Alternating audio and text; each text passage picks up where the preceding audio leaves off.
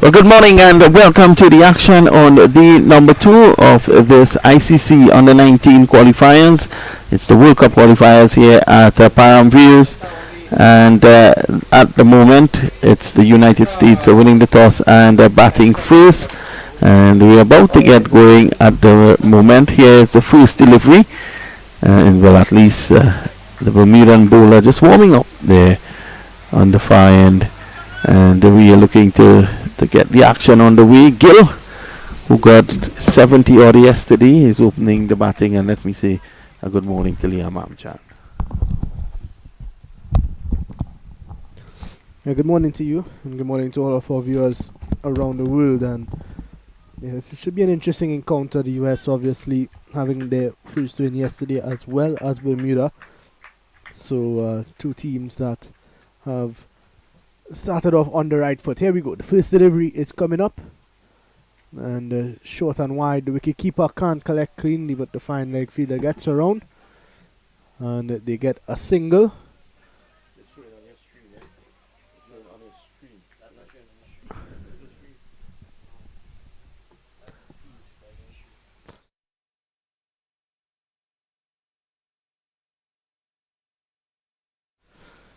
So the US are off and running. No runs off the bat just yet, but they get 2 runs on the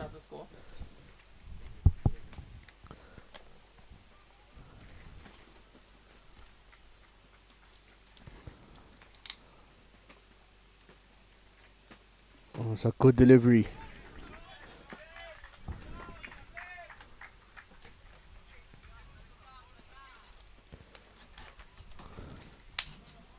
So the opening bowler for the Bermudan 11, Luke Horan, the vice captain.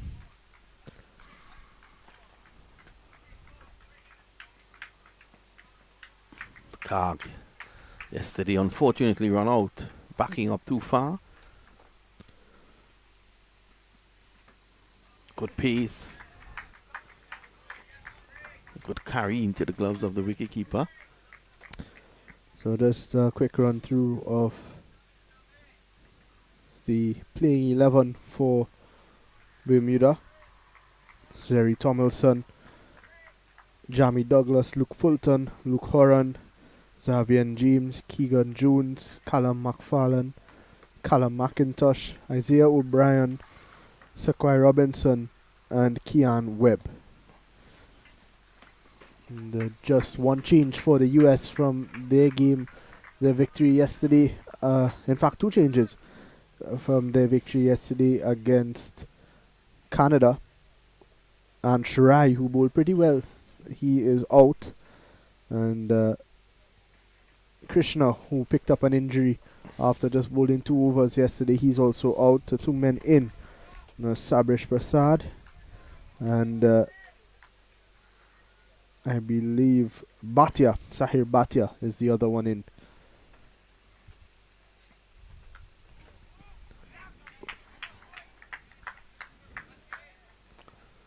So no run. Early days. Gill and Garg is looking to get a good partnership going. Gill is in some form. So yesterday he would have batted really well. Hopefully he would have gotten some good rest last night, coming back into D2. So 2 days of action, and then we will have a break tomorrow, and then the action resumes on Wednesday.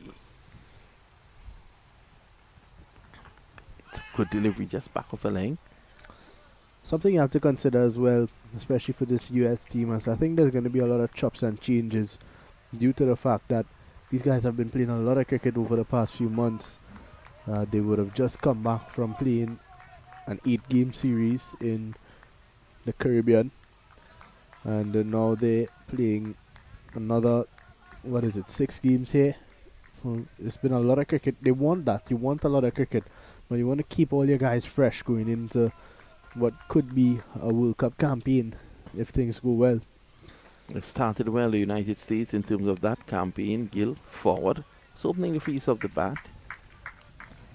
Taking a sighter, but you know, everyone is saying that the clash between Canada and the United States was the big clash. In cricket, what I've learned is that you don't underestimate any opposition. I remembered some years ago when Kenya, out of nowhere, defeated a powerful West Indies team led at the time by Brian Lara. And that was a powerful team that included Curtly Ambrose, Courtney Walsh, Cameron Coffey, Brian Lara was there as a batsman. Richie Richardson, I believe, was there as well. That was 1996 at the World Cup. Shivnarine Chanderpaul and Kenya, a bunch of cricketers who only played on weekends. It included some shopkeepers, some butchers. They defeated the West Indies. Oh, here is the off-spinner Robinson to open the bowling. And also, if I may just back up a bit, when the West Indies won the T20 World Cup in India in 2016, they were defeated by Afghanistan. And at that point in time, Afghanistan were not a force as they are today. They were unknown, and they defeated the West Indies. Robinson pushing forward and pushing too early there, Gag, a bit uppishly. So Bermuda looking to hold their own here.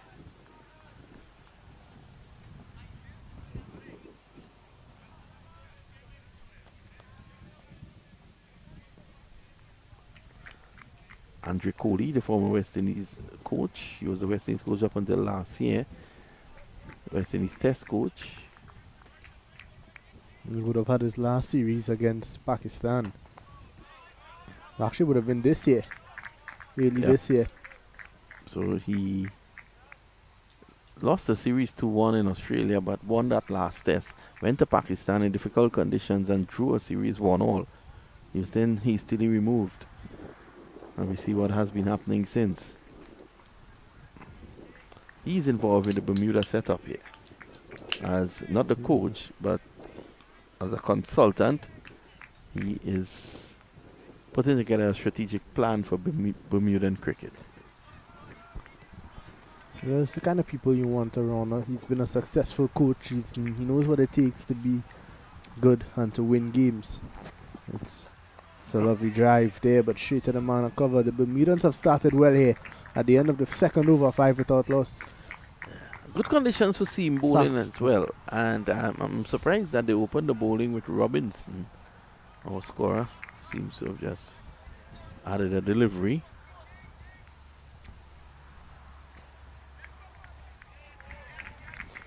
No harm. He's lucky today.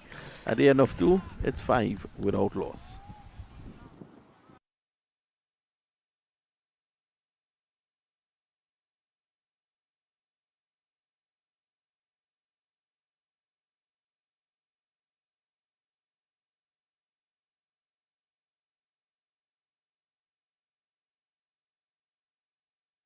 So as the action continues, they're using the strip on the western side of the ground.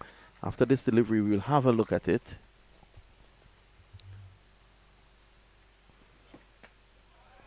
Full and on the front foot. Just a push. Not really looking to drive hard at that, but looking to just place it and find the gap. Just try to feel the middle of the bat early on. Gill obviously in some good form. He's going to look to back up that 76. But Sahil Garg, as we spoke about yesterday, that disappointing dismissal for him. He was run out at the non-strikers end. You know, this is an innings he is going to look to make up a bit. Driving is Gill. Bad choice of shot there. Again, getting that one to just seam away. Horan. And it is a wicket that, you know, there's some grass on it. So you're going to see some of those deliveries just hit the surface and do something. Some rolling grass. We could probably have a quick look at the pitch now. At the end of this over, we'll have a look at the pitch. Horan.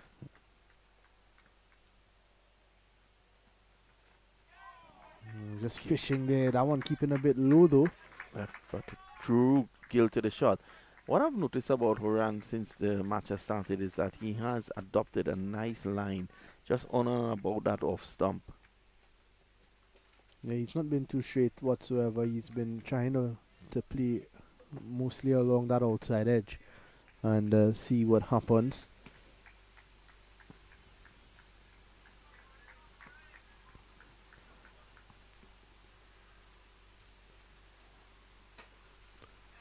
Outside the off stump, wide. I think Horan was a bit surprised by that.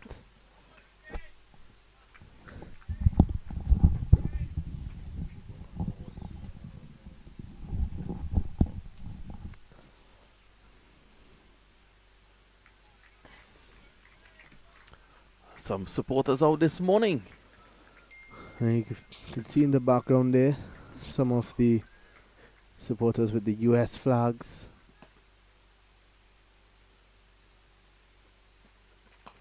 It's a lovely shot. Lovely shot. Runs here for Gill. Yeah, I thought Douglas was a bit lackadaisical there. Let that ball pass him quite easily. We'll see the replay and on that as well. On the tank Coca-Cola for being a sponsor of this ICC World Cup qualifiers.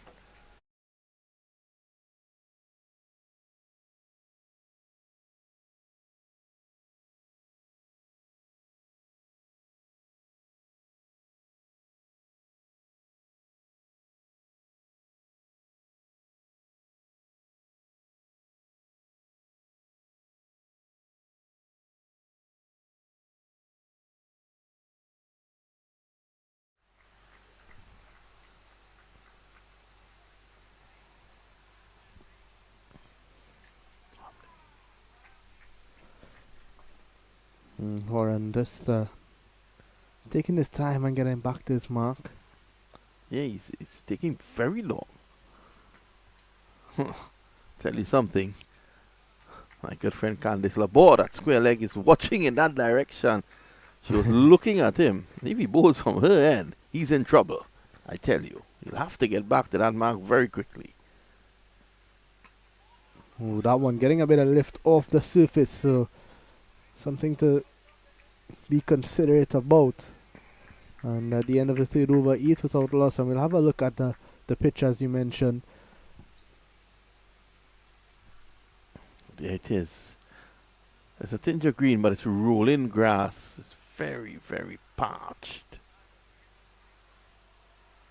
You could see some spots a bit darker than others. Yep, so it's rolling grass, and one hopes that it can somehow hold the top surface together. It's going to be Robinson. A bit too full, but doesn't cause any danger.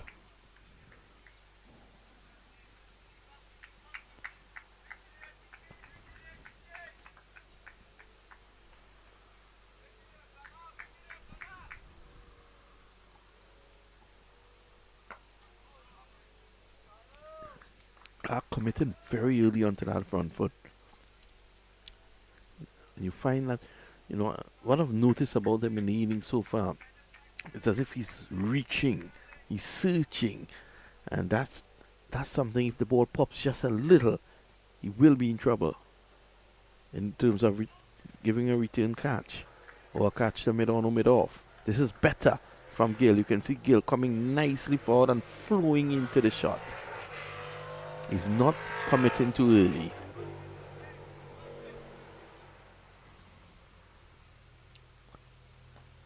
Well, this time once again, that little bit of extra bounce. Gill played with soft hands, so he was in control of it.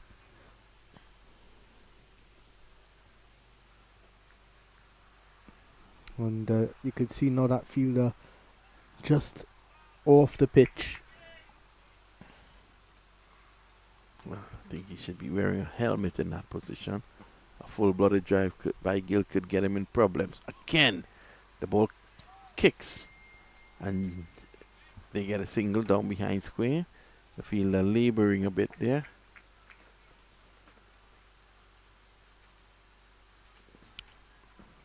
So if you commit too early and get delivery like that, then you can't adjust quickly enough.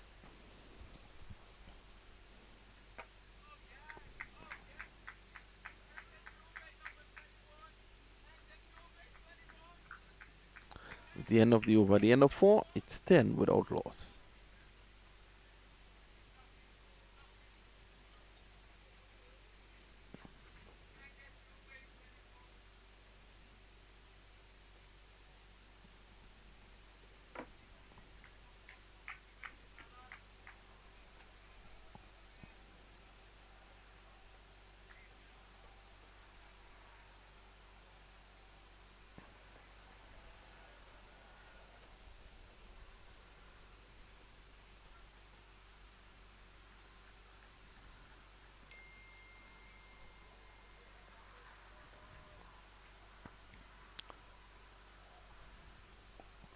Change of bowling, is it? No, still Horan. Full toss, work down the ground. That's a lovely shot, and that'll bring the first boundary of the day for the United States. There was a full toss from Horan, and you can see there that Gill just a lot of bottom hand into that shot and was able to hit it straight on the ground for 4. What I like about Gill there, he didn't try to overhit it. He didn't get too excited when he saw the full toss. He knew exactly where he wanted to play that shot and got it down the ground. Horan.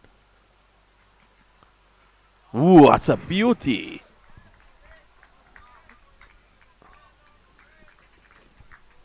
Yeah, very good delivery there. Just hitting on and about that off stump and moving away. Not carried into the wicket keeper. And Horan enjoyed that delivery. We mentioned Gill after a flying start in this competition with that 76.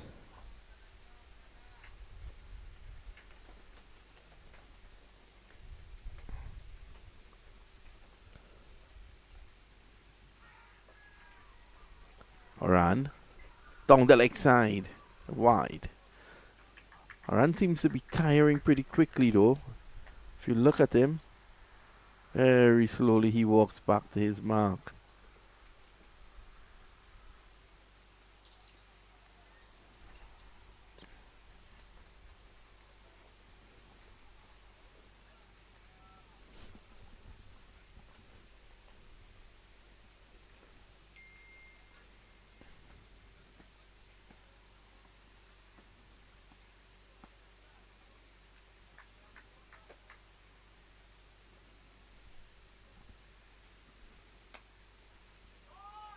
Punched away nicely, just riding that one. This is running close to the boundary.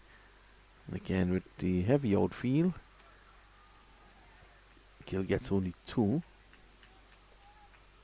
Another day he might have gotten a 4 there.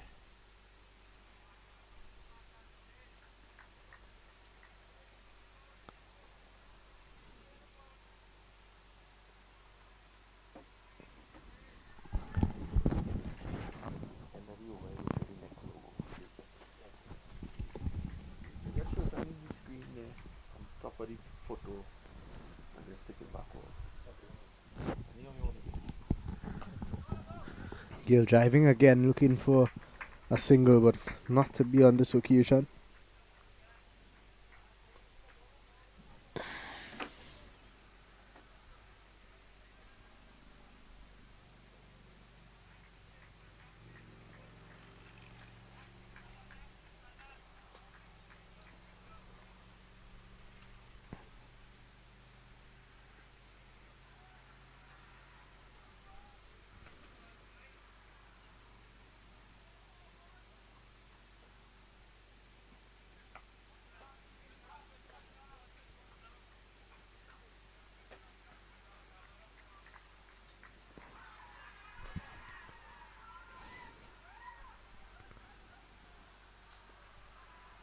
Garg's on 4 now. The US starting to build into the game nicely. And Horan is taking quite a while to get through his overs.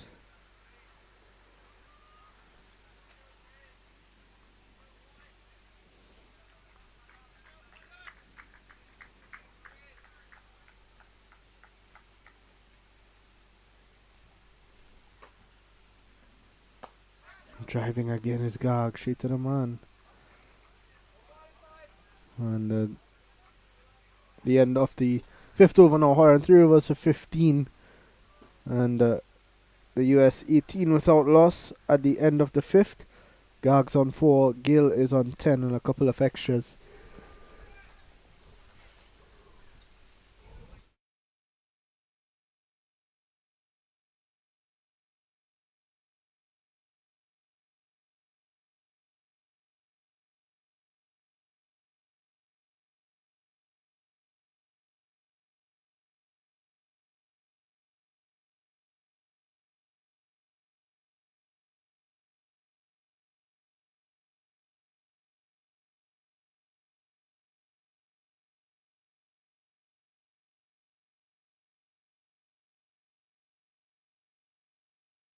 So Robinson continues.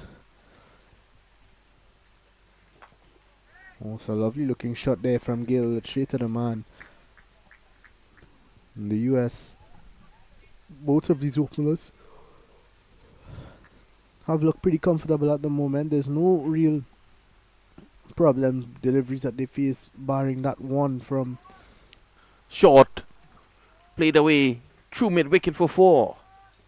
a lovely shot from Gill. Got back onto his back foot quickly there and was able to pick the gap nicely. And did not have to move. From the time it came off his bat, he knew it was going to be 4 runs. Beats a man out there at deep mid wicket. Wasn't the best shot in the book. I'm sorry, the best ball in the book, was it? Ooh, we get some bite there now. Bit of a misfield. Doesn't cost a run.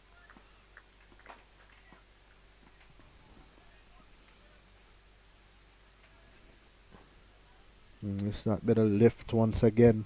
It was a fuller length.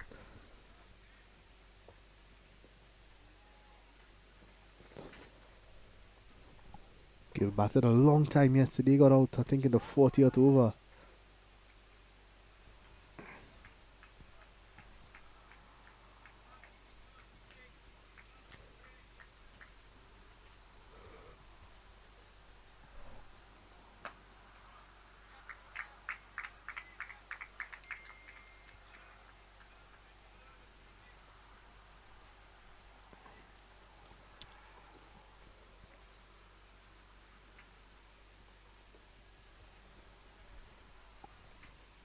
The end of a decent over from Robinson. This one bad delivery. And it looks like it's going to be Horan to continue.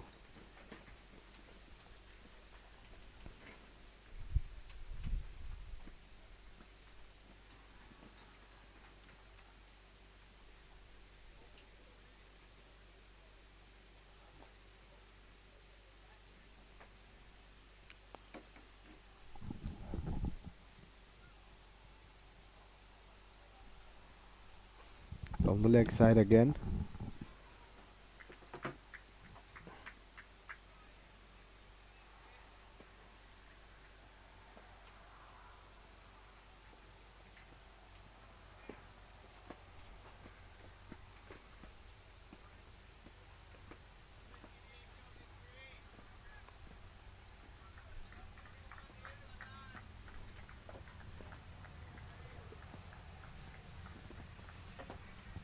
Here's Horan again. And Garg not getting to the pitch of that as well as he would have liked. Bit of aggression from Horan as well.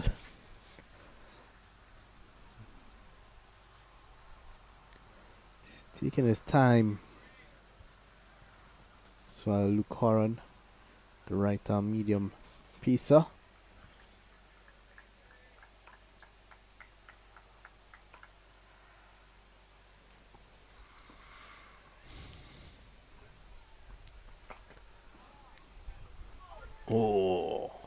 Had Gill down for the count. And he struck him. It's the second time in a row he's done that now.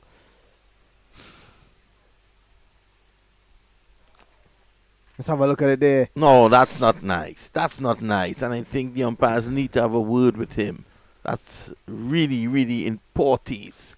What was he trying to achieve? Well, I think he was trying to hit the stumps and just misdirected his through. But Gag, he's just going to take a bit of a breather. Let's have a look at it again. The US boys not seeing the funny side of it. There was Gag playing it back. He took a step out. Whoa. You know, what I have a problem with is the fact that he turns away.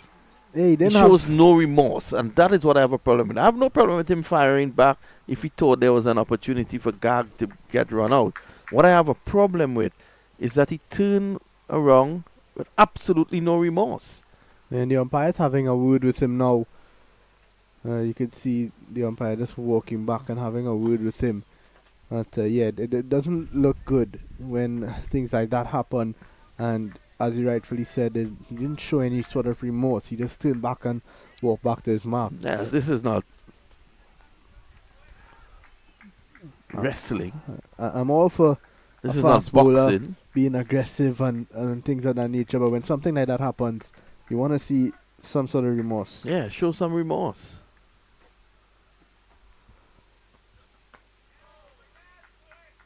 This time Gag puts the ball away from him just to be safe. There's two deliveries in a row. The first delivery, right before that one, he hit straight back at him, and Horan fired at the stumps and missed. It went into the keeper's gloves.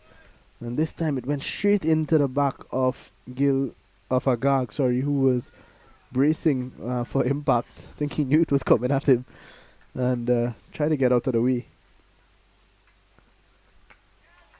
Gag plays it right back to him. He's a brave man. But Horan looking good in this over. I think it's been one of his better overs. He's hit a nice spot and he's just making Gag play.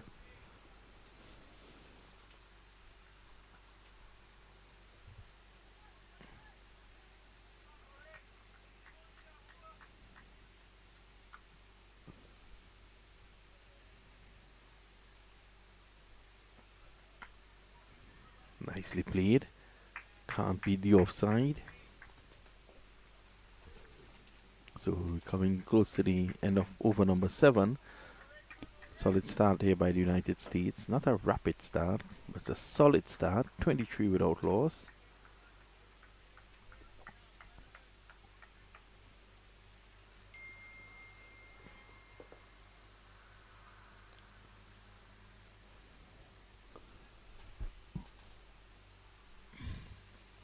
Oh, that's a full toss. Gag drives over cover. Doesn't really get hold of it, but he's going to get a boundary. To end the over, it's 27 without loss. It was a good looking shot. A poor delivery from Horan to finish.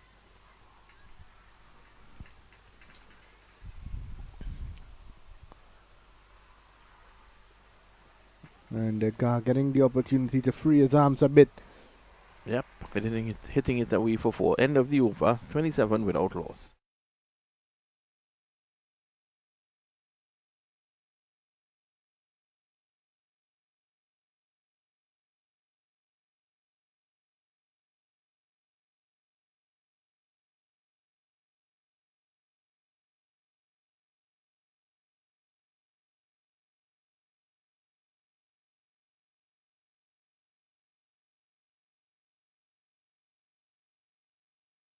This is important. She's a no-nonsense umpire. I like this. She's having a word with him. I don't think she was happy with what he did. Yeah, and a word with the wicket keeper, who's also the captain, Thomason. Yep. And she's a strong umpire. Because the standing umpire didn't really do anything about it. It was Candice Laborde who was at square leg. I like this. I tell you, she has far to go in this profession.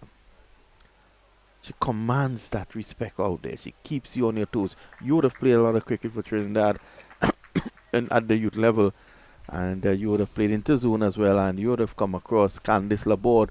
We'll get from you your thoughts on being a player and having to deal with Candice Laborde.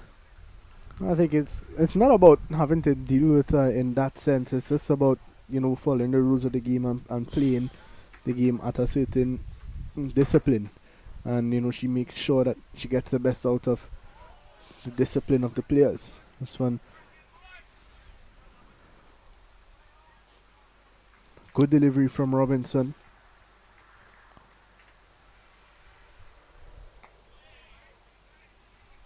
Pushed into the offside, no run. Garg on 8 Gill, 14 of 26 now. He's looking good once again, he's looking solid.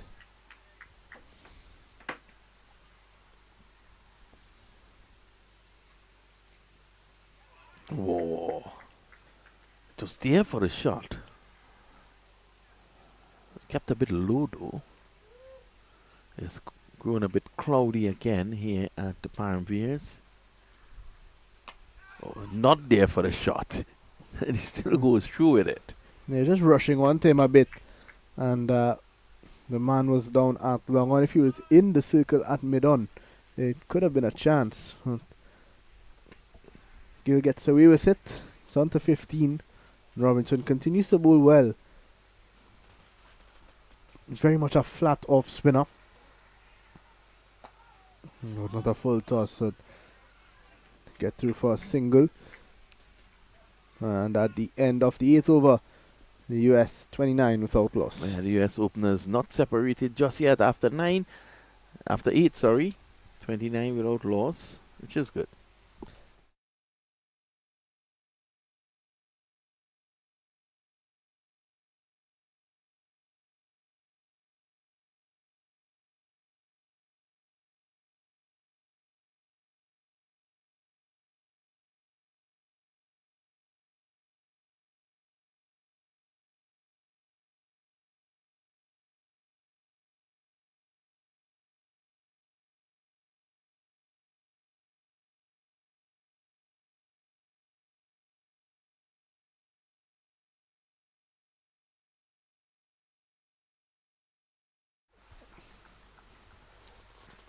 Horan, 4 overs, none for 20. Continues here. And this time Garg. And he threatens to hit down the stumps again. Well, you saw the funny side of it. There was Garg and Horan as well, just having a laugh. Well, Candice Laborde is looking at him. You don't want to be in a boxing match with Candice Laborde, as big as he is. He's playing with passion for his country, just taking it a little too far at times. Horan. Cut away nicely. Well fielded. The fielding has been pretty good in this tournament so far.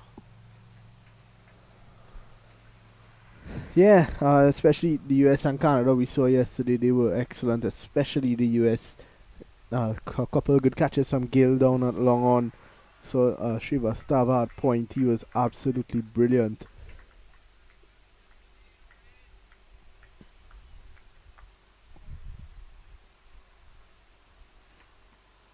Oh, pulled away imperiously for 4.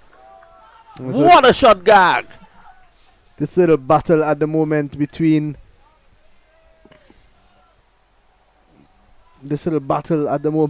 Horan and Garg continues to keep us on our toes.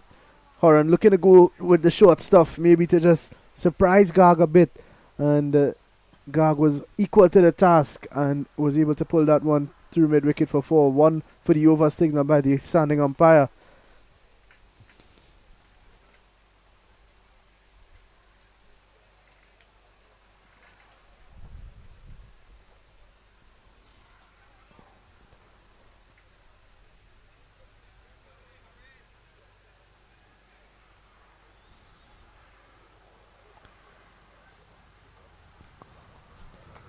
Advancing is Garg.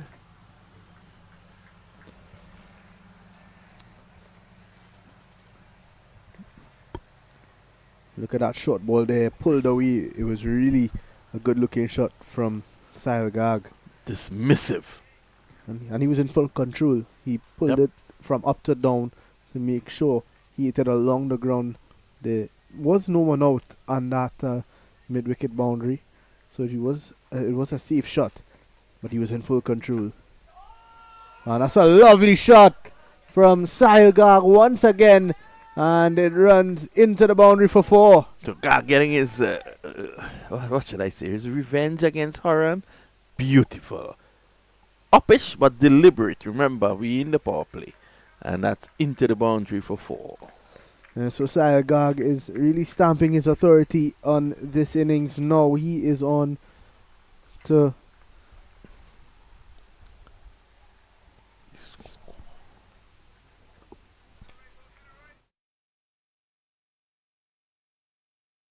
the 17 now.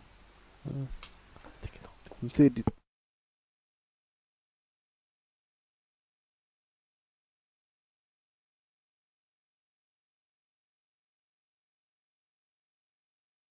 Drives again, a lovely shot, beats the man at point. Not a slow outfield, they'll only pick up 2. 9 overs down, it's 39 without loss now. Sahil Garg, 19 of 27. Gill on the other end is on 15 at the end of 9, 39 without loss.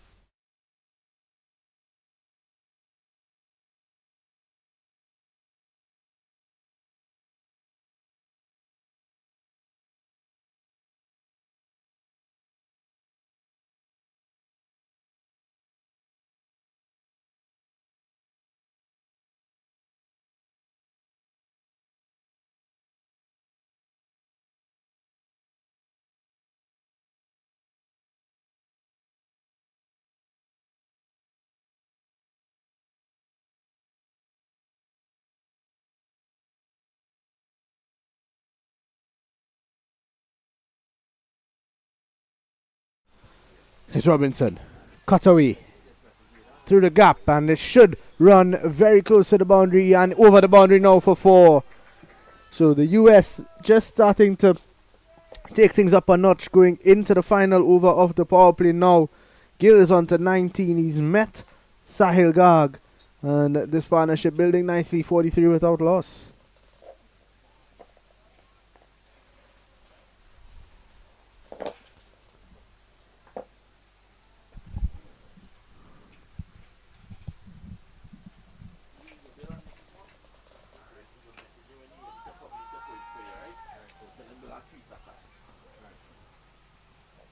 Once again, this time it's not going to go over the ropes, but he'll pick up 2.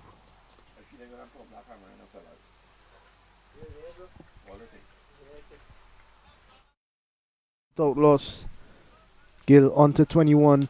Yesterday was a lot different in the way he approached his innings due to the fact that the wicket was a lot slower and they lost a couple of early wickets. But he's playing some good shots at the minute. 6 runs off the over already. A couple changes in the field. The slip comes out. Still no one out on the sweeper boundary. This Gill gonna look to target that area again. Oh, that's a beauty, and it's put down. The wicket keeper has dropped the catch.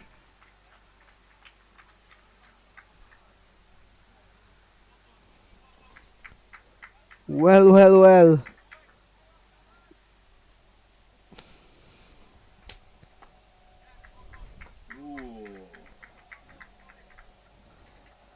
Pretty regulation you have to expect from the wicket keeper, and he has put it down. Robinson will be disappointed. He's right back on spot. So one delivery to go in the 10th. 45 without loss. The US looking really good at the moment. This partnership has built pretty nicely. Oh, looking at sweep. It's going down leg and it's gonna run into the boundary, is it? I think it just stops in time. Oh, no wide ball signal by umpire Laborde. And they pick up 2 runs as well. So 48 without loss. Final delivery coming up.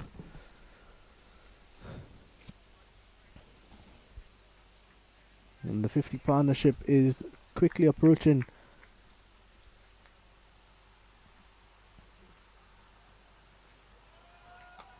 And punch through the gap, straight to the man. A good bit of fielding. And it is Webb there at cover at the end of 10 overs. The US 48 without loss.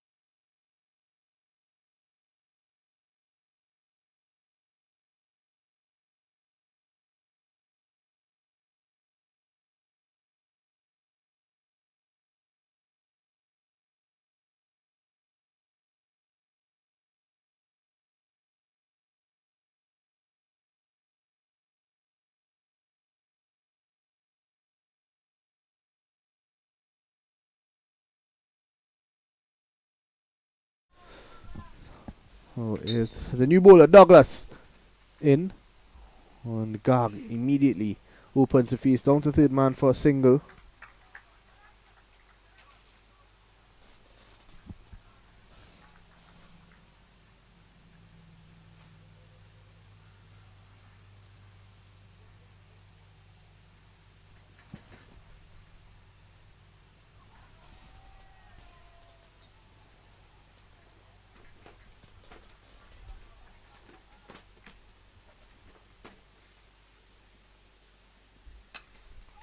That's a lovely shot from Gill, up and over into the boundary for 4. And that shot brings up the 50 partnership for the US. It was a lovely shot from Gill, over pitch and driven on the up, over cover. Can't ask so much more. Let's have a look at it. It was over pitch from Douglas, a full toss. And Gill just getting his hands through the ball nicely to bring up the 50. Here's Douglas. Gill drives a lovely shot down the ground. And they get through for the single. The man out there does the fielding at mid-on.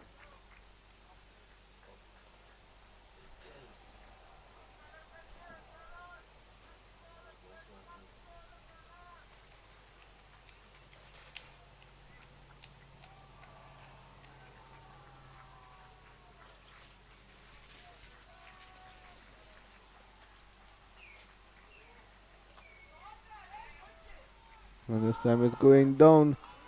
And the fielder at fine leg could not cut it off. It runs into the boundary. And they pick up another 4.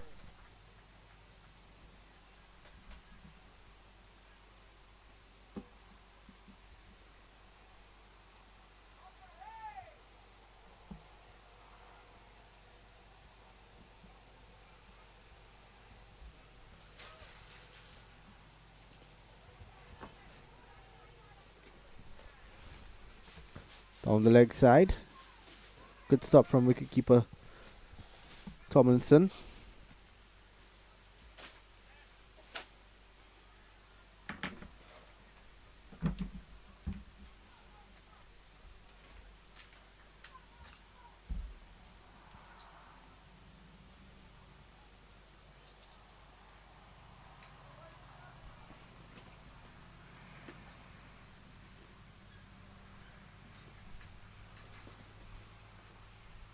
Drives down the ground again. Not cheated the man, no run.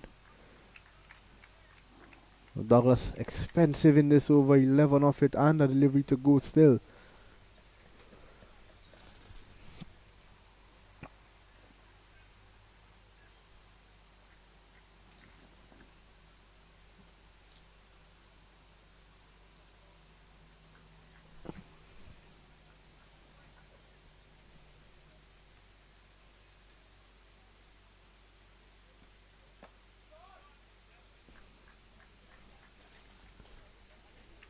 Just hit straight back to the bowler to finish off the 11th over, 59 without loss.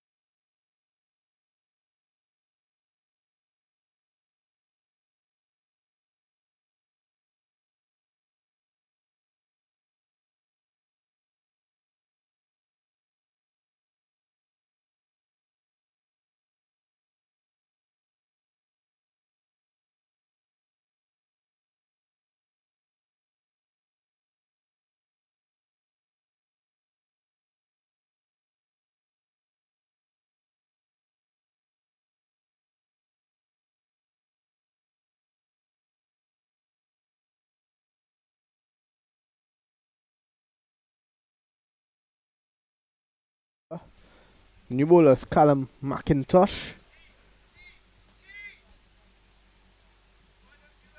Just getting himself ready. 59 without loss. The US in a good position here. Bermuda need a breakthrough.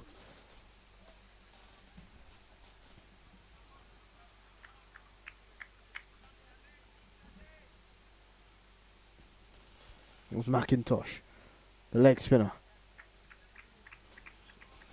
Not a bad start.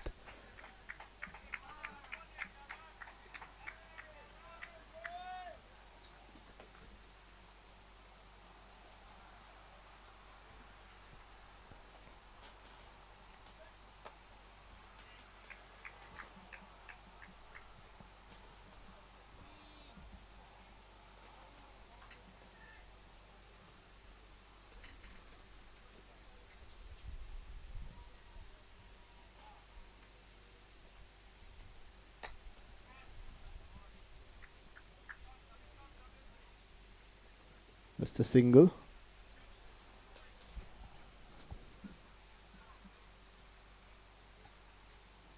See O'Brien down there doing the fielding.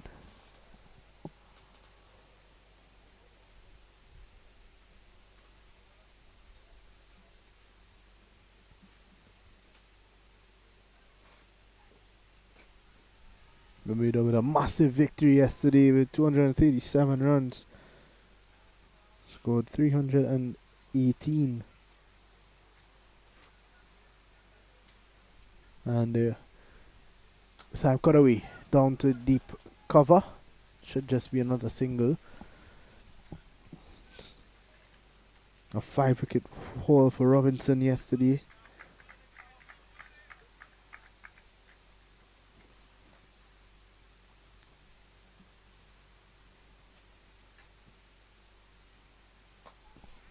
Good delivery from the leg spinner.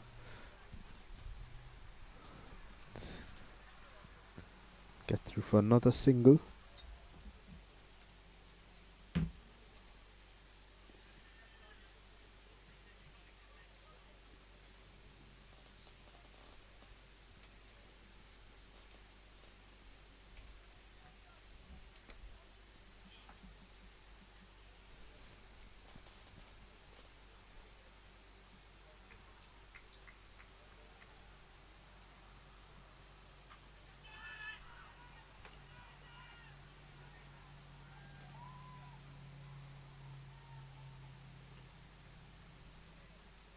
And the end of 12, 63 without loss.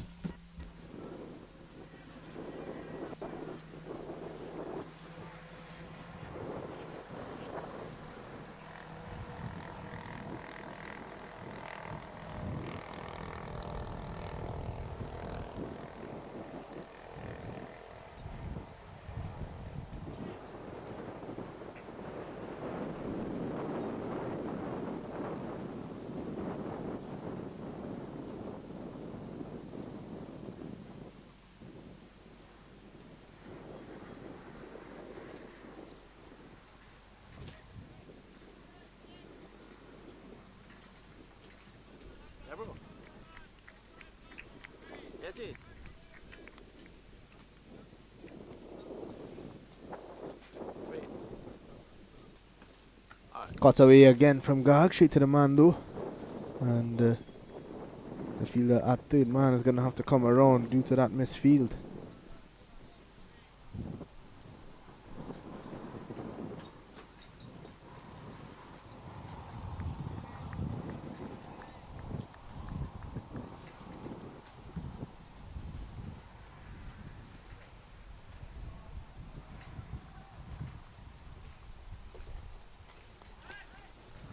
Straight to the man again. This time they aren't going to get the single.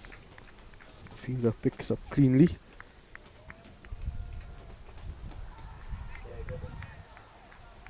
I on demo? On demo by chance?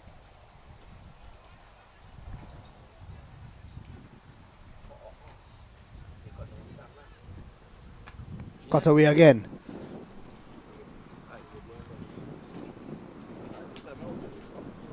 Just a single.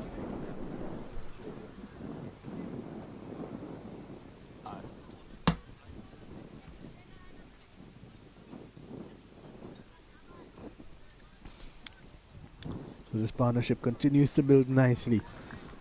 65 without loss.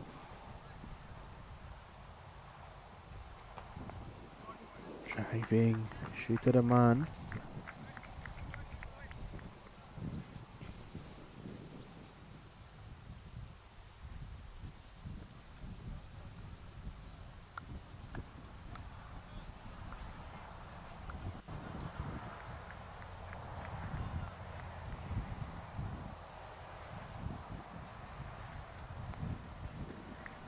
Good delivery there from Robinson.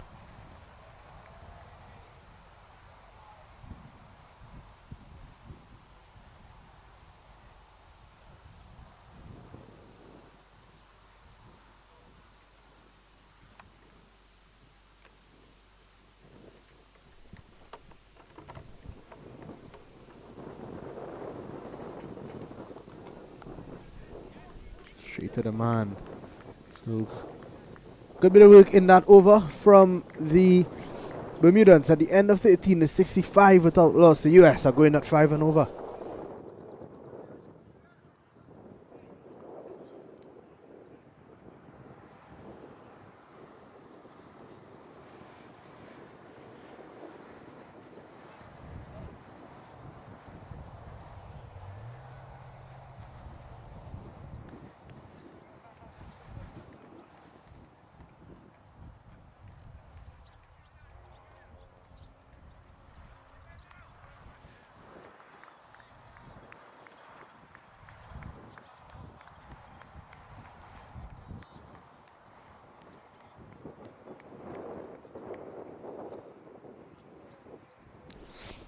So McIntosh to continue. The leg spinner. Oh, well flighted and hit into the gap. They got a single. So this partnership continues to build really good looking stuff from the US. After losing a couple early wickets, they are now 66 without loss. Gag is on to 27. And Gill just getting that single. He's on 30. Down the track. And it's a really good hit. All the way over the ropes for 6. The first 6 of the innings. He was down the track. And it was hit way over mid-wicket into the fence. Sahil Garg is on to 33.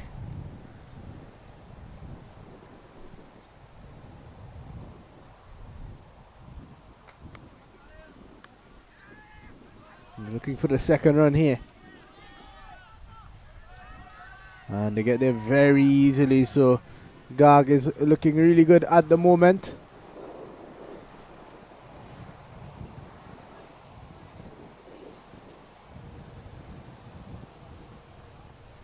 So raced on to 35. After a slow start, he's been able to catch up.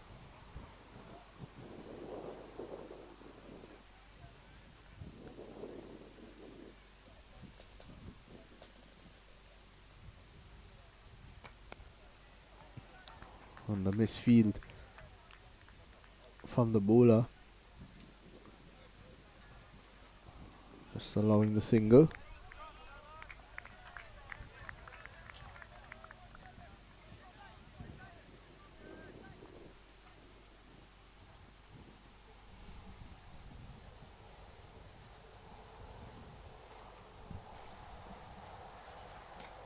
Pulled away again. And a good bit of work from the fielder out there at deep mid wicket. That is Luke Fulton.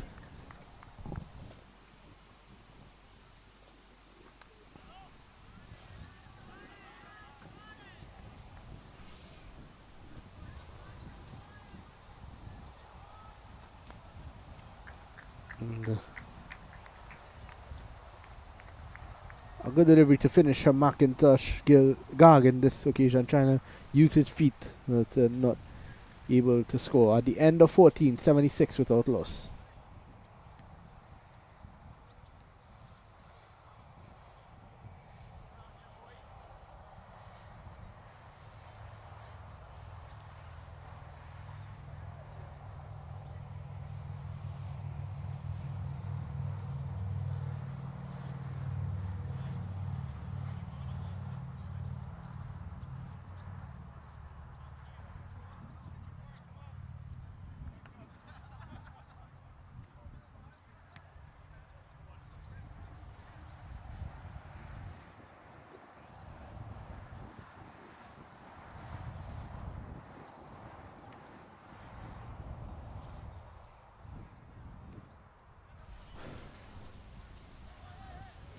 So O'Brien to continue.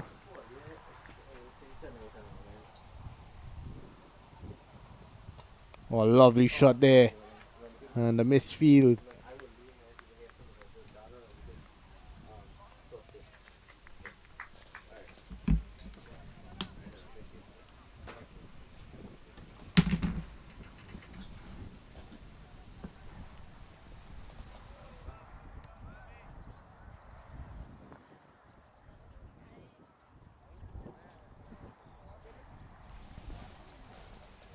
Oh, well left. Isaiah O'Brien.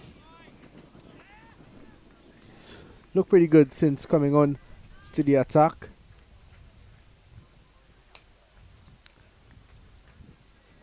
What's that? 1 over so far into his second now. But he seems to be a busy player as well. Knows what he wants to do. Knows what plan he's bowling to. This one is chopped down to third man for a single. Dog 37 now. Gill has on to 32.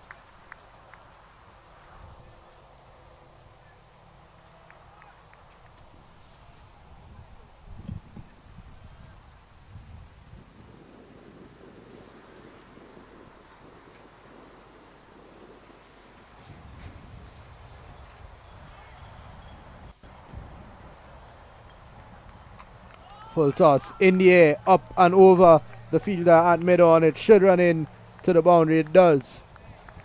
Well, the first bad delivery from Isaiah O'Brien has been put away.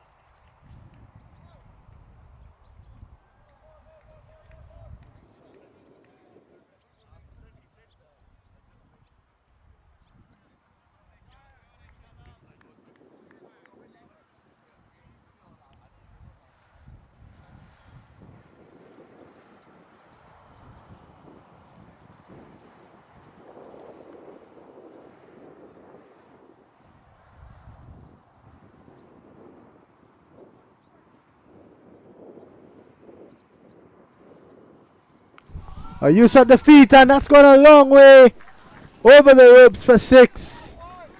A massive hit. And Sahil Garg continues to dominate the Bermudan bowlers. 88 without loss. Garg is on to 43, a runner ball 43. And Bermuda really need to get a wicket now. They need to put some sort of pressure on the US. It's McIntosh. And Garg waiting on this one, getting back onto the back foot. There's no run though.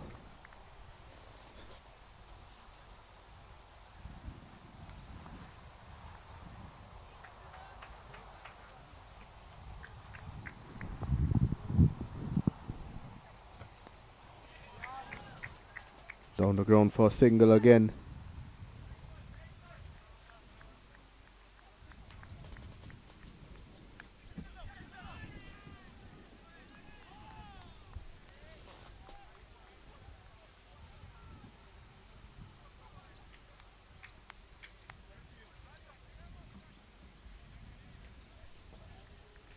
Short and punched into the offside. Misfield allows yet another single, so rotating the strike well. The US always looking to score.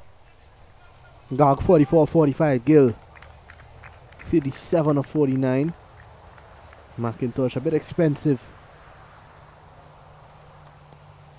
Down the track again, good use of the feet from Sahil Garg. He's used his feet well if he wants to hit the ball over the ropes or just rotate the strike. He's been able to use his feet to great effect.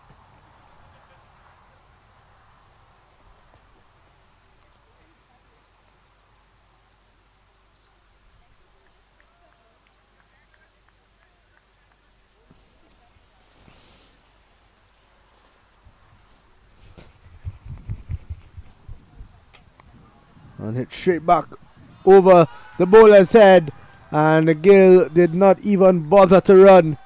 It was short into the pitch, and he just rocked back on his back foot and hit it straight back.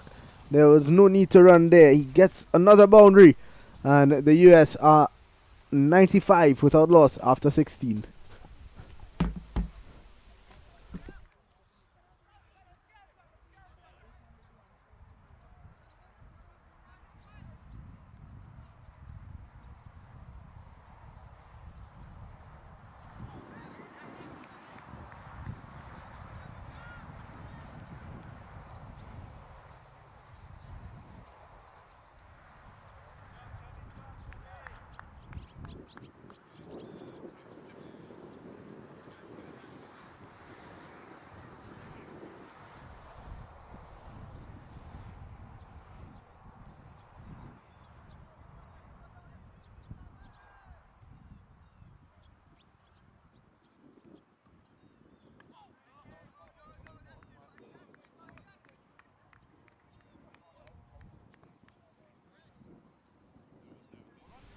So Brian to continue.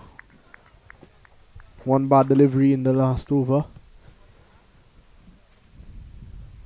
The wicketkeeper Tomlinson decided to keep up to the wicket now.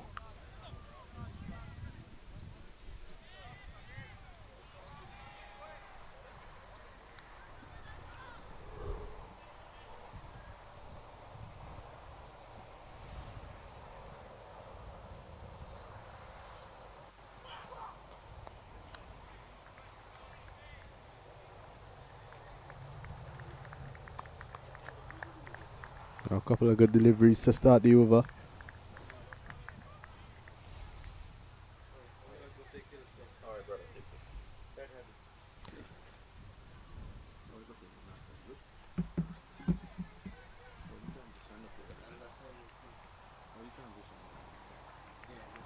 Oh, good delivery. A brilliant delivery there from Robinson. In fact, O'Brien. A Yorker length delivery. And well kept out from Garg. Garg on to 45, Gill on 41. The US in a very good position.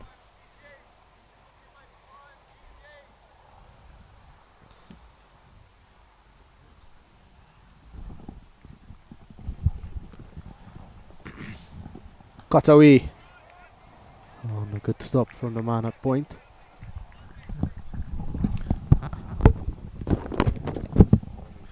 What a start here by the United States under 19. They're 95 without loss. This is over number 17.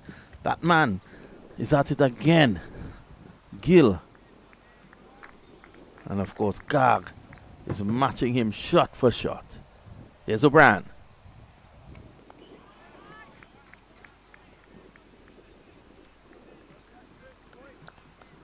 Good delivery there by O'Brien.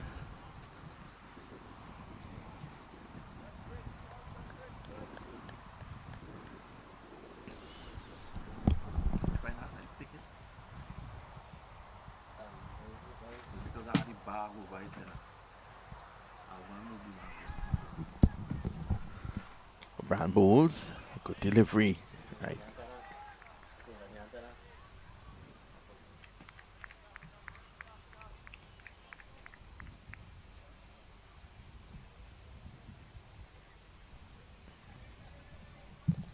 Take off.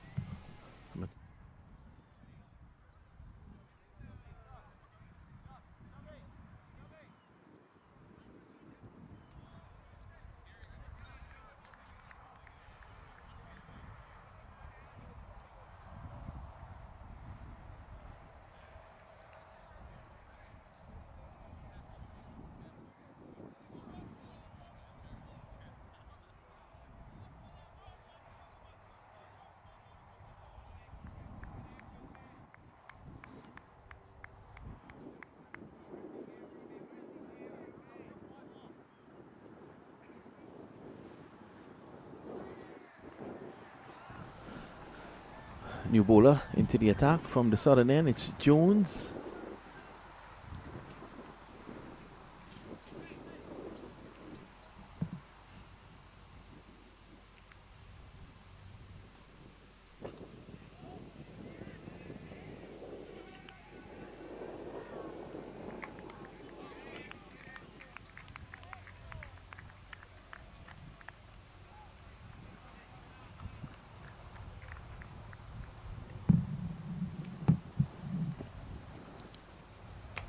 Down the track. That's a lovely shot into the boundary for 4.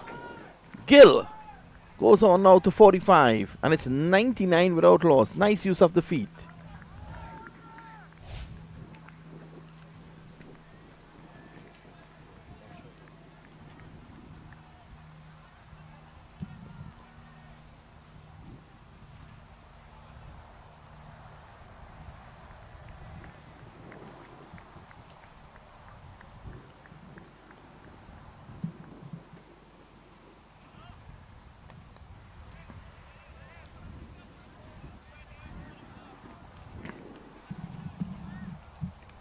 So that's 100 up for United States. The 100 without loss in over number 18.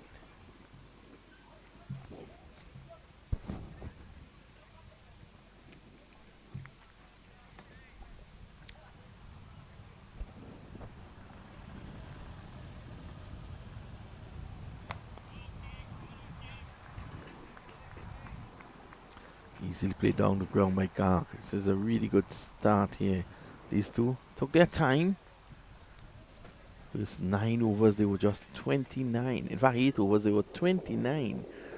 So they've gotten 72 runs in the last 10 overs. Cut away, there's no run. Gill had 70 yesterday. Today he's on 46.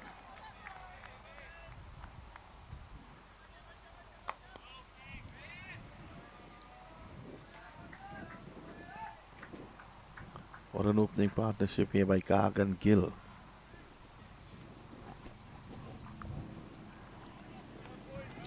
End of the over 102 for now.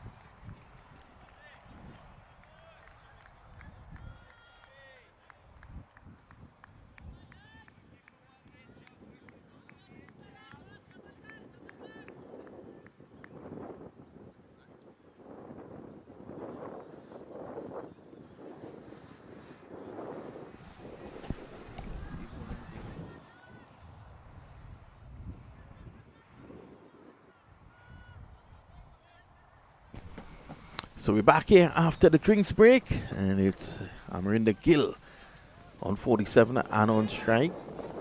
Plays it away, just the backward point, and there is no run. O'Brien in his fourth over, he has been good.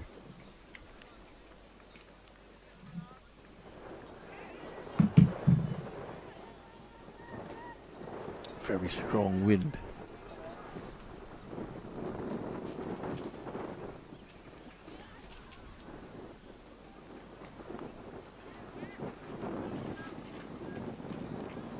Single.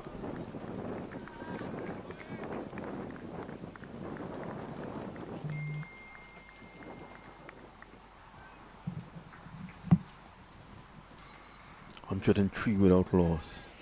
Every aspect. This is a powerful under 19 USA team. Every aspect of USA cricket seems to be pointing in the right direction.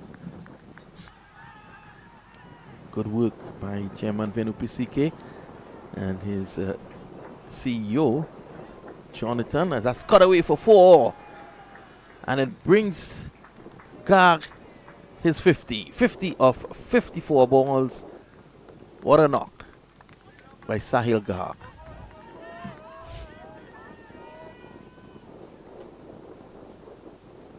Into the boundary for 4.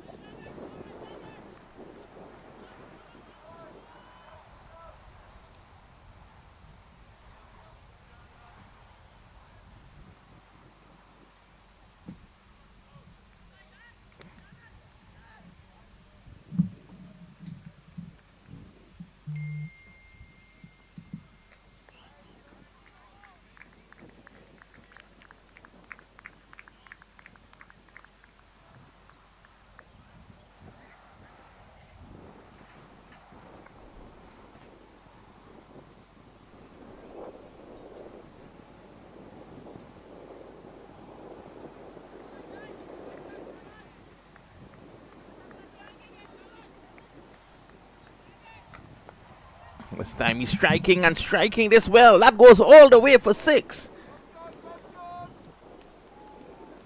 A big hit.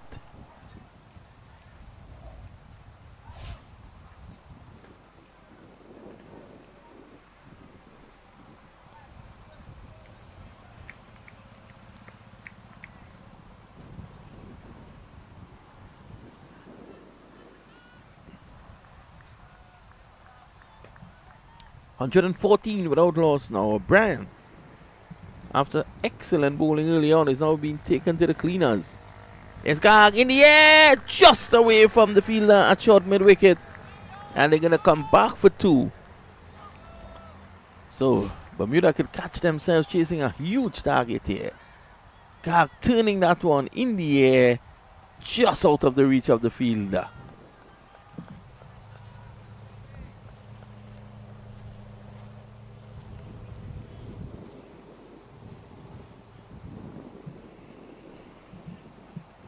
Sahil Garg reaching the 50 and started to open up here.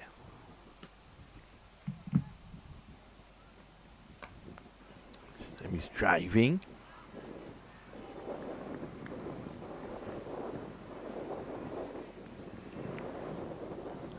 Brings the over to an end at the end of 19. It's 117 without loss. The United States winning the toss and batting.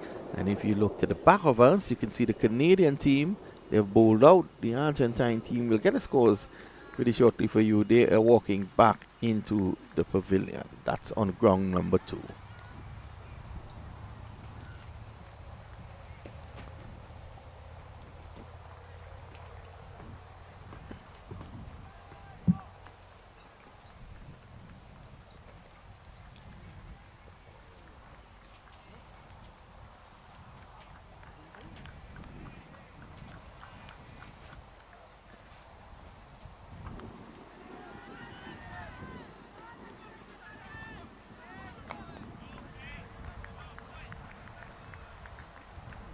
Jones continues. He'll get through his overs quickly here, Jones. Bowling to Garg.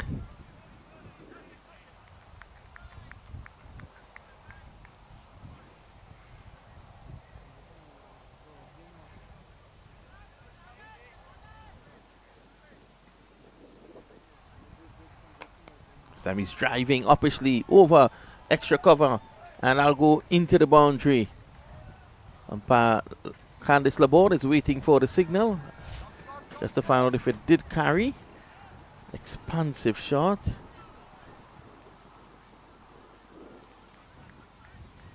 Well,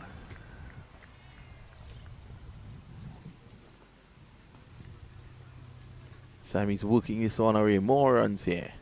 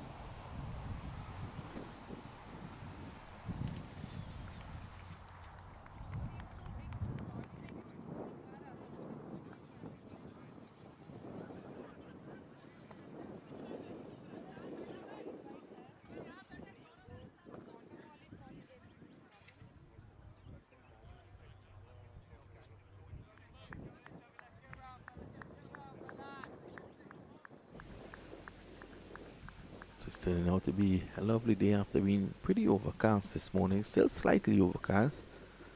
No chance of rain. And those guys are enjoying themselves. O'Brien from the far end.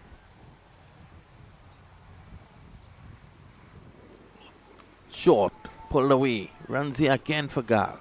All he'll get is one though. Gar goes to 66. Brings Gill into strike, and he's on the verge of his second half century here, Gill. Garg making up for what happened yesterday. He was run out, backing up too far.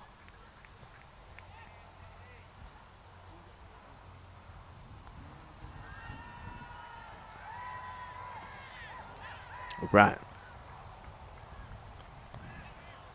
Slow delivery, and that's his half century. Second successive half century for Amarinda Gill, and he has faced just 59 deliveries for that half century. He acknowledges his teammates in the dugout, and that's a wonderful performance there by Gill. So 126 without loss, and these two, they're enjoying themselves out there. Bermuda, who bowled Argentina out for 81 yesterday. Sliced away, that's 4. In fact, a valiant attempt down at the cover boundary, cuts it down to 2. Great effort. There was Garg just driving.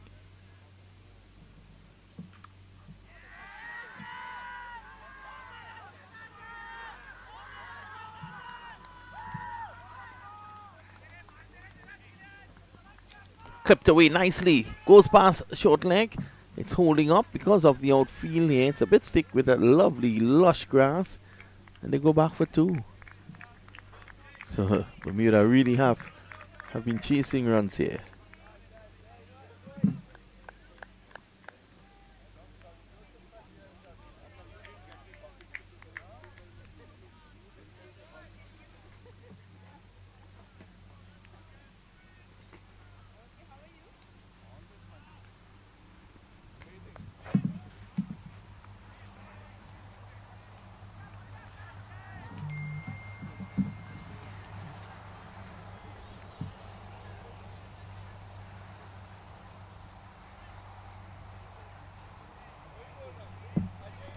You move the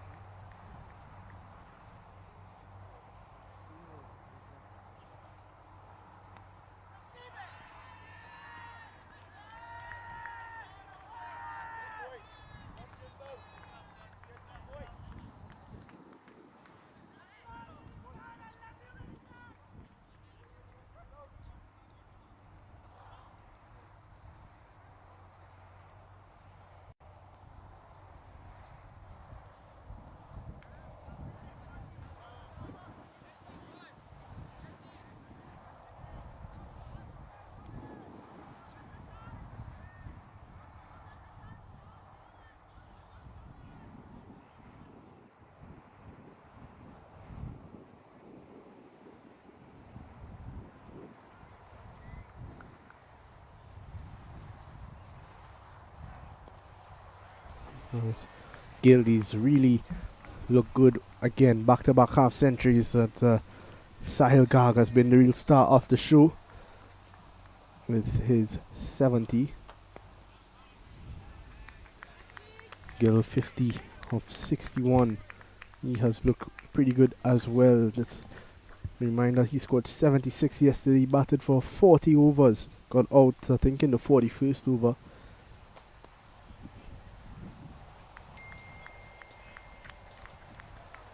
Sahil Garg he's been able to hit the ball to all parts of the ground with power and with great placement as well. A short ball pulled away.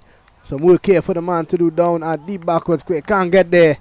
And it's another boundary for the US. The partnership is up to 134 now.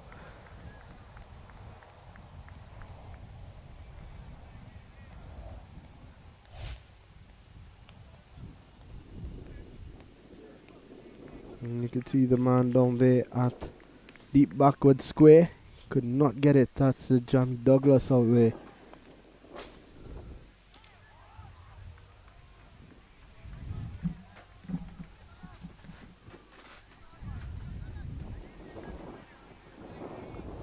Garg 6 4s and 3 6s in this innings already. Gill on the other hand. Oh, he's bowled him! That's the wicket that the Bermudans were looking for. Sahil Garg bowled through the gates. And it's going to be Jones picking up the wicket. Keegan Jones getting this one to spin through the gates and absolutely castle Sahil Garg. Let's have a look at it.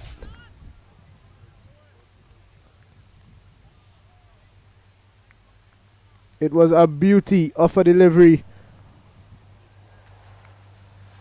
So Garg has to go for a brilliant inning. 70 of 38, 6 4s and 3 6s. And in at number 3 for the US, Utkarsh Shrivastava. And he is really a no-nonsense player. He's going to come in and play his shots, I'll tell you that. But really a well-played innings from Sahil Garg. 70 of 68. And he would be disappointed to miss out on the 100. But a good knock regardless. The partnership broke on a 135-run partnership comes to an end. And it's that man Keegan Jones to do it.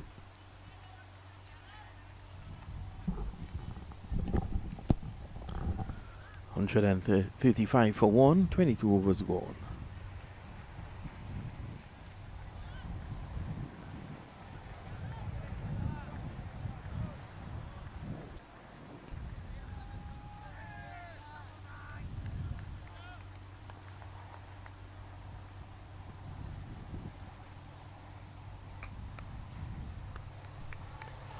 That's looking like it's going to be another boundary, and it is. So Gill has picked up where he left off. It was short and pulled away. A bit of a nothing delivery from Callum McFarlane.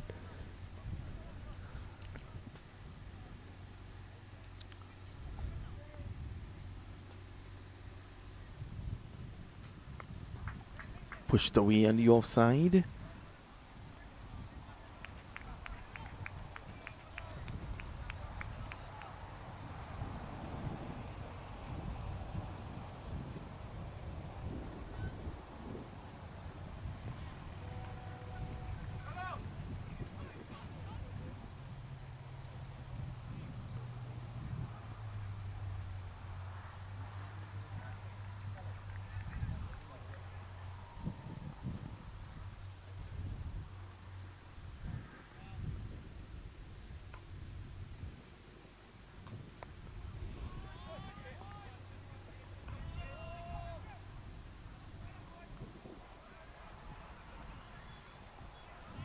.140 on the board here now. This is excellent batting. I know it's early days, but you care to give a prediction? The US will be looking for something north of 300, close to 350 even, with the start that they've gotten and the firepower that we know they pack. So Srivastava could get a big score here. And with the form that Shwetan is in, batting lower down the order, number 6, they can really have a good go at a big score here. So Srivastava is facing his first delivery and there's no run.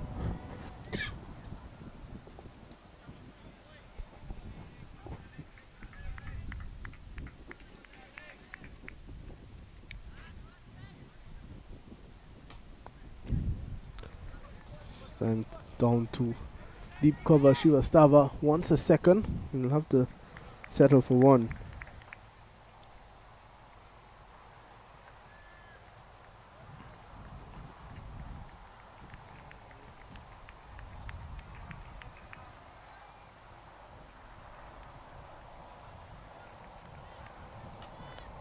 This is played away down to a short third man, backward point region. And there is no run. End of the over, the end of 23 to 141 for 1.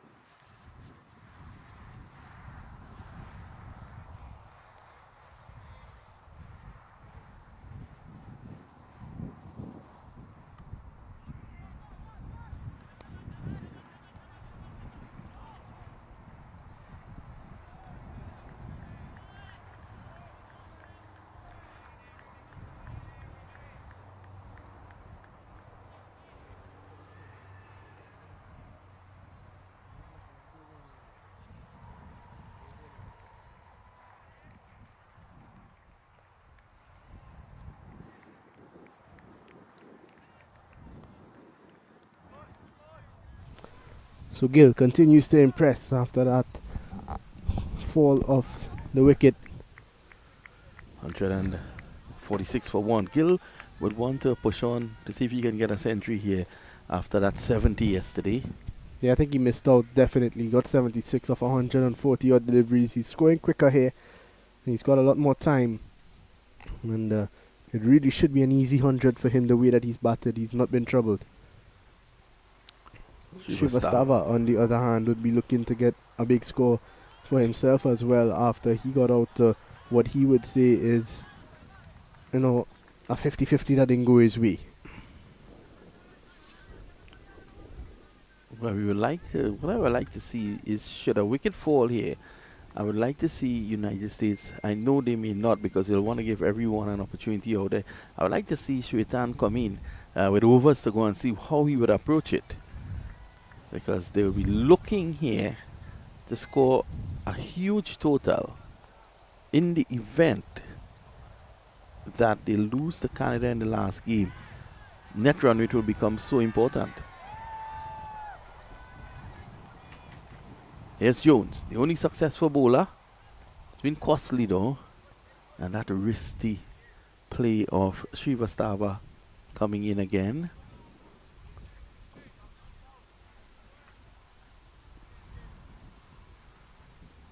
So ends a decent over for the US again. 9 runs off it at the end of 24. 150 for 150 coming up. I will say from this position, the United States will be disappointed if they don't get around 300, 325. Normally, back in the day, before the advent of T10 cricket, the idea was you double the score at the end of 30 overs.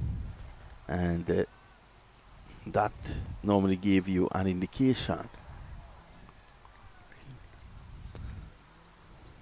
So, here we go. McFarlane on an edge, and Srivastava fails again. He has to go. He poked at that. And he just took an edge. He was able to feather it into the gloves of the wicketkeeper. Yeah, good delivery from McFarlane. First up to Srivastava. He was swinging away from the right-hander, and he's a player that likes to feel bat on ball, so he's going to push out those deliveries. You don't expect it to swing too much at this stage of the game. It's just that bit of angle. Yep. He has to go. No doubt with that. So he was playing away from his body, as you could have seen there. Yeah, there's a lot of pushed at it. He has to go 150 for 2. And Callum McFarlane picks up his first wicket. The new batsman in at number 4. It's going to be Adnan Jam. Got a good start yesterday, 30 odd. Was not able to carry on.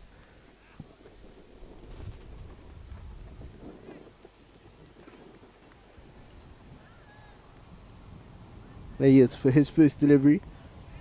Just opening the face down to backward point. So as you can see from the background in match number 2, it's over. Yeah. The Canadians Is it over already? Yeah, the Canadians making light work. I thought they were heading into lunch. An early lunch. Well, Argentina will have to... Are you sure it was Argentina that lost, or was it Canada? You never know.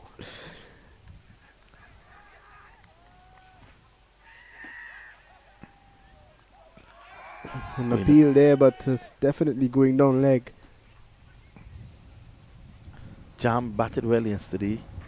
He got himself a start, but I wasn't able to carry on. I think he got 30 odd before getting out.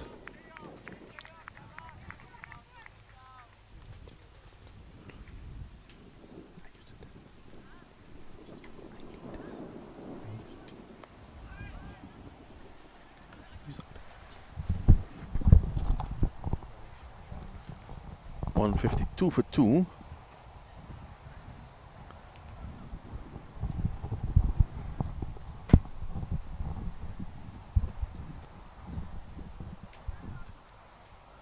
Over number 1 delivery to go in over number 25. So we're at the halfway stage of the innings, pushed away, and there is no run. So after 25, the latest score at Pioneer Views, USA 152 for 2.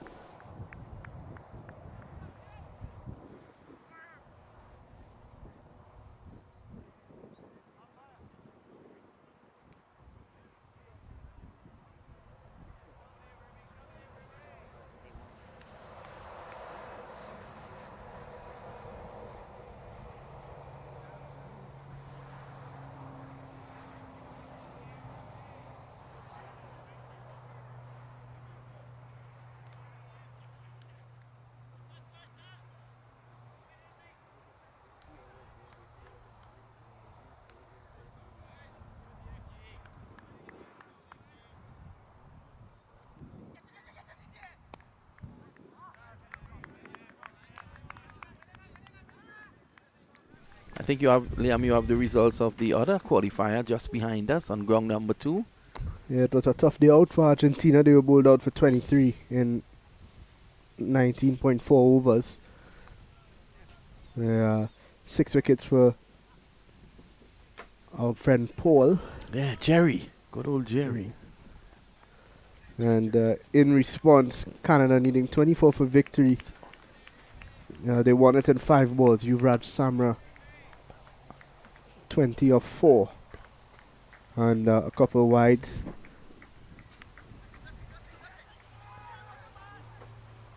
So they are going to have to regroup as they'll come up against the US next, and that's not going to be an easy task. Well, that's Tuesday right here at Barnveers. Ground number 1 is Jam. Into the gap.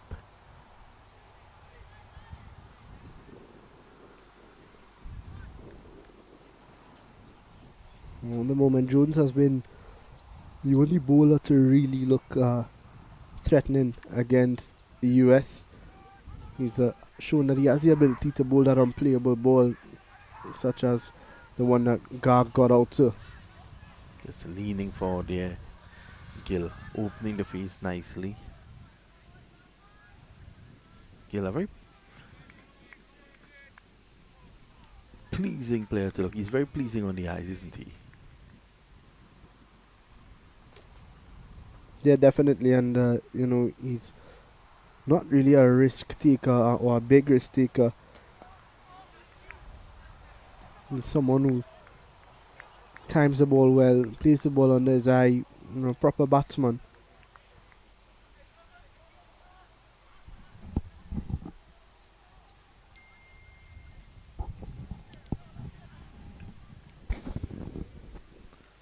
Short. Jam might have wanted to do a lot more with that. Brings the over turn in. Another over gone. 26 gone, 156 for the loss of 2.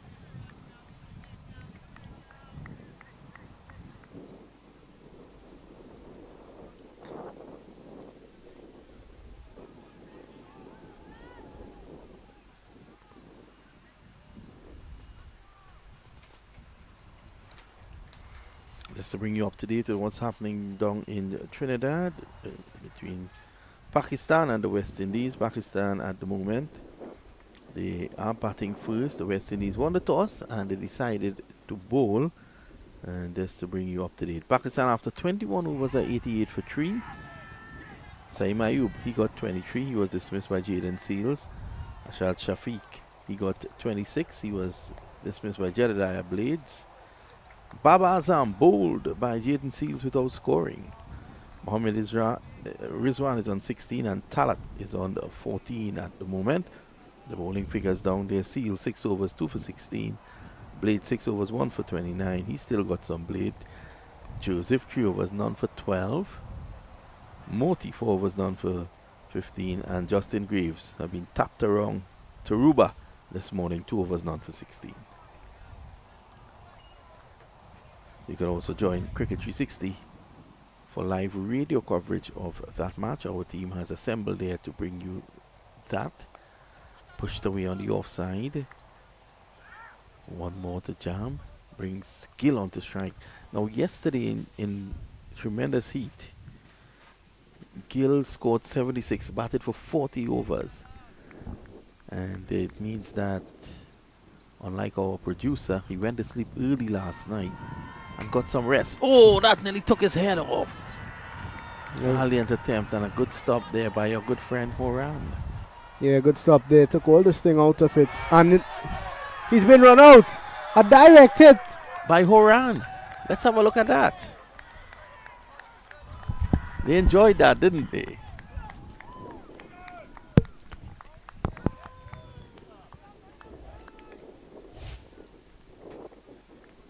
Ooh. He was ducking for cover there, Jam. Horan through his big frame.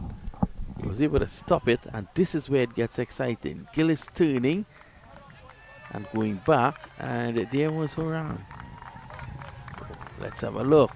Direct hit, and he's short of his ground. So the second wicket has fallen. the third, in fact. And it's now 157 for three. Yeah, Shrivastava, I forgot, was just dismissed for two. So Bermuda fighting back by taking wickets. Yeah, that's a big wicket. Jam in some form. He got a 30 odd yesterday, as we mentioned. Couldn't carry on, and this time he's been run out. I'm taking a bit of a risk against Horan, and if it's one thing that we've seen this morning, is that Horan likes to throw at the stumps. Yep. So even if he's bowling or at mid-on, he's going to try and hit those stumps, and he did that on this occasion, and it's led to the demise of Jam. He has to go, and in walks the US skipper Mahesh.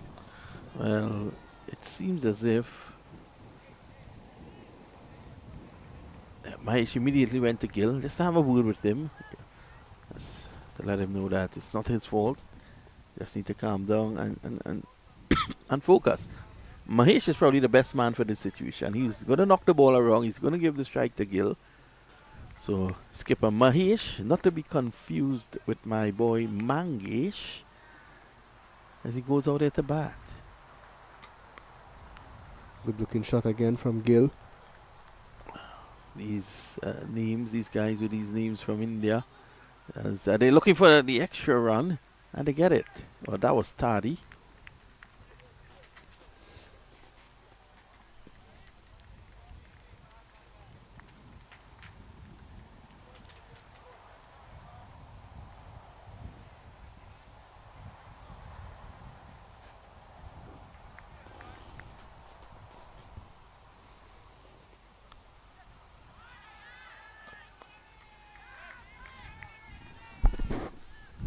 McFarlane has bowled well. He's come in and hit a really nice spot and has made a couple things happen for Bermuda. At the end of the 27th, 160 for 3. Mahesh on 2. I think that's actually wrong. I think that 2 runs is actually supposed to go to Gill, and the scorer has made another big mistake here. Well, if Gill falls for 98, I think he will take the score out for dinner.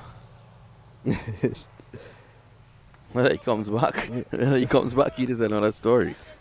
I'm looking at what he did in that last over in terms of the score, and he gave it as 1 and a run out when it was really, they ran 2 and they got run out going for the 3rd. So Gill would have been retaining the strike, so he's gonna have to fix that. But at the moment, Gill is on 73, and Mahesh is yet to get off the mark. He's just facing his first delivery now.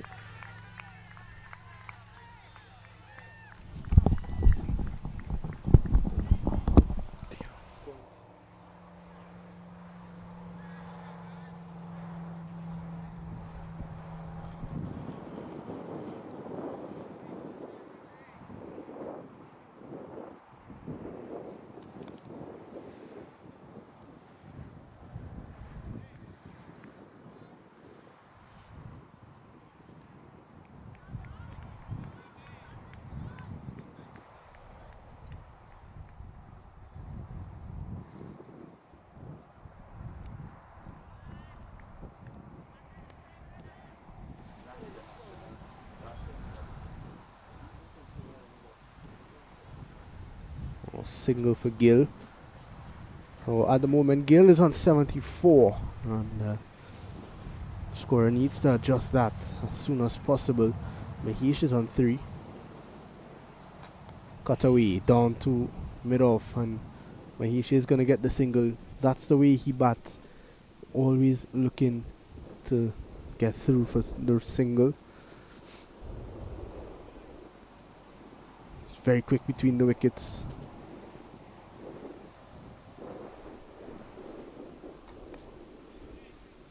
Gill hits this one straight to the man.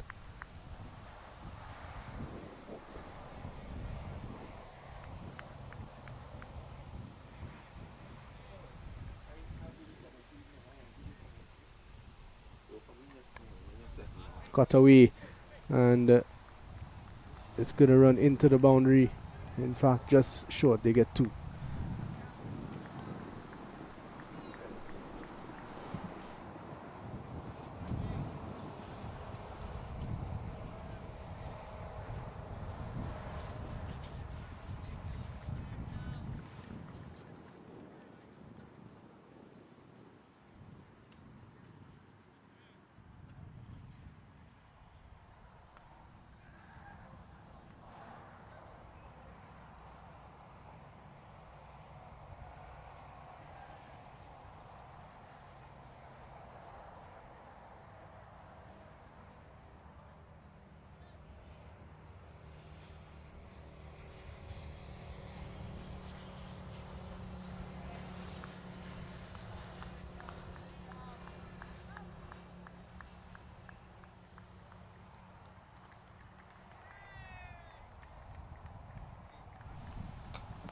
Oh, Mahesh is driving. This one is a lovely shot. It was over pitch and driven up over cover. And the little man, he packs a punch. Let's have a look at this again. It was way too full from McFarlane. And with the lack of swing available to him, he was always going to be put over by Mahesh. I think at the moment the US are 170 for 3. Oh, good delivery. Much better.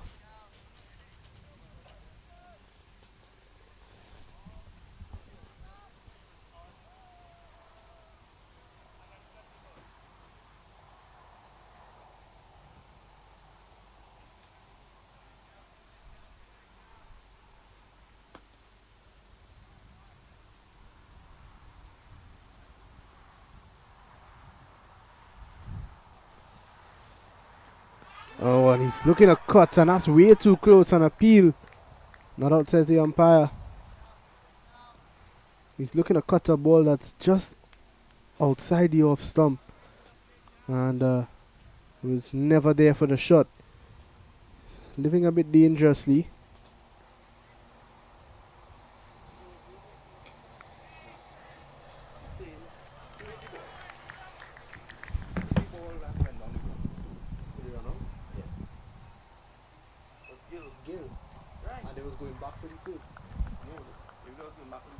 No. Gil did the ball. Next one I hit the ball.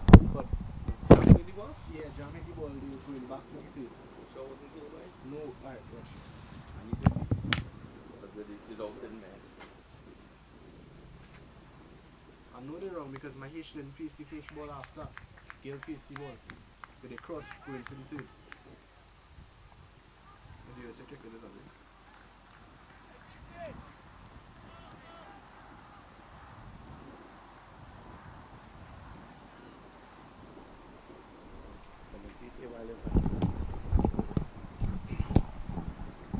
So McFarlane to continue.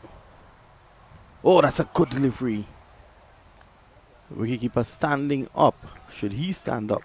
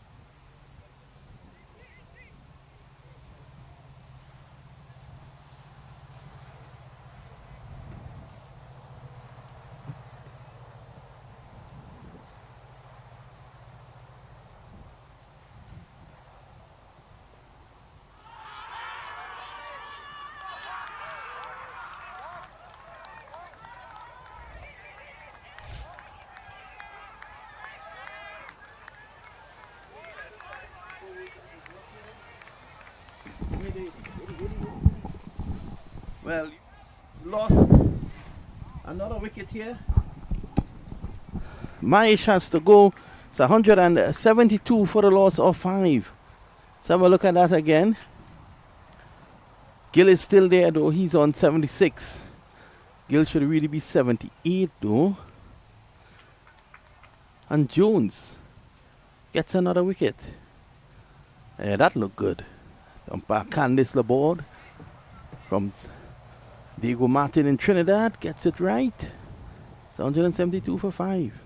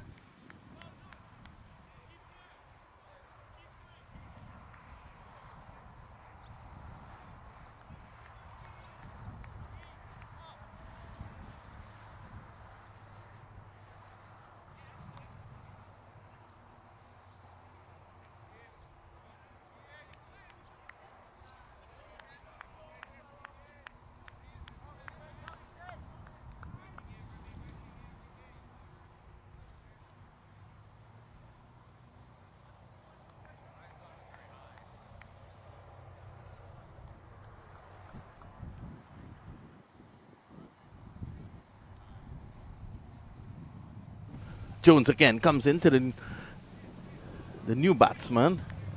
That's pushed away. So Shritan is in there now. Yesterday he got 50 out of 30 something deliveries against Canada.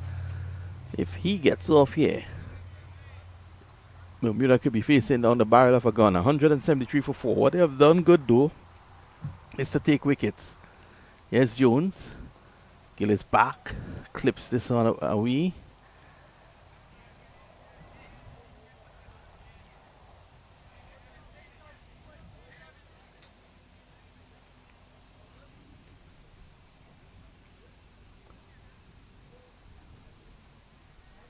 $174 for the loss of 4 now. Jones has bowled well. Oh, he slows this one up. And on this track, once you slow it up, you will get purchased. The ball will grip.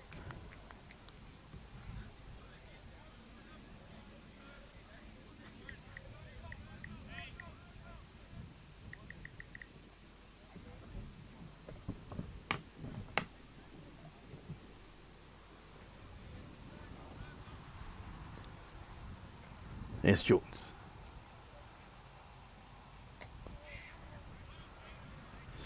Quick single, good running there by Shritan. Sahar Shritan, United States middle order batsman who plays his domestic cricket for Mary Boys in Trinidad. End of the over. A lot of Trinidadian influence in and around USA cricket.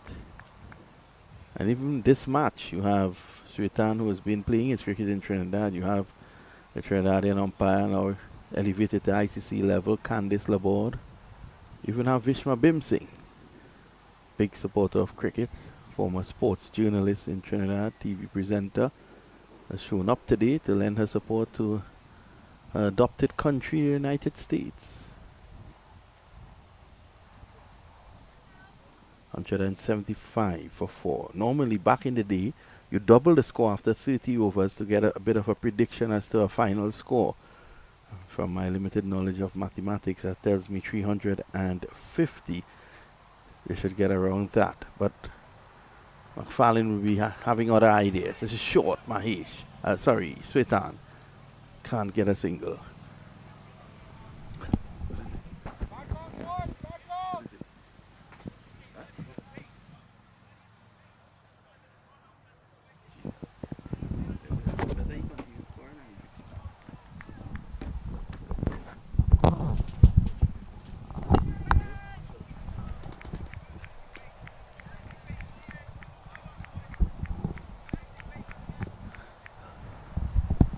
United States under 19 here, putting up a good effort.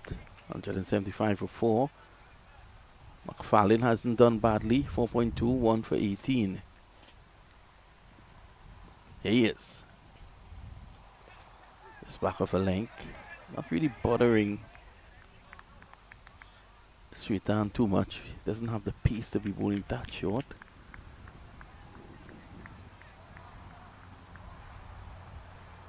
They say welcome back to Liam. You've had a stint in scoring. At the moment, Gill, 77 of 84. He's looked pretty good. And he is going to be looking to get himself a big score here. He's already bettered yesterday's 76. Single.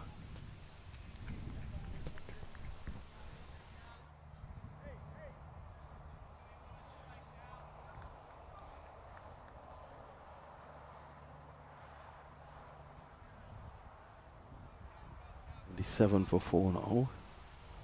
Shritan will just take a few deliveries and to get going here.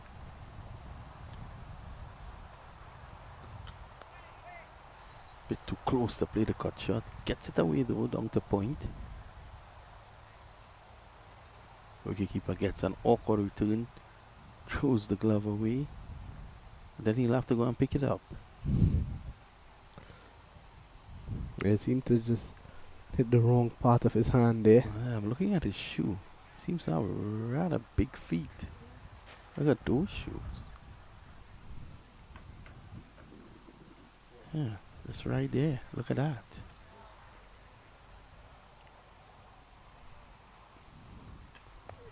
Cut away. Falling down. Can't fall Jones. He's trying.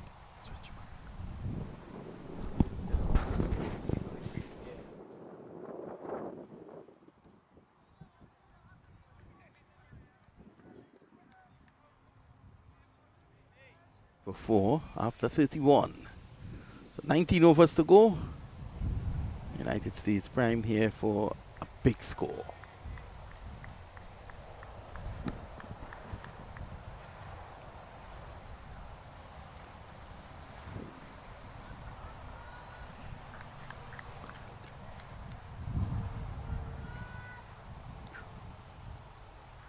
Here's Jones. It's a medium pace type delivery.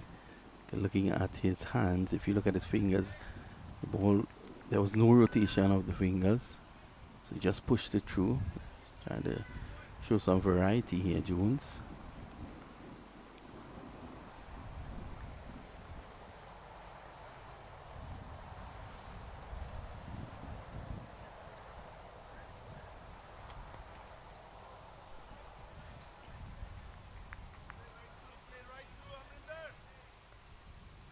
Current run with 5.74.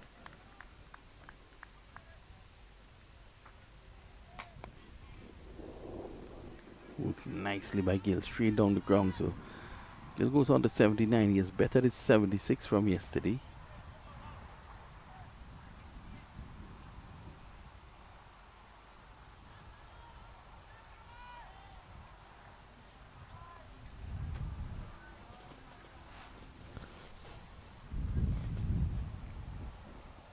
Shritan, we spoke about him getting in earlier to see how he handles the middle overs of an innings.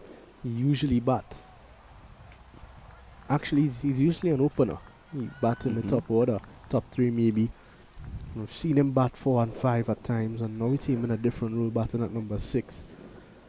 So he's a everything player, can do anything you need him to do as a batsman. And just not timing that last delivery. He seems to be more comfortable on the reverse sweep. He loves that shot. It was his first 2 deliveries yesterday. It was 2 attempted reverse sweeps. And the third one was a scoop that worked out.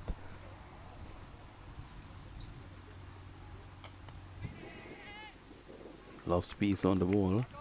Jones just pushing that one through. End of the over. And at the end of it, it's 180 for 4 after 32.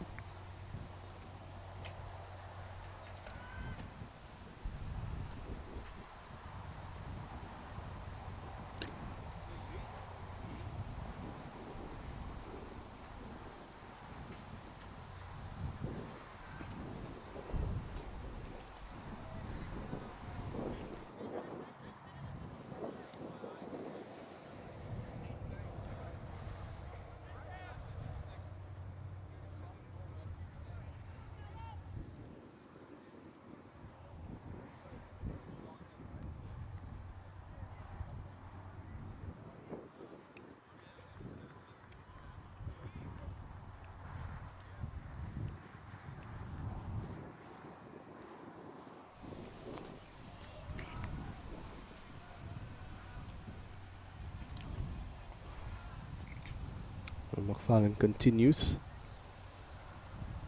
He's been good. He's come back into the middle overs after Horan took some tap early on. And I think both him and Keegan Jones have been the best of the day. He's getting the ball to shape away a bit there.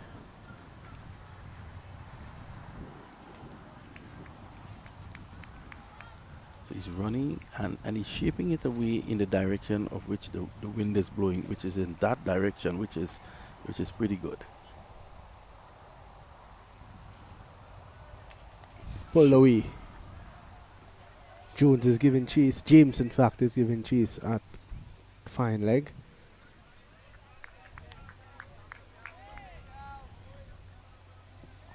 There's a strong wind here this morning. blowing from the eastern side of the ground.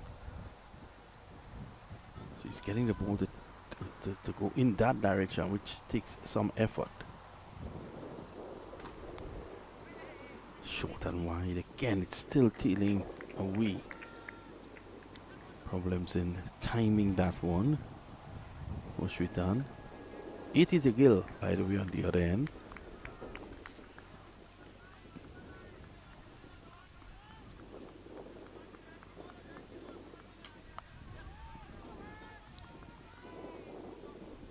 So this is not bad bowling at all from McFarlane. He's looking to push the ball wide. Once he pushes it wide, Shritan would not have the sort of power that he normally packs, and he's playing those shots.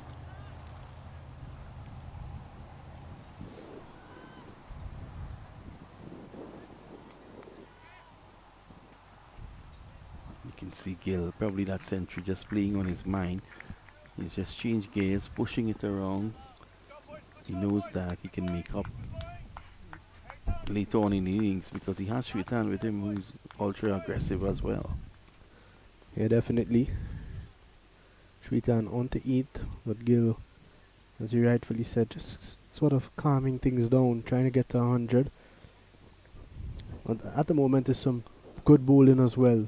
You know, McFarlane and Jones have been a lot better than the other bowlers so far. They've been the ones to keep it a little tight. There's not been as many loose deliveries. And Jones has come back well after picking up that wicket. It was a bit expensive. He was going at 6 and over. He's calmed things down just a bit. 8 overs, 1 for 42.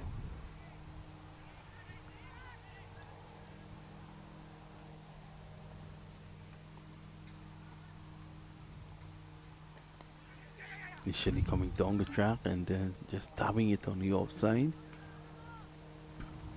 Gill goes on now to 82. That's 91 deliveries for that 82.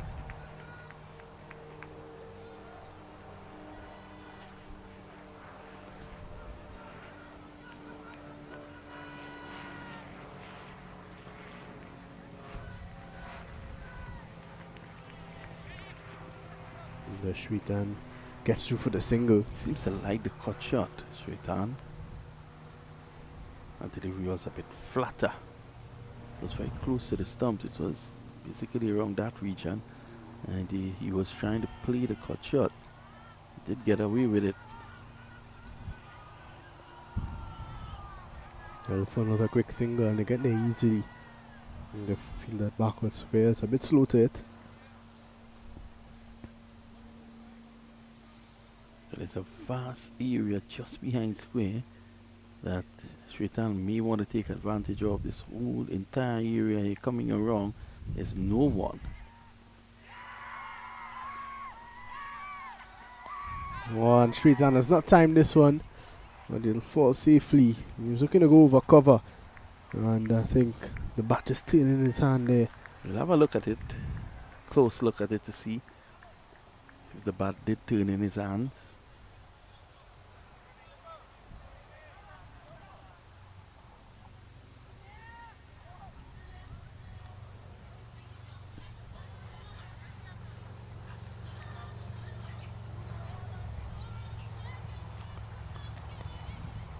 Pushed away to cover.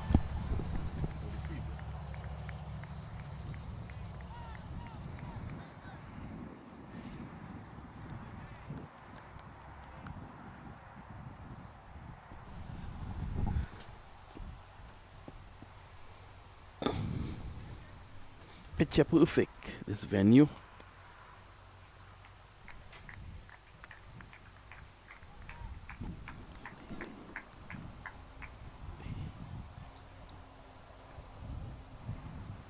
So the end of the 34th, USA 190. Let's have a look at this. Did the bat turn in his hand? Yes. You can see it there. So it's the end of what? 34. And they're going to have a drinks break. We take a short break. We'll be right back.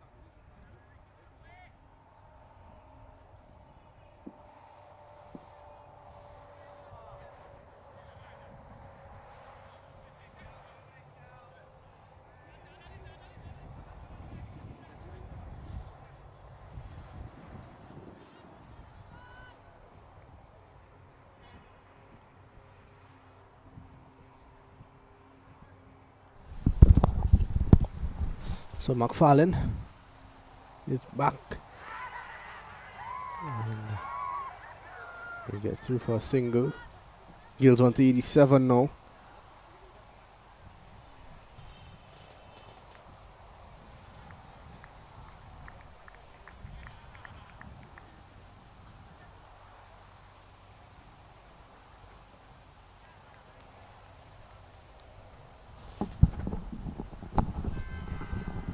So Gill is on 87, a number that the Australians don't particularly like. I want to say good afternoon to Ishwar Maraj, man who holds a record in the World Cup against South Africa. Scored a half century for Canada. They get 2. Shwetan picks up 2 runs. So 195 for 4. Ishwar hails from Trinidad. That's a distinction. I don't know if that's a distinction though, but Ishwar scored the slowest 15 in the history of the World Cup against South Africa, 2004 in South Africa.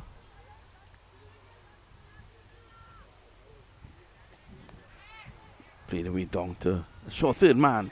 Direct hit. There was no need for that. Looking for the direct hit, Jones. Jones seems to be a bit of a live wire on this Bermudan team. And allows Gill to pick up 2 more. So Gill is on 89 now.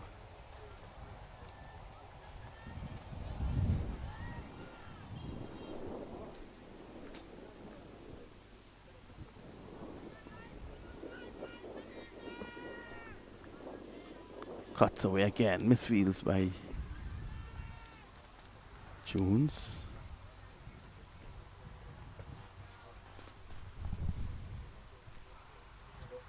Gill 88 of 98 and Shwetan 13 of 19. So they're approaching the 200 run mark here in over number 35.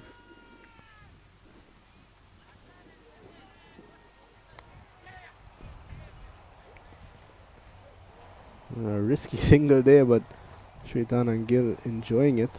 And what I like about Gill is that yesterday he batted 40 overs, as we mentioned, and didn't seem to break a sweat today, and he's batted 35 more. Doesn't look tired at all. Just playing proper cricketing shots as he marches close to that century. He's on 89 now.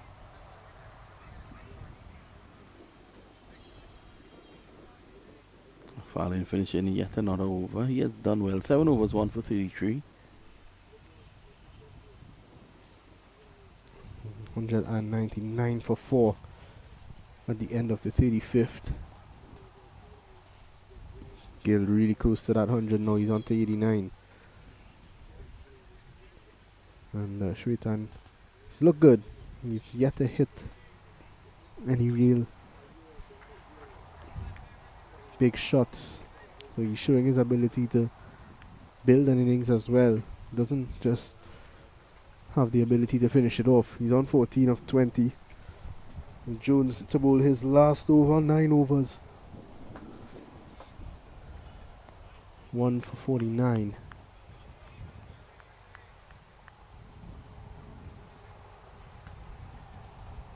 He's been to pick up the bowlers for Bermuda.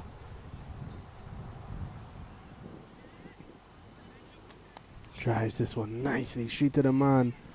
And Horan taking a shy at the stumps once again. Horan is what I would like to call trigger happy when it comes to throwing at the stumps. He's passionate. He's back, cutting, Gill. He's happy with just taking the single, and he has now marched into the 90s. I think if Gill gets to this 100, he will open up. 199 now for 4.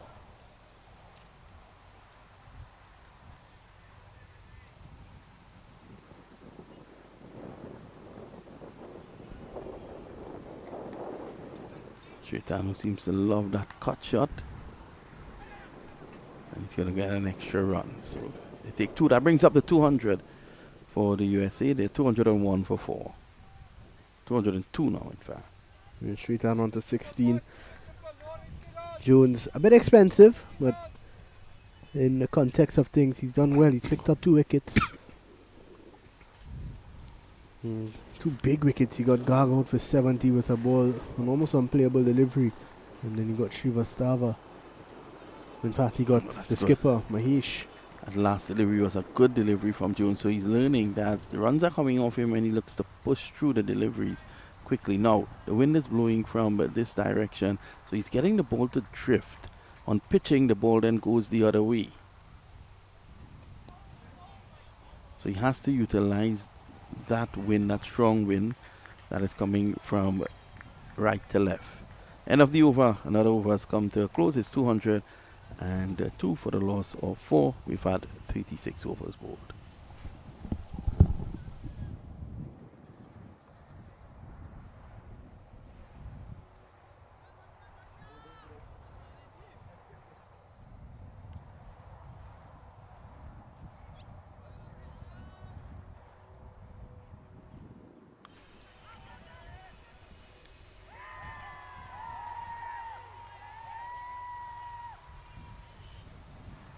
So Gill approaching 100. He's at 90.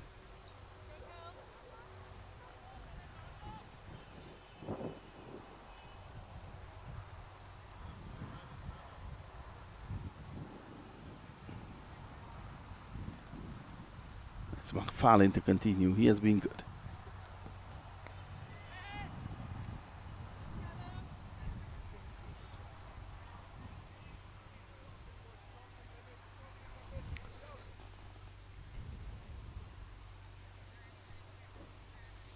Fallon hasn't done a bad job at all. What I like about him is he's adapted a good line, good length. Just on and about that fourth stump. He's moved the ball away. He's just been disciplined in the line and length that he's bowled. Can't ask so much more than that. Once Gill gets another single, he's on to 91 now.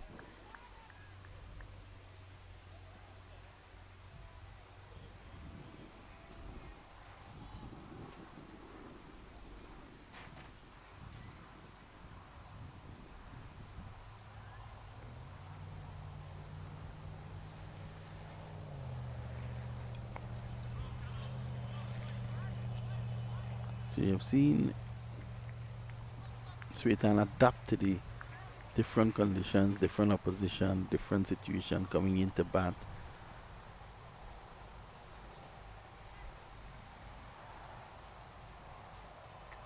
Pulled away. On to deep backwards square, just one. I think go back to yesterday's game, and I think Shwetan just caught everyone by surprise with the way he played. Sort of startled Canada a bit.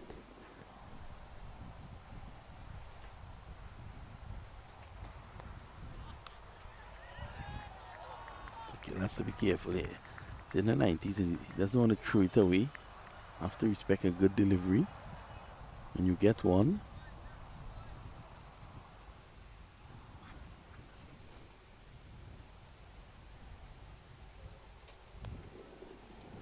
Cut away, runs here for him.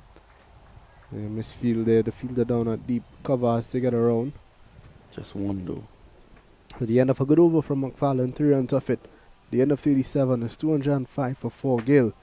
On to 92, Shwetan on the other end on 17.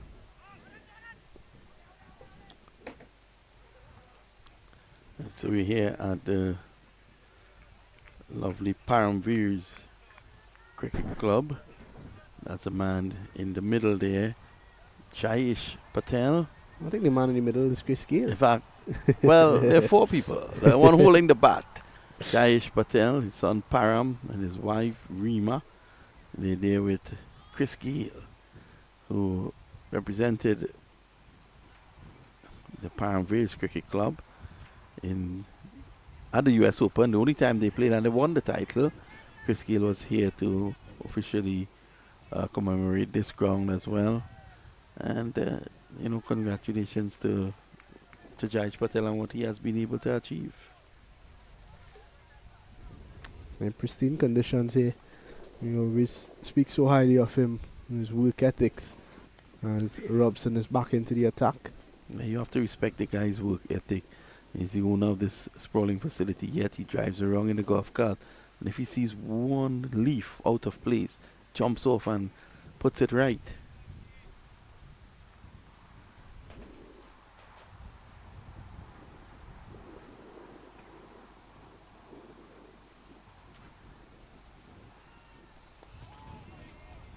Robinson has bowled well.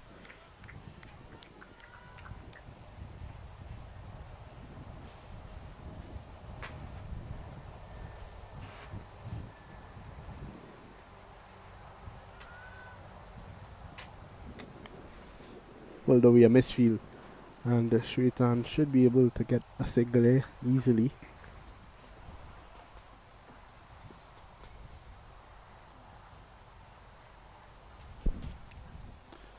Bit of a quiet period here. Shwetan is getting into his work. Gill nearing a century. Robinson. Picked up 5 for 13 in his 10 overs yesterday against the Argentinian. Should have gotten a wicket today. There was a drop catch. And that was a big drop catch because it was Sahil Garg who scored 70.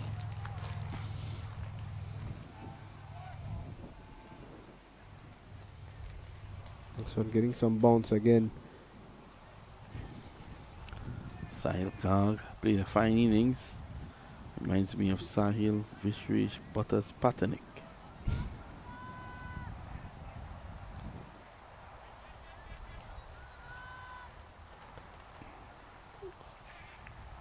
Shwetan looking for a quick single. Oh, that could have gone all wrong there. Ball striking him, and the bowler just going up and apologizing, and that is how it should be. End of the over, at the end of 38. It's 209 for the loss of 4.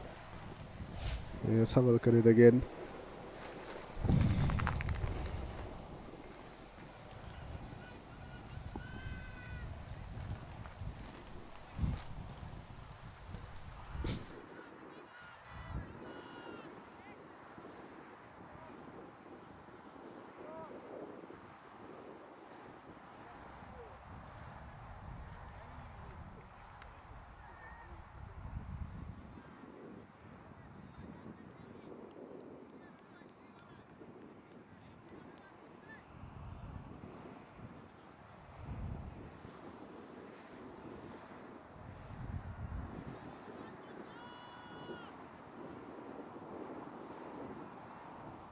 Callum McFarlane to continue. Well, Shwetan is starting to open up now, driving on the up. The fielder is going to get around though. And they'll pick up 2 very easy runs. Shwetan's on to 21. Gill getting closer and closer. He's on 94.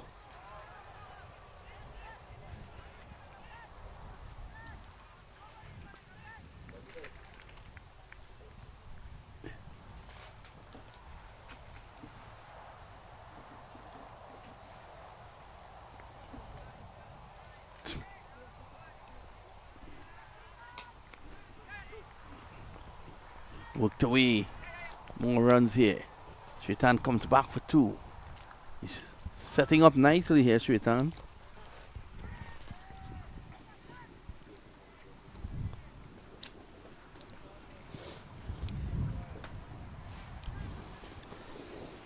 We've got a really good base here. So we want something into this last 10. Well, the umpire signaled a short run.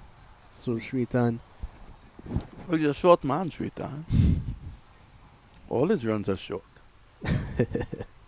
McFarlane. Robinson. So they get one more. I think for the United States' sake, they would like Gill to get to this landmark quickly so that he could look to accelerate to 12 for 4. I think they're waiting because I think, you look at the amount of wickets left. You want to go in with at least 5 into that last 10 overs. And you want to go in with 2 set guys. And Shwetan, he's usually the finisher of the innings in recent times. Well, Gill gets another single. He goes on to 95. And that's Irish Street on 23 of 31. It is a slow wicket, so it is not going to be very easy for him to just do what he did yesterday. He's going to have to be innovative once again, as this one is another single down the ground. Well, the thing is, when he came yesterday, he had to trigger immediately. But now he has been in there for 31 deliveries. 32 now for his 24. I think he'll be well set to go after this bowling. 215 now for 4.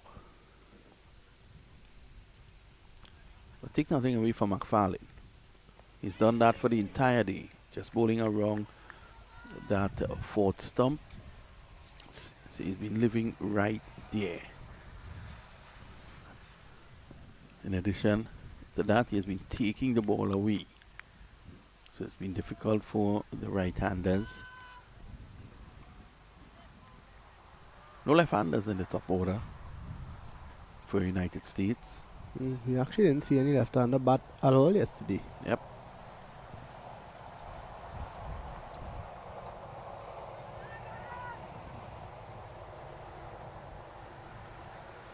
Robinson is going to continue. McFarlane, 9 overs, 1 for 42. You will take that any day and twice on a Sunday. Yeah, most definitely. He was right on spot of where he needed to be. Hitting it straight down the ground. Again, the bat turning in his hands. There's plenty of bottom hand in that last shot. And I think that's what's causing the ball to... Well, causing Sritan to not time the ball well. Yeah, that front hand should be the leading hand. Gill is on 95. He's one stroke away from 100.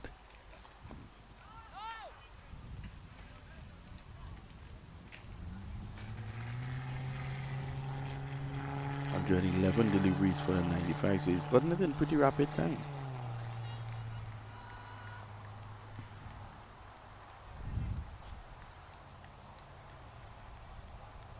Gets a full toss, that will help. Finds deep mid wicket.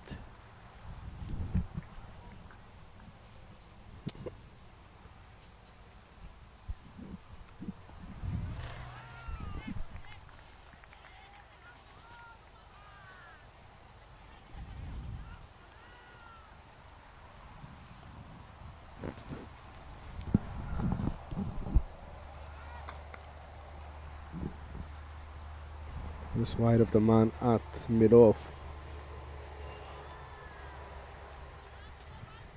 4 runs of the over thus far. Gill 96, Sritan 26.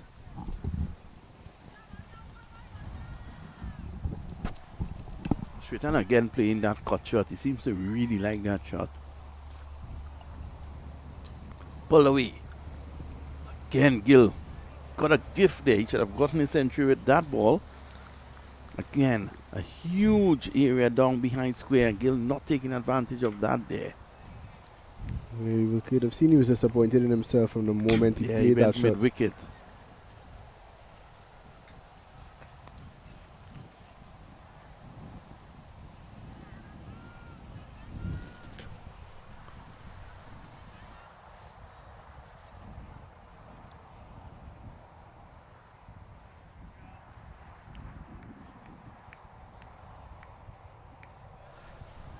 Enough, yet another over. So, 10 overs to go, and the US are well poised here for a big score.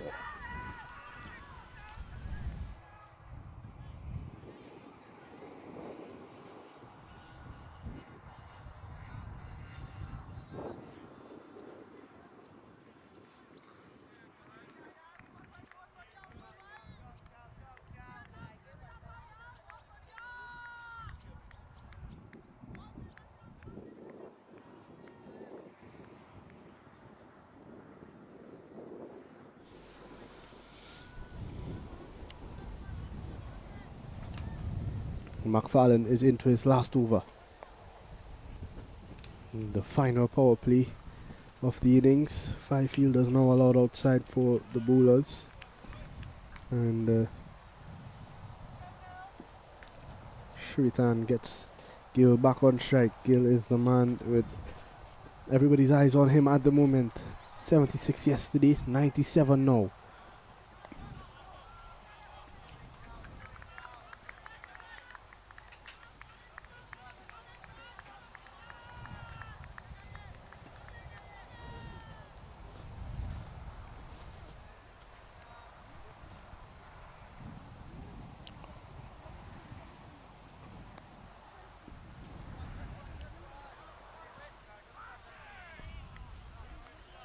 .98 now to Gill. Inching closer and closer.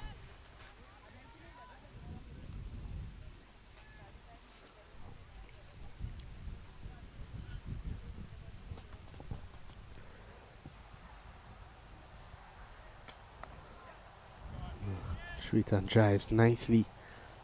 They've been starved of boundaries over the past few overs. I haven't seen one in a while.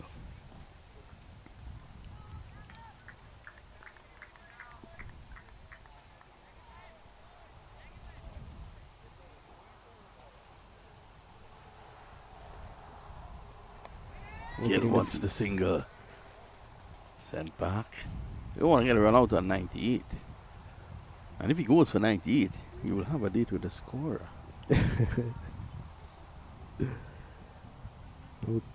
2-2-3 is what the score should be at the moment. Skill hits this one straight back down to the bowler. Gets the 99. Double Nelson, 222. It's actually, it should be 224. Okay, so I think the scorers will update pretty quickly because the over comes to an end. And with 9 to go, should be 224 for 4.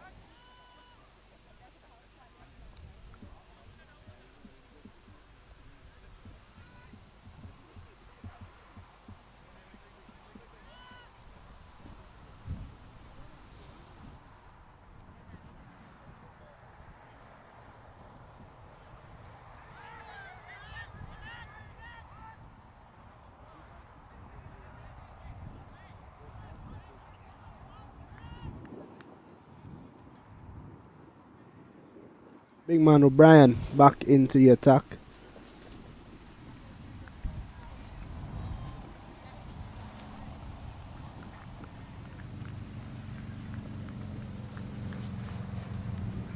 Brand started well and faded away a bit.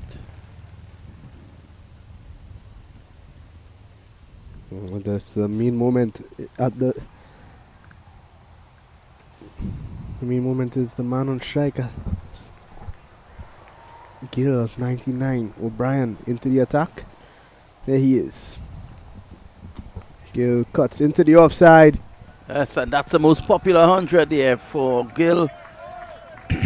76 yesterday, 100 today, and there he is. He celebrates. Yeah, but a good moment for him, and Shritan seems to be enjoying it even more than Gill. Yep. It really has been a fantastic innings. To back up that 76, he knows he missed out, and that 100 yesterday would have been even more special because it would have been against Canada. You know, a real grudge match between these two teams. Yeah, there's a great rivalry between Canada and America, and it seems these days on and off the field. Here's O'Brien.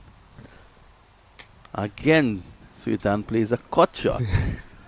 I wonder if there was value in Sweetan getting back and looking to pull that, but he gets 2. That's important. If you get a $1 for every time he's played a cut shot in this innings, you can buy a box of apples. Sweetan, he seems to really favor that shot. Yeah, Shritan really looking in good form in this competition. He's not been troubled. Still, he's not timing the ball as well as we know he can, but has still been able to grind out runs.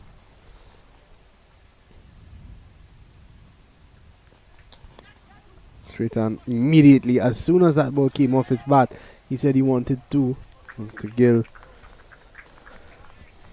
Settles for one. 228 now. And I think now is about the time where we're going to see Gill tee off.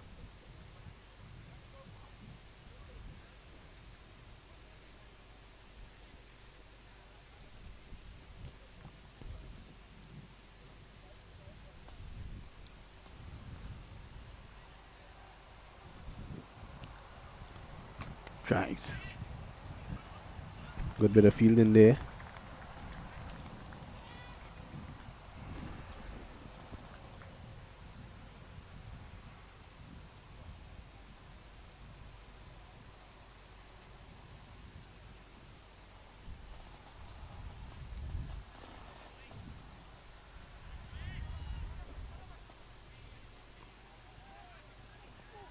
Slow delivery and Sritan working this one down to deep mid wicket again for a single, so they complete.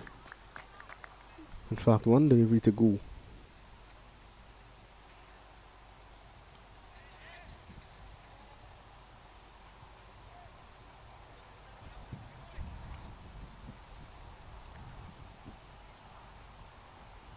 O'Brien started at the far end.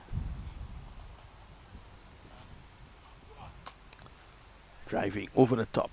Protection down there. Just one.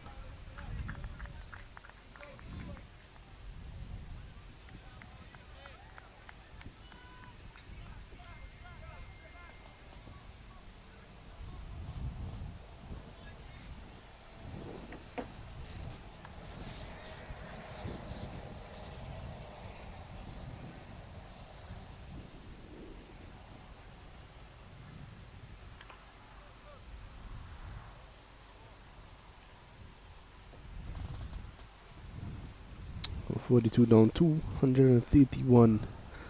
8 overs to go. And the US would probably be looking to get to 280, 300. Yeah, I think if they get to 280 here, they'll be very disappointed.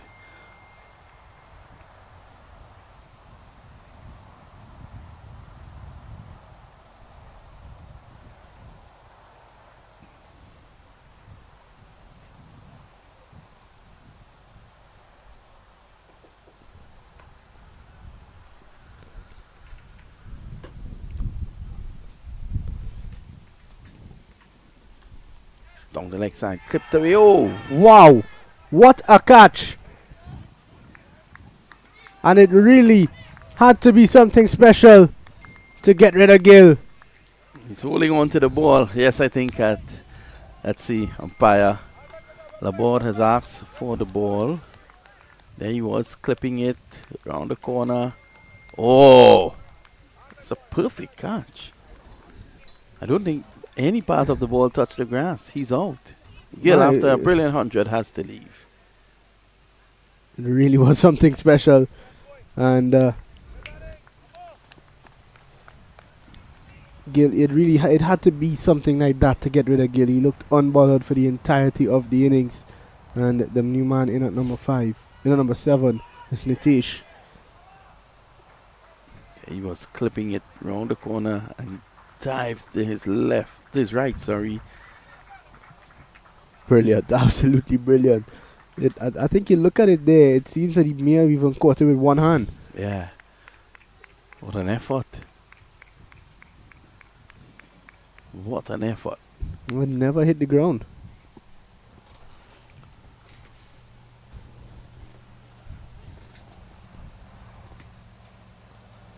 That catch was taken by So Douglas gets the wicket. Robinson. Robinson's having a good series. Yeah, 5-wicket haul yesterday. He's taken a blinder. He's not bowled badly either. He's bowled 7 overs, 27 runs, no wickets just yet. And Douglas in his second over picks up a wicket. Nitish Sudini is the new batsman. Here he is for his first delivery. As Douglas in fact pulls out of the run.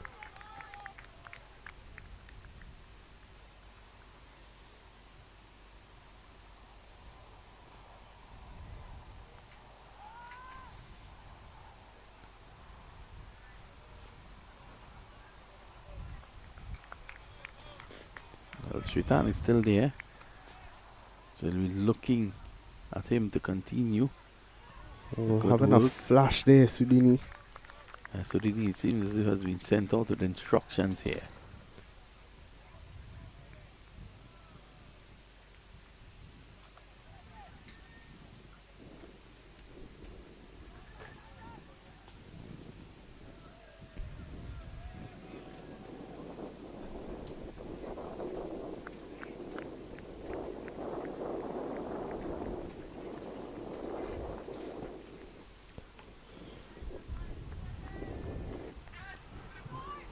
Flashing at this one, and a good effort from the man at short third man. It runs into the boundary for 4. Yeah, the USA will take it anyhow to get it at this point in time.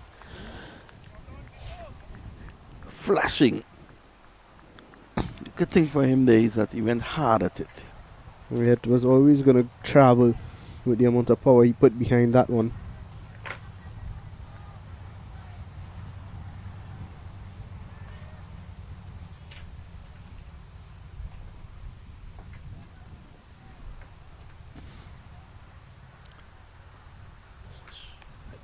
Taking a step across this time is Sudini and gets a single comeback for the second.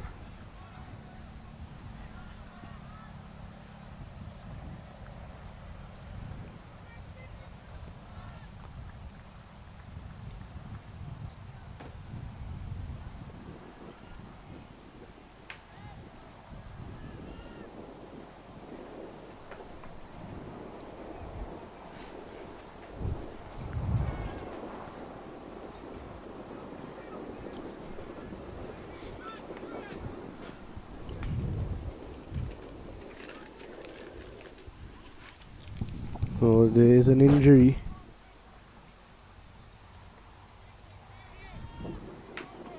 The fielder out.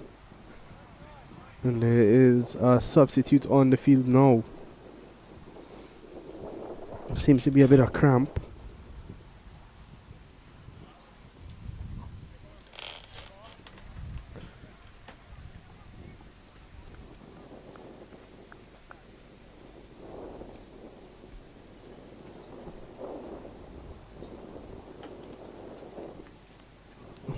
This time it was holding up in the pitch a bit. But they still get through for the single. Good running from Shritan and Sudini. Shritan has always been looking to get to the other side.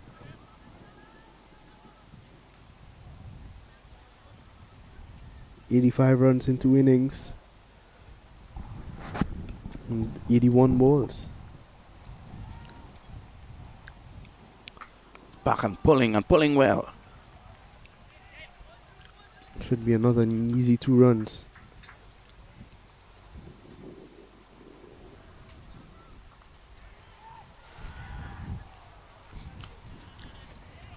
So it's the end of the over, the end of 43, 240 for 5.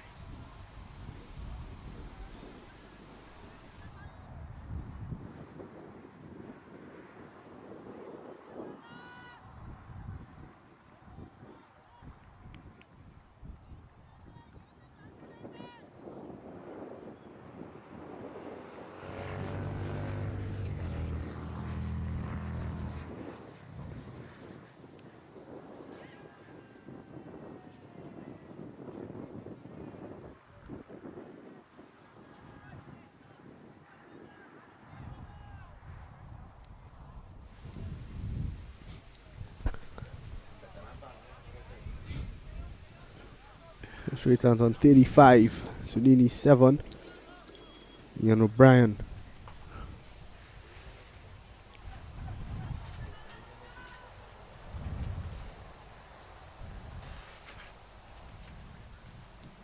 And Zay O'Brien, sorry. 6 overs on for 36. And that was a slow ball.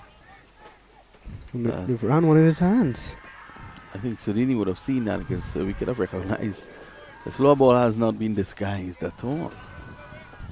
It's something a lot of under 19 players are going to have to learn quickly. That the slower ball is only effective when it's disguised well.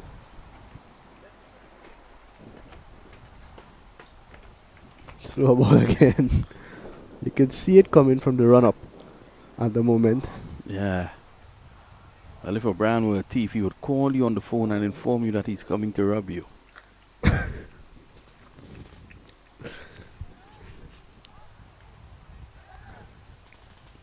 242 for 5.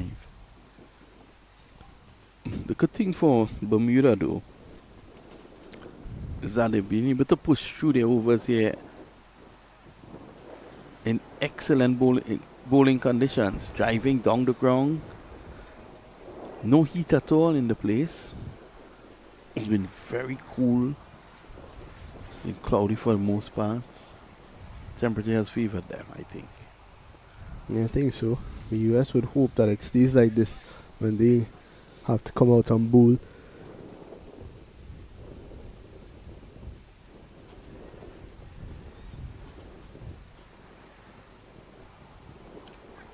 Well played there by Shritan.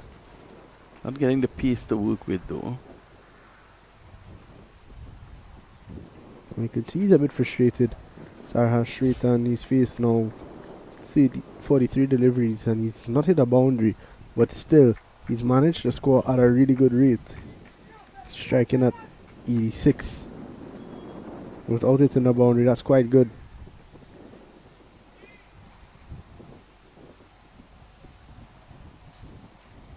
O'Brien, who seems to be changing his field every single delivery.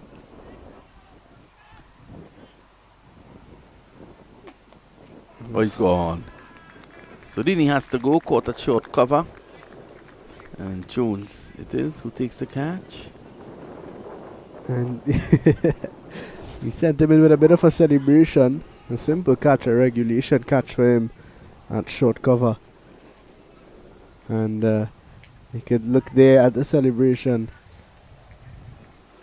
Tell him good night. Good night, Nitish.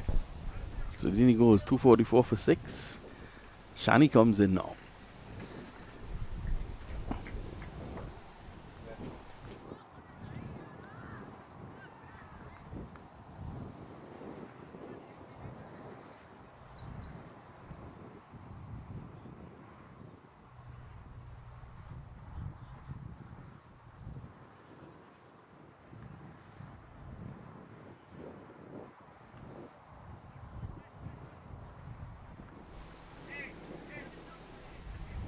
Okay, so it delivered, so I'll go for it for him.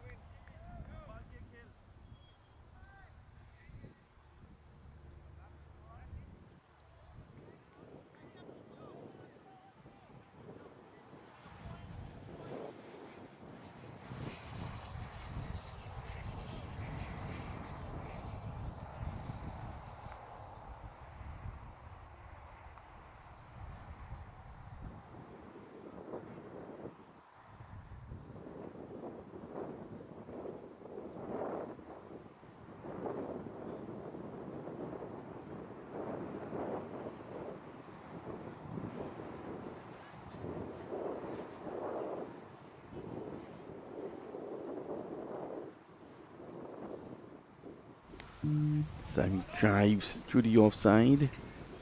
The first left-hander in the batting lineup for United States comes in at number 8.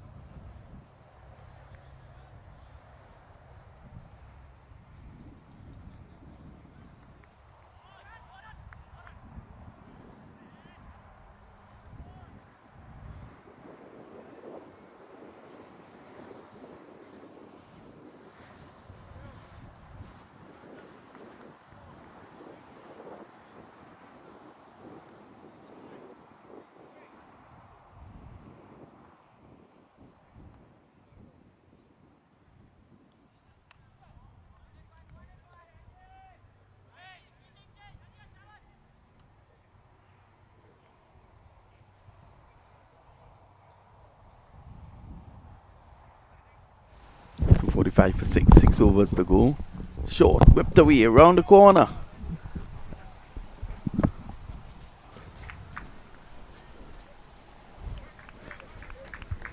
And two more for Shani.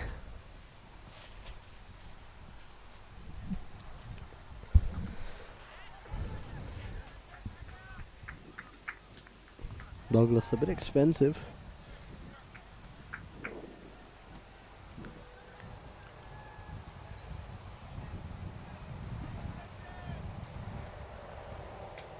Oh, it's a good looking shot. Shani has looked pretty good for his first 3 deliveries. Yeah. Batting on number 8, so it seems to be a bit of an all-rounder. But I think the US will be a bit disappointed with the way things have panned out since the dismissal of Gill for that 100. Things have gone a bit downhill. What Shani needs to do here is to just give the strike to Sritan. Sritan has fallen off a bit. Oh, slow delivery. And Shaitan is back on strike now. You look for a second run. Now, Says nope. he wants to get back. He's looking good. Wickets falling around him.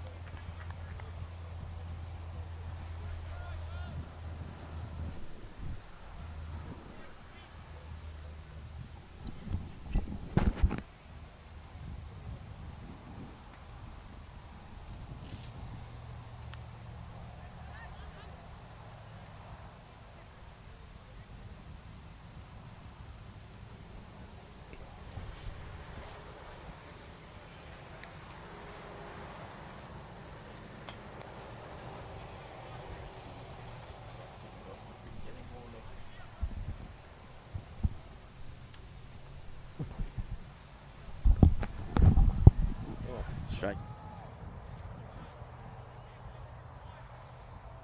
For 6.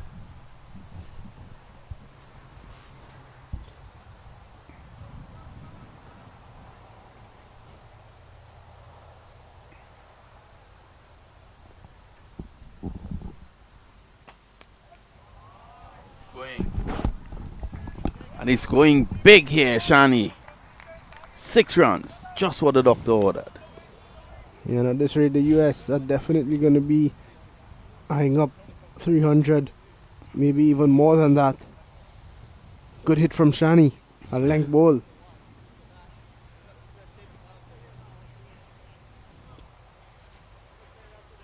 Douglas in his third over, 1 for 29.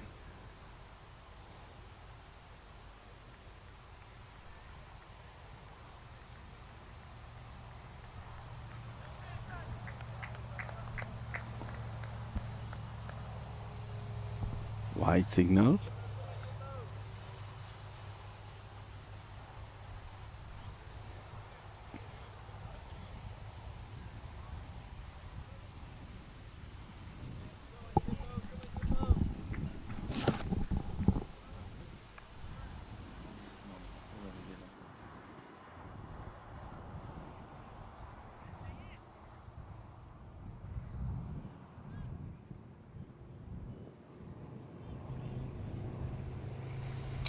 Pulled away again. It's a sheet to the man at the mid wicket.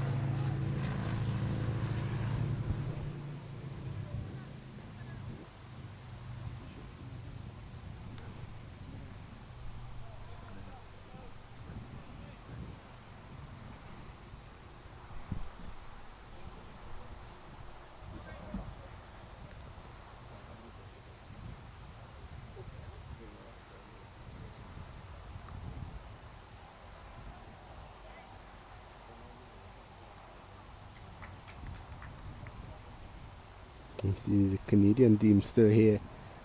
Their game finished about an hour ago, hour and a half maybe, and they're still here.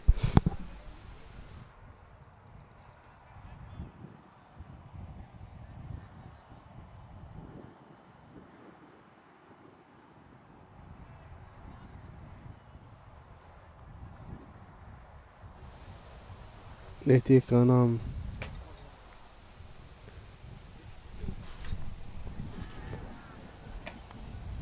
They look for a single, but straight back to the bowler.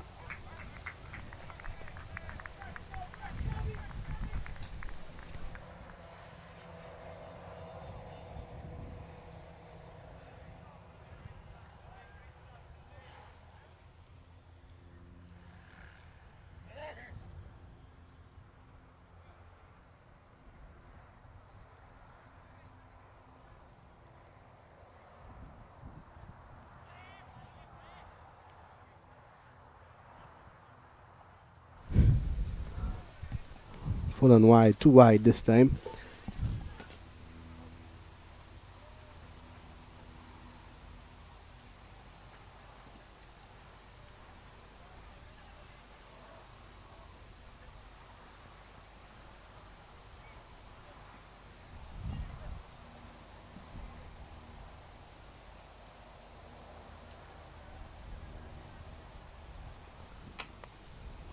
Muscle down the ground from Shani. Get another single.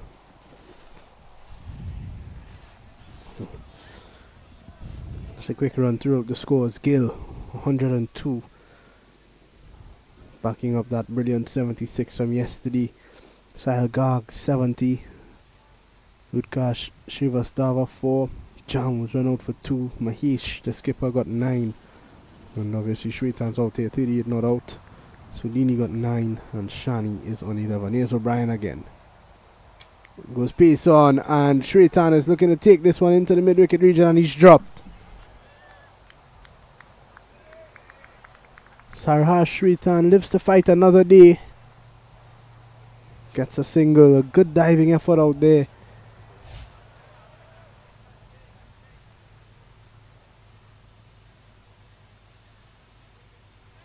Just out of the reach of his fingers, and almost could have been the end of Shritan.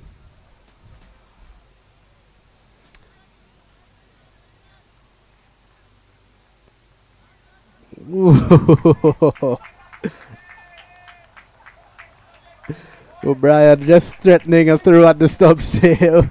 Shritan was diving back into the crease. And umpire Candice Laborde sees the funny side of that. Let's have a look.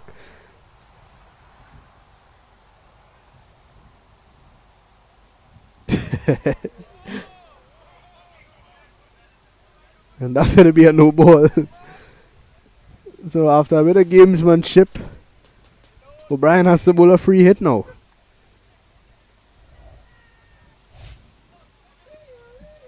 Look at it again. Shritan was already ready to go and dive back into the crease. Brilliant stuff. Free hit now. Pulled away into the onside. And Jones at mid-wicket does the fielding.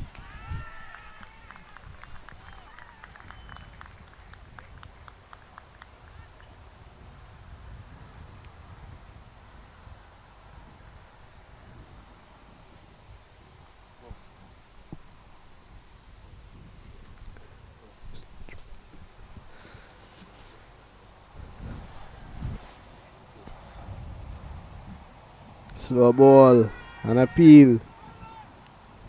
The umpire has no interest in that appeal. And just await the signal. Is it going to be bat? It is bat. So Shritan's on to 40.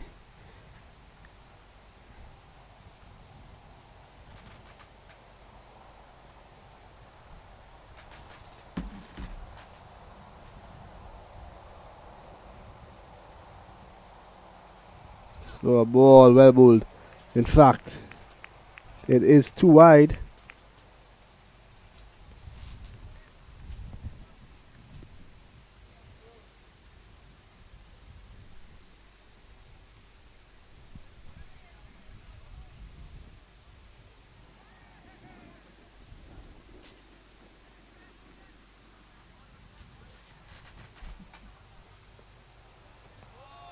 Another wide from the signal by the umpire.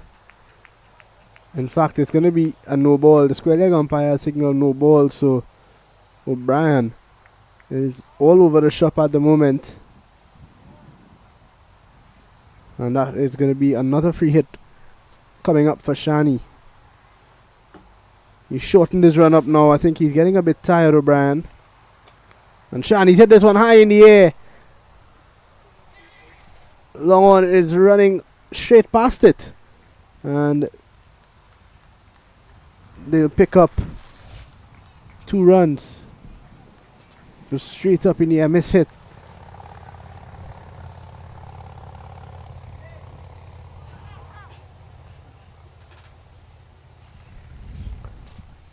I'd like to say a good afternoon to Jad Basu.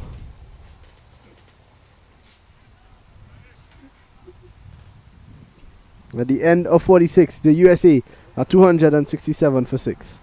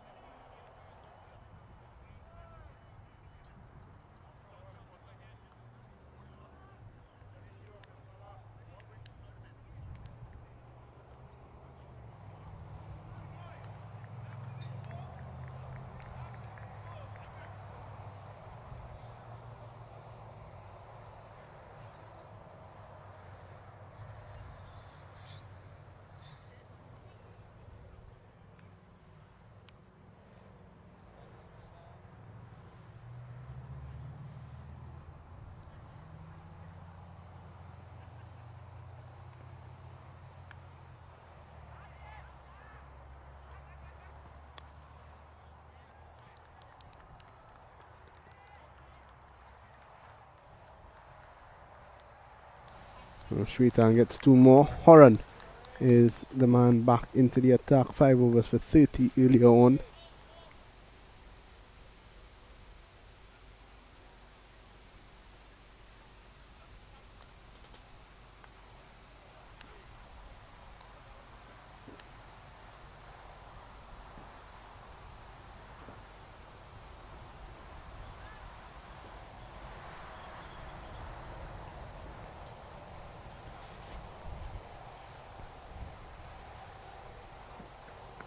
Good ball. Very well bowled. Looking to bowl full and wide. And, those wide Yorkers are very much defensive tactic when you're trying to limit the opposition, especially in the death overs. He's nailed it there.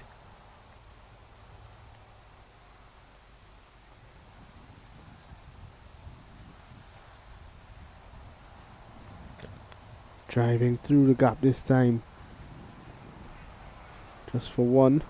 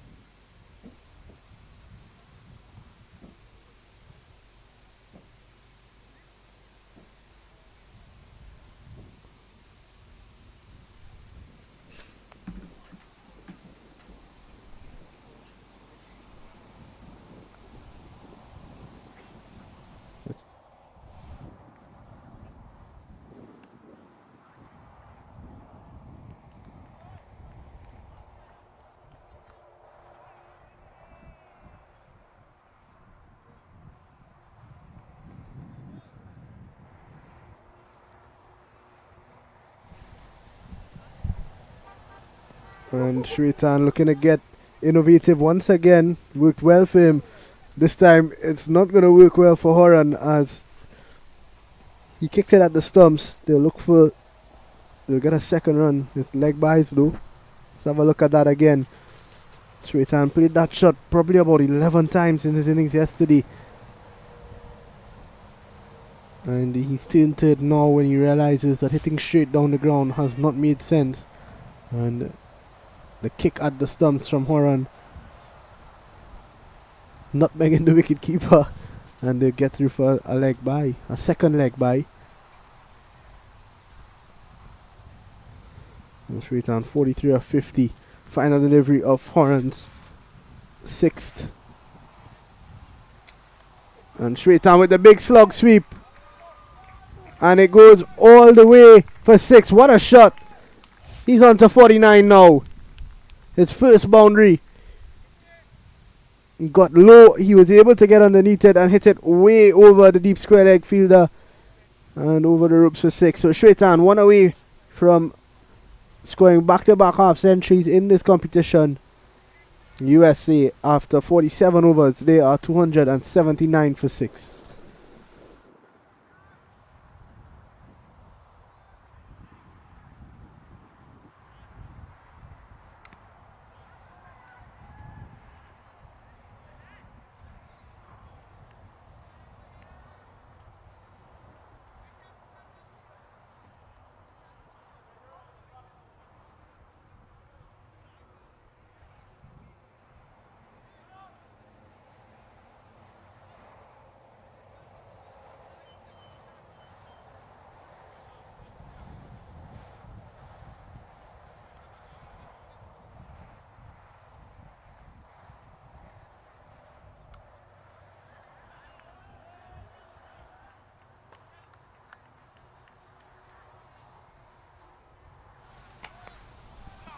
No ball signal by the umpire.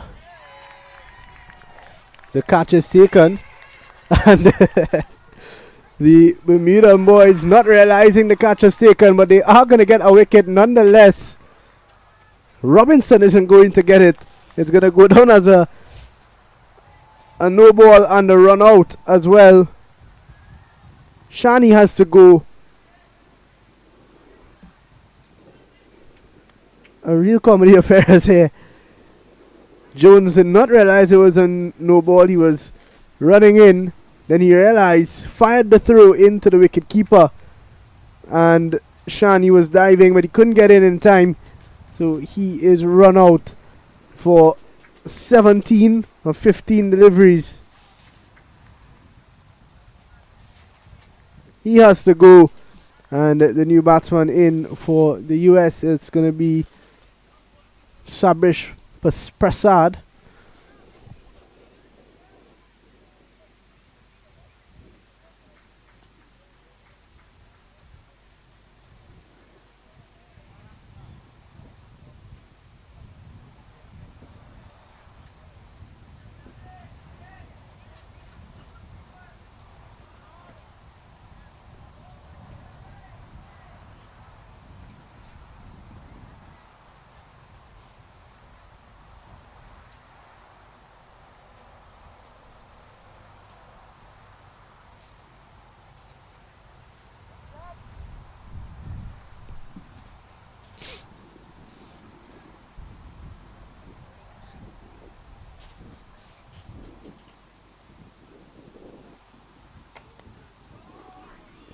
Good looking shot from Prasad there.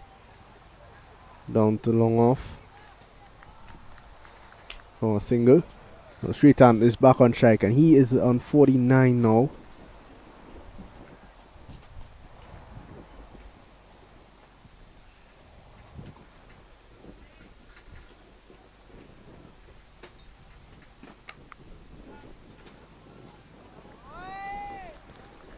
And that is into the boundary for 4. So a half century, back-to-back half centuries for Saraj Shwetan.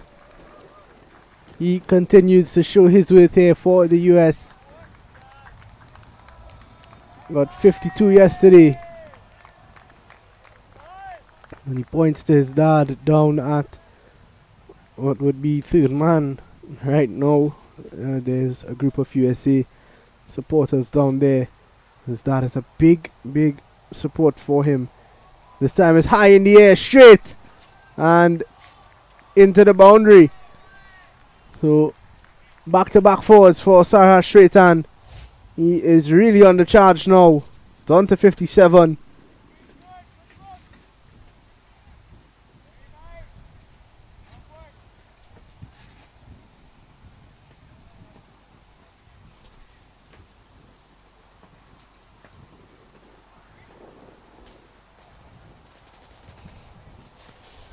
USA 289 for 7. Shwetan goes again. The fielder's underneath it and he's dropped it.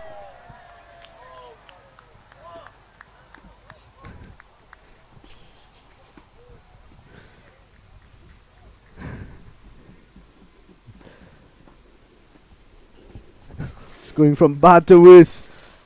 You don't know.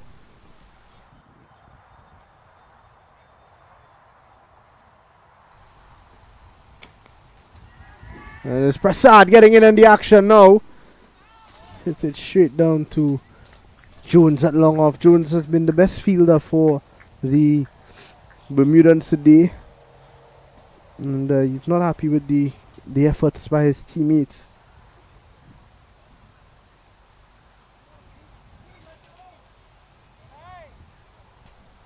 And there's a wide ball signaled.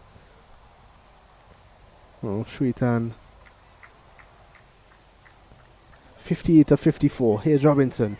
The reverse sweep from Shwetan, and he's hit that well. And it is a run into the boundary for 4. So he continues to show his ability. He's been an X factor for the US. Look at this. Quick hands. Kept his eyes on it. And is easily putting away Robinson now. He's on to 62. At the end of 48 is 296 for 7.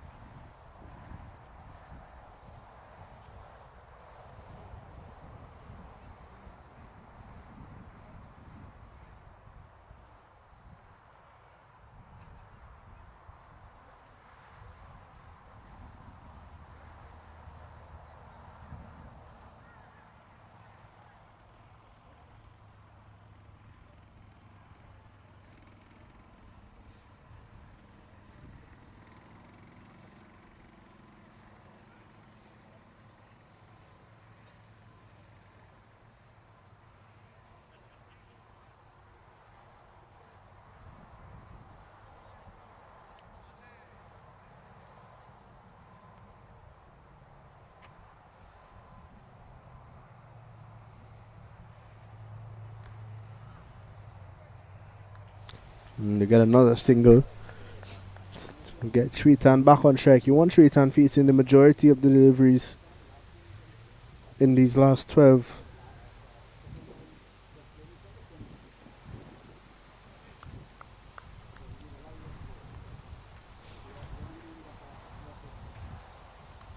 Goes big. And way over the fielder's head. That's 6 runs. Sarah Shwetan is on to 68. And he's brings up the 300 for the USA.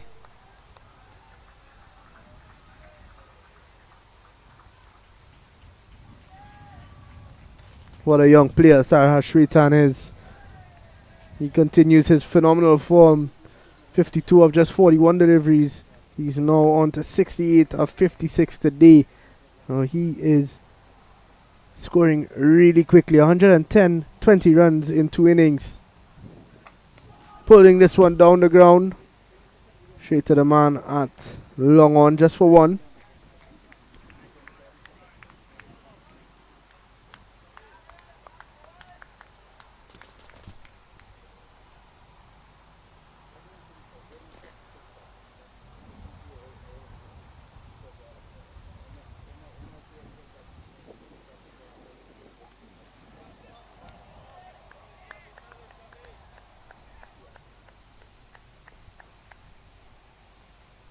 The rare dot ball towards the end of this innings.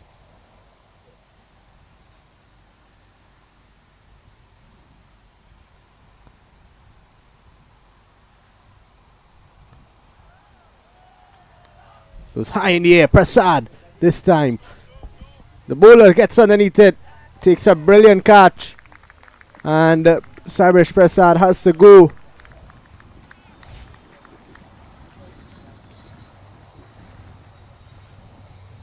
It was in the air for a long time. He did very well. Got underneath it. And diving full stretch, taking the catch. In at number 10 now for the USA is going to be Kappa. And 304 for the loss of 8.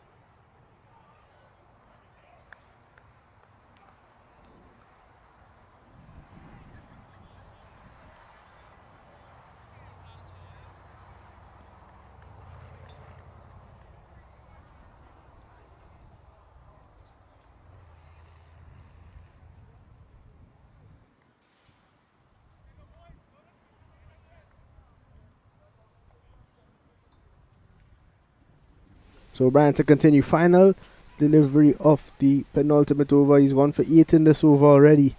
Kappa really just needs to keep this delivery out and give Shwetan the strike.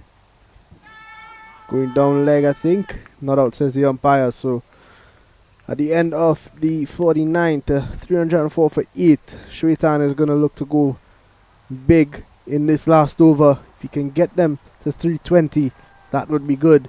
He's on 69 at the moment.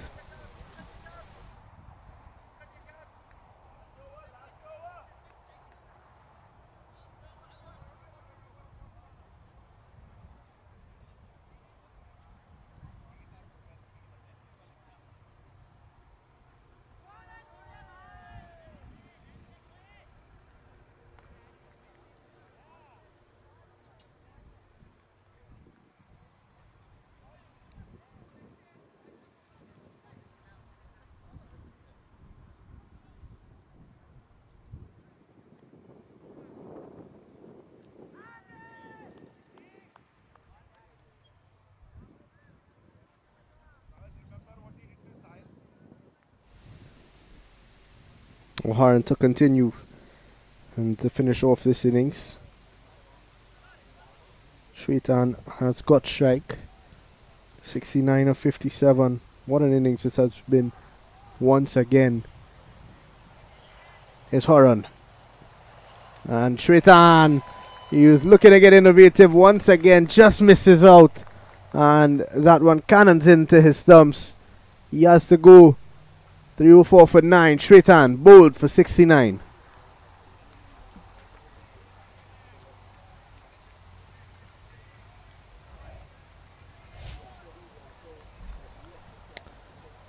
Showing him the stumps, looking to go over the keeper's head and just not getting any bat on it. But another brilliant innings from the young man. And the US, a really good total at the moment, 304. In at number 11, it's going to be Bhatia. And they would probably just, if they could bat out and get as many as they possibly can for these last 5 deliveries, they'll be happy.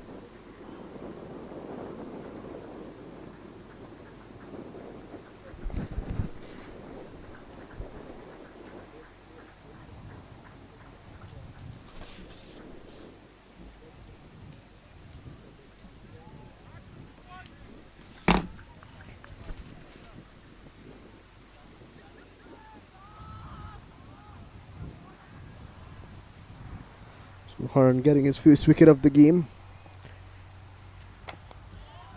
Good looking shot there from Bhatia. Down to long off for a single. Kappa is going to get the strike.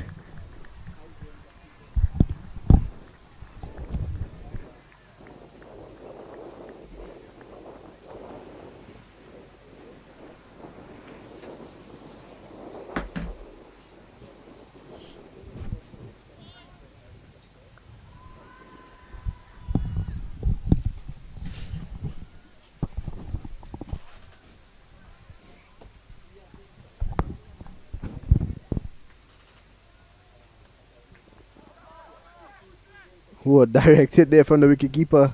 Might have been the end of Kappa. Good delivery from Horan though. He's bowling well in the death.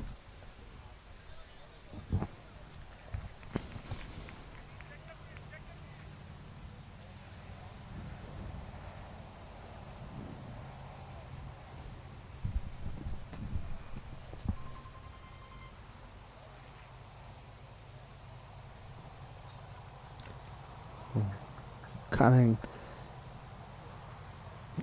into his thigh pad there after the inside edge. Or single to Kappa. He's off the mark.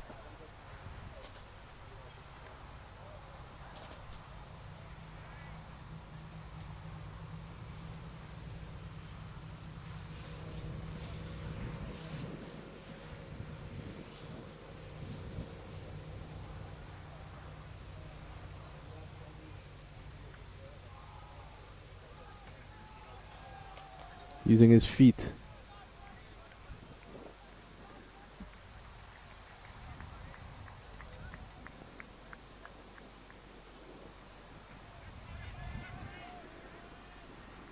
Well, final delivery of the innings coming up.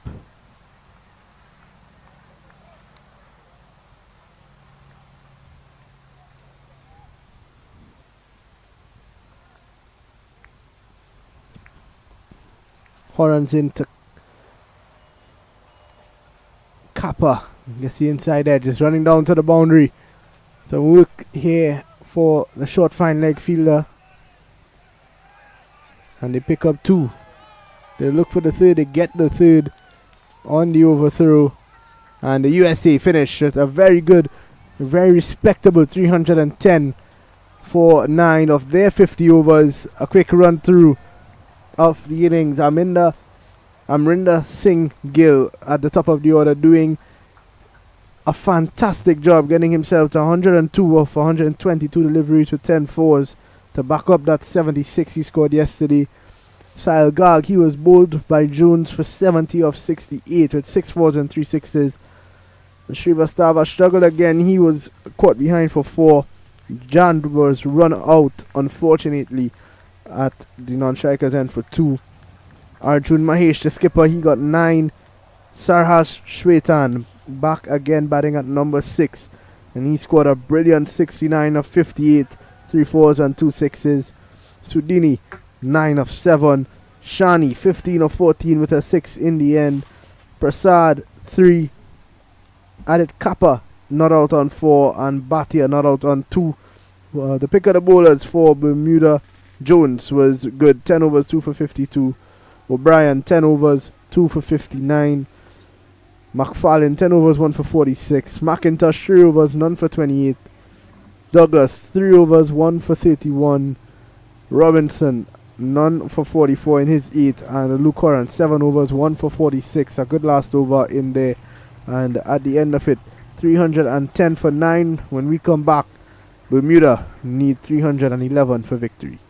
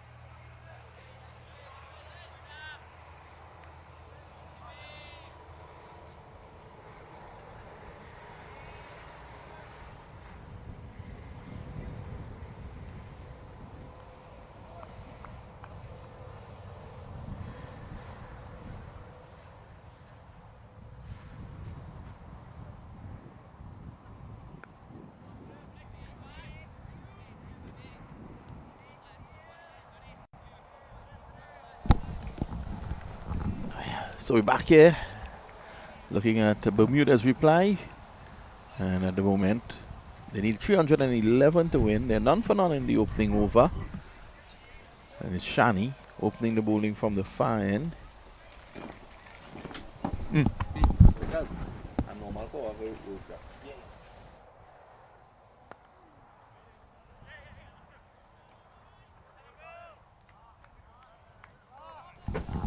United States making 310 on the back of a century from Gill, half century from Garg, and also Shwetan.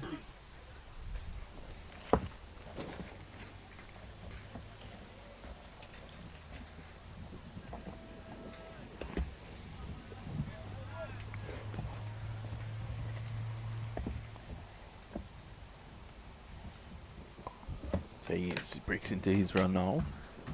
Oh, well, again, Shani is bringing it back into the right-hander. O'Brien.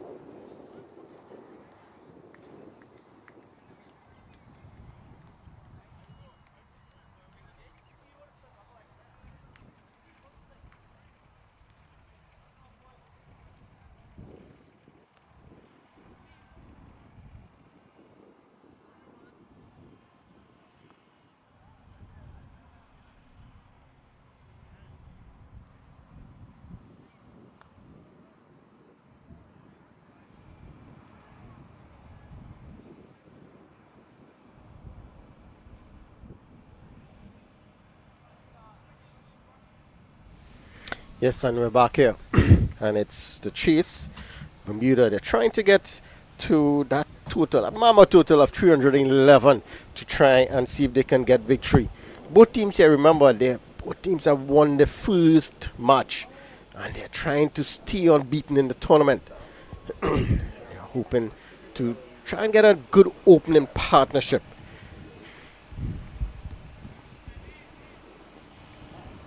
From O'Brien.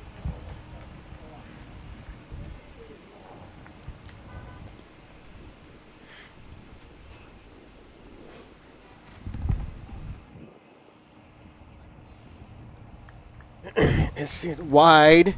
It beats the keeper, beats the first slip. It goes close to the boundary. That's good work there by that fielder and holding that one back in.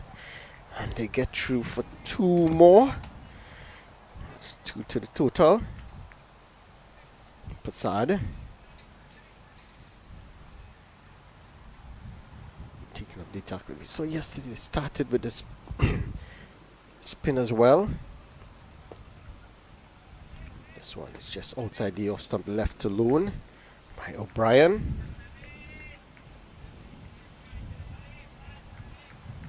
So just needs to keep things tight here. There's no need to try too much. That's a good delivery again on that off stump line. Well played by O'Brien in the end.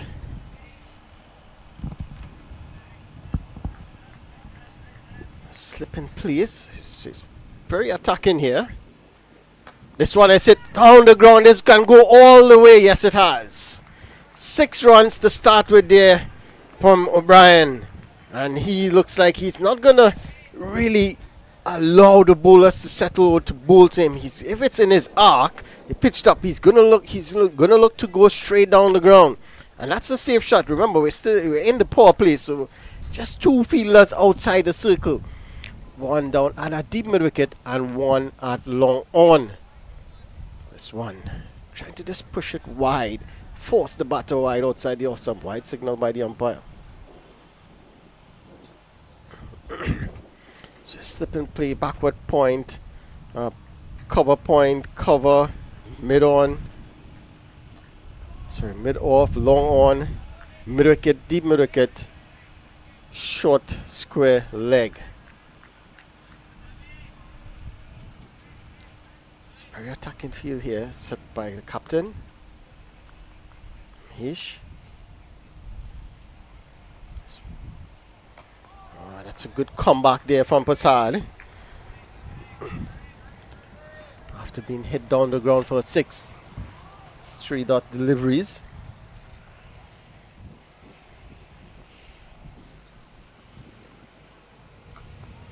And Brian is well forward to that delivery, pitch stop delivery. And it's another dot ball. So 11 runs coming off the over thus far. Score is 13 without loss. It's hard to finish up. Oh, that's a good delivery again. A bit closer. Not enticing O'Brien there. And at the end of over number 2, Bermuda. They are 13 without loss. Remember, they pursued. They are chasing down a mama total of 311 for victory. Not a bad start yet. They need to get a good platform in which to allow that middle order and lower order to really get themselves in and chase down this total. So you need both batters here to just give them that platform that they need. Also, they want to take advantage of this power play. It's 10 overs power play. Just 2 fielders outside the circle.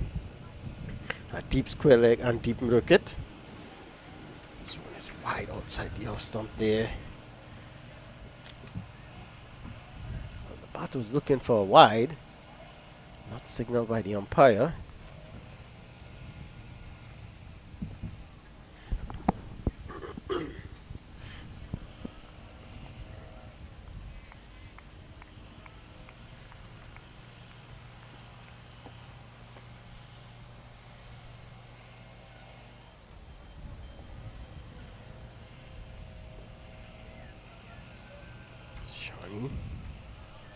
This time wide signal. So not getting it right to start with here. Bowled a very good first over, but just lacking that control we saw. So a couple too wide to start with.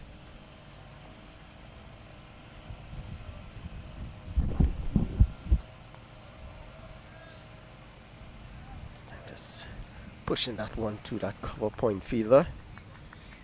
No run.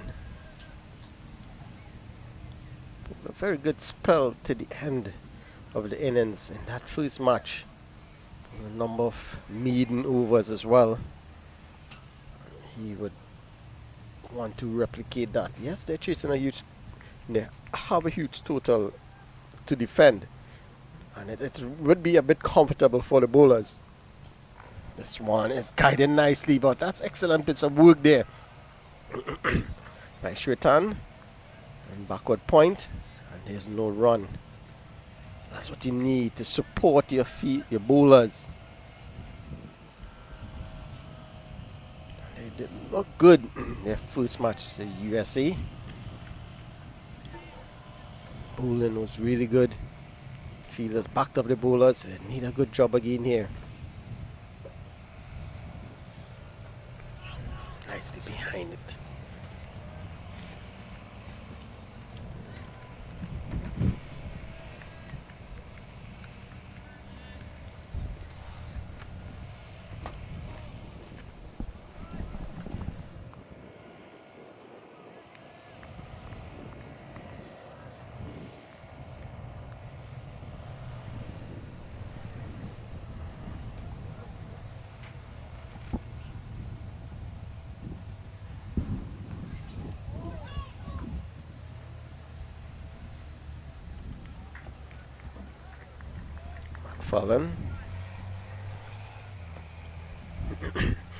Fallon just getting a bit of, just chasing that one wide delivery, just passing that second slip fielder.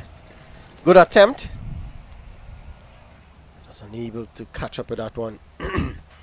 And you could see O'Brien just having a little chat with Mark Fallon, just letting him know that there's no need to really chase those wide deliveries. Again, this one is placed nicely between a point and backward point, and they're going to get through for an easy single in the end. Good work again in the field. That will end the over at the end of 3 overs, 15 without loss.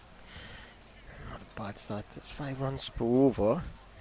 The required run, it's not that difficult. It's very manageable. 6.3 runs per over. But they need to take advantage of this power play. Try to find the gaps.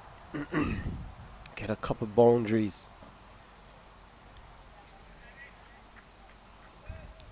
Give credit to the bowlers. Have really used the new ball wisely so far. It's going to be Prasad to continue. Again, bang on target. It's McFarlane just pushing forward. It's that full delivery.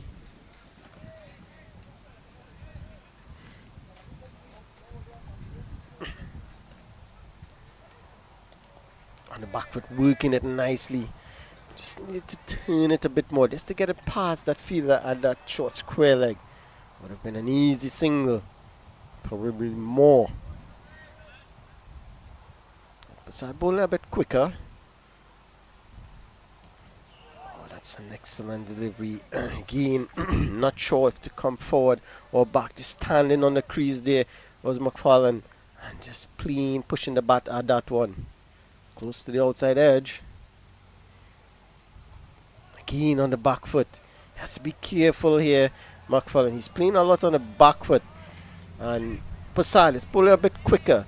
It's not too short for him to just get back on the back foot and look to pull a cut.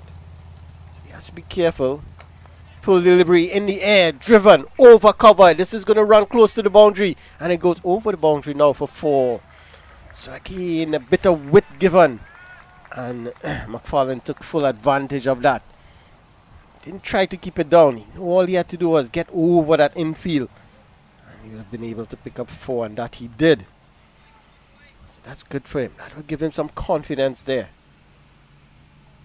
Prasad, what can he do? Oh, that's good delivery. Pitched up, and McFarlane is well forward. Ends the over. Just 4 runs coming off it. That's not bad. They're still in and around that 4 to 5 runs per over. Just need to stay in it for a bit. After 4 overs, 19 without loss, Bermuda. Have some big hitters to come. And they want to give those players a platform so that they could come and just launch into this attack.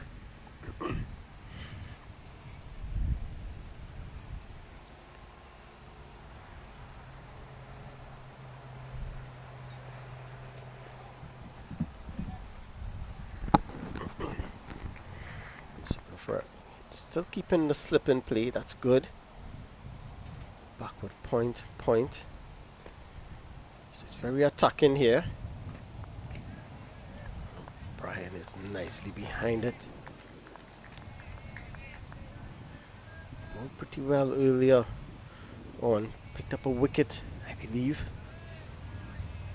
Now he has the opportunity with the bat.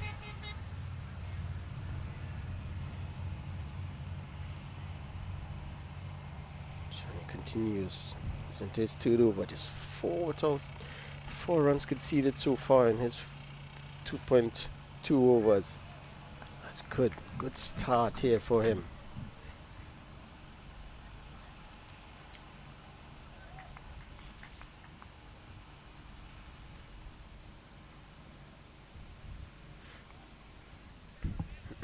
Just out of your screen. Copper was giving some advice to O'Brien in terms of what's happening with the ball.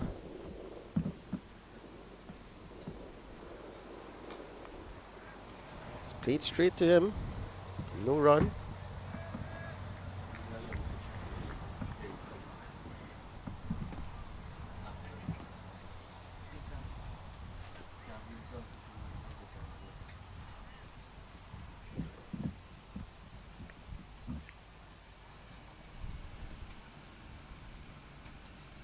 Over so far, 3 dot balls just to keep things tight. This one he launches into this one. It goes high in the air. The fielder settles, takes a catch, and that's the first wicket to go. And Brian looked pretty settled, but this time pitched up delivery, but it just seemed to move away from him a bit. Got the outside edge, outside half of the bat, went high in the air. The fielder from cover settled under it, took an easy catch in the end. And Shani picks up his first. USC picking up their first wicket. Bermuda now. They're in some trouble. 19 for 1. Into the 5th over.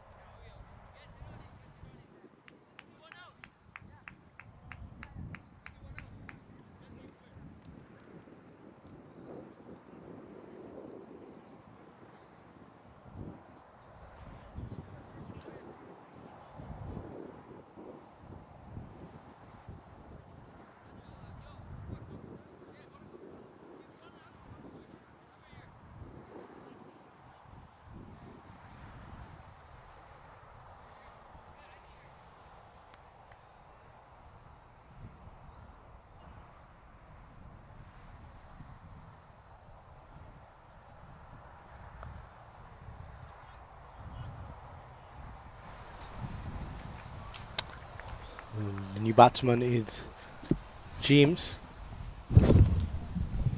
Xavier James.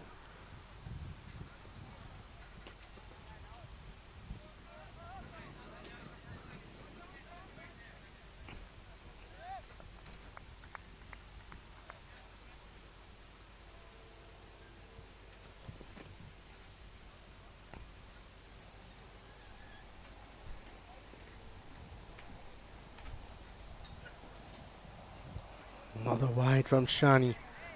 That's been the issue with him today. Once he's put it on a good spot, he's been pretty good. And sometimes he would just spray it wide.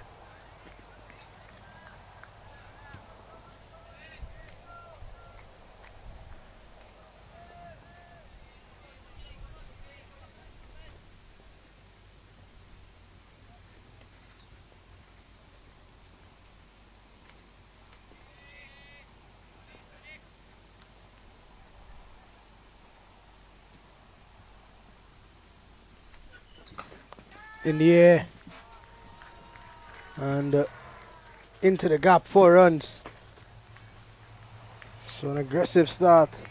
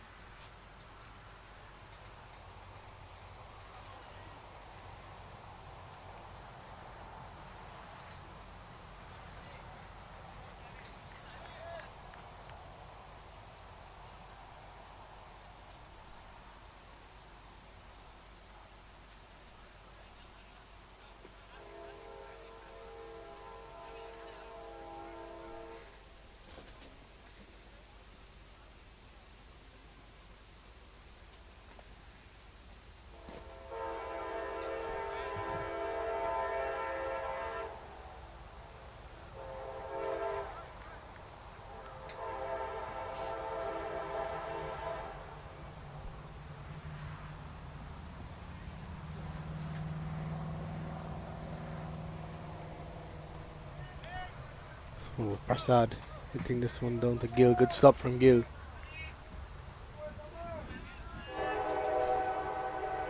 The new batsman's actually Keegan Jones. It looked like Keegan Jones.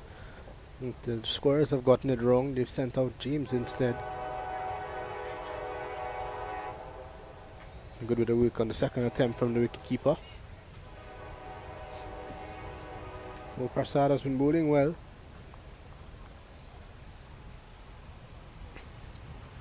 Down the track and the inside part of the bat from McFarlane.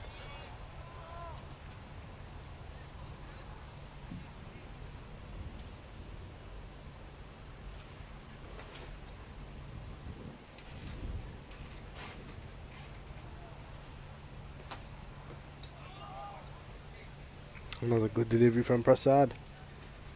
So he's off to a really good start. Couple of boundaries in his spell so far. He's been hit for 2 sixes. Other than that, he has been pretty good.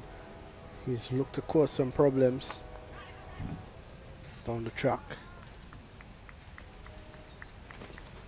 for a single.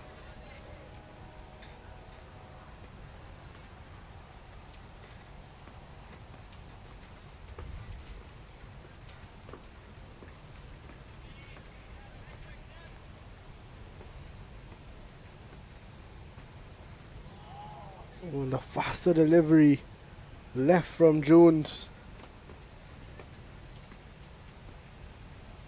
At the end of 6, it's 25 for 1. 3 overs for Prasad. None for 16, just 1 run. Probably his best over of the day.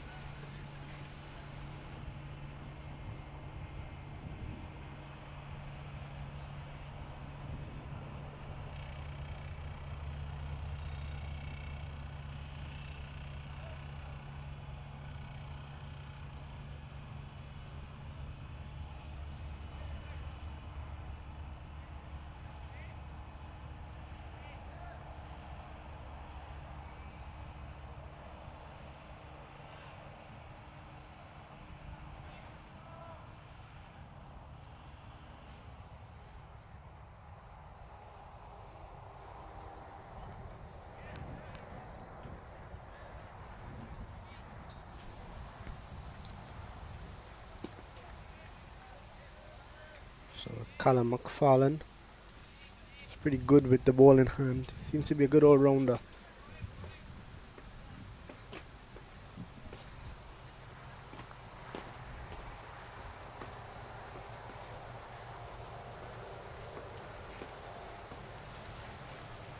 We look back to what they were able to achieve yesterday. Good delivery, just peeling off the outside edge. Victory by 237 runs yesterday. Jones himself, who's out there now, got 73.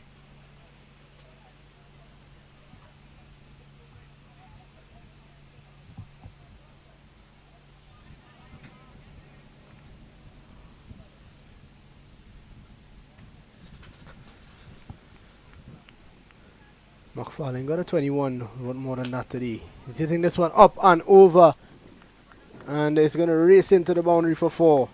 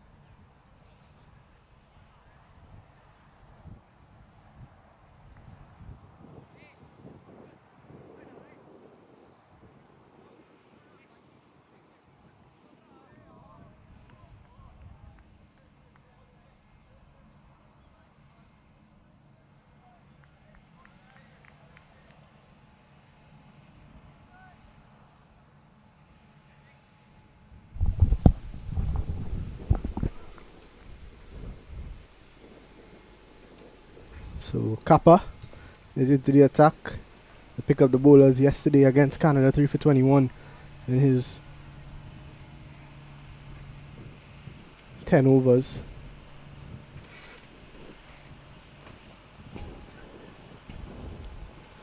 And Jones now using the proper shot that he should have played. Trying to go big and straight down the ground.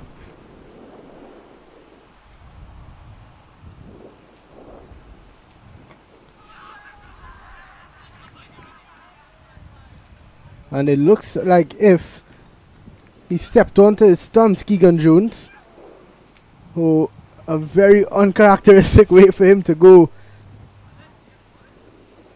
He stepped onto his stumps and he has to go hit wicket of Kappa. So that's the second wicket down. And Bermuda now 31 for 2.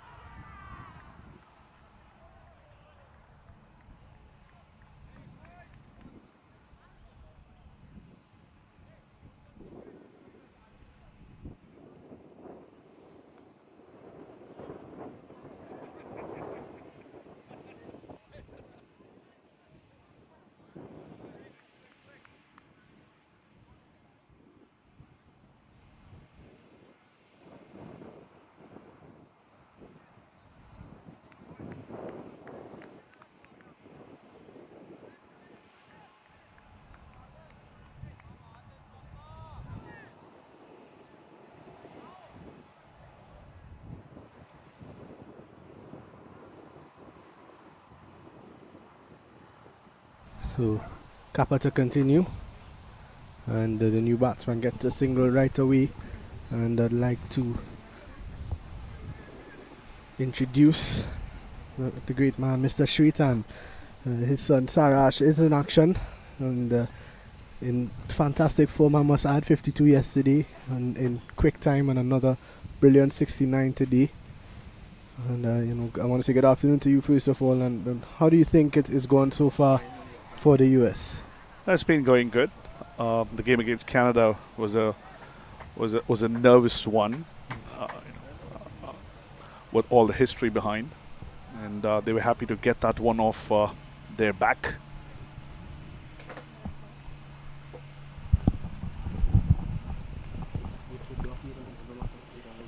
And they came in as favorites against Bermuda. They've done really well in the first half, scoring 310. That's a strong total. Yeah, most definitely. And two batsmen have really shown their class in this competition so far. And one is Gill at the top of the order, 76 yesterday. A much different role yesterday than today. I think on our wicket that was slow, where they lost a couple early wickets. He came in and he had to rebuild the innings and stick around, spend time, and a lot quicker today in the way that he approaches innings, and got himself 100. Yeah, he'd have had his nerves playing against Canada, first game of the tournament. Not enough insight into how the pitch was going to behave. They lost the toss yesterday. Never too sure of what's a good total on a surface like this, batting first. Strong opposition as well. So I think he took his time, but contributed. The important thing was he stayed long enough to put those runs on the board, and flurry of boundaries towards the end got them to a good total yesterday. Today, slightly different game. They've played on the surface, played on this ground, and mentally they are ahead even before they arrived against this team. Not to say that Bermuda is any less. They were absolutely brilliant with their bowling and fielding performances as well. So the new bowler is Bhatia, coming into the team. Did not play yesterday. First look at him in this competition, this U19 World Cup qualifiers, and it's good to see a bit of leg spin as well. He is pretty good. Yeah, absolutely. He did a lot of good for himself and Team USA in the Rising Stars competition in St. Kitts a couple of weeks ago. The only wrist spinner in the squad. And I was speaking to Vinod earlier on about how much cricket this team has played together, and I think it's only a good thing. There's no bad that can come out of that. You got a lot of gelling going on. You've got guys getting cricket under their belt, most importantly. Good delivery again. And, it's a team that when you're going into what could be a potential World Cup campaign, you want to have players who have played a lot of cricket together. And I think USA Cricket has done a fantastic job of getting this squad selected early and, having them in close cahoots with each other, playing a lot of cricket together. And the only thing is, you have to manage the squad well in terms of injuries. I think you guys would have just played 8 games over in St. Kitts. Unfortunately lost the final to Barbados after an unbeaten run in the group stage. And then, they come back here now and they're right back into tournament-style cricket. Yeah, many people compared their performance to that of India in the World Cup a couple of years ago in the 50-over format. But yeah, you hit the nail on the head when you said USA had started preparations really ahead of time this time. They played this wonderful competition in South Africa, different conditions completely, but they came successful with the cup in hand. And then the next big move was to have them introduced into the Rising Stars competition and organized by Cricket West Indies. They took a lot of teams by surprise. I was personally there watching the games and the reactions, and it was brilliant to watch. This team, most of these players have known each other from 8-9 years of age. They've played with and against in many tournaments over the years, but now coming together to play and represent the country, and they're getting as many games as they possibly can before the qualifiers, and now possibly leading into the World Cup. Oh, here's Kappa. And you spoke about catching a lot of teams by surprise in the regional competition in the Caribbean, and I think even myself, I've been pretty close to this US under-19 situation in terms of the trials. I've seen a lot of this cricket, and I would have also played at the under-19 level for Trinidad and Tobago, so I know the standard and the heights of the competition, and with delivery from Kappa. And that standard of cricket in the Caribbean is quite high. There's a lot of good cricketers. So to see the way that the US went and not only competed but dominated in the group stage especially, it really was a good sight, and I think you could only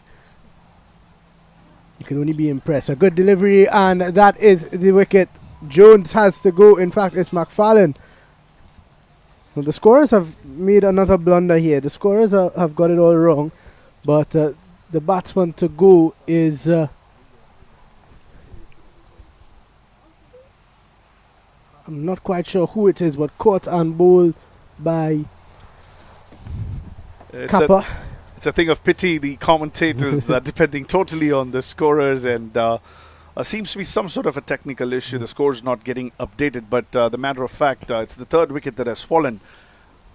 Just back to your point on USA Cricket, they started the pathway cricket in 2022, and the under 15 nationals, under 19, 17 nationals in 2023, 19 nationals. They've all given these young cricketers a lot of confidence in terms of what to look forward to. Under 19 World Cup was always happening, but they know that there is a process to it, and then if you put the performances, you have the opportunity to grow into the system.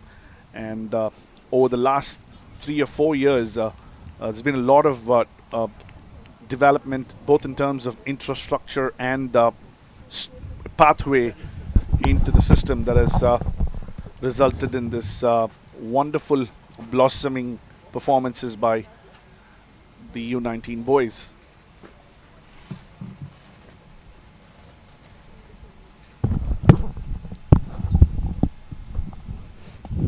And you hit the nail on the head there when you speak about process.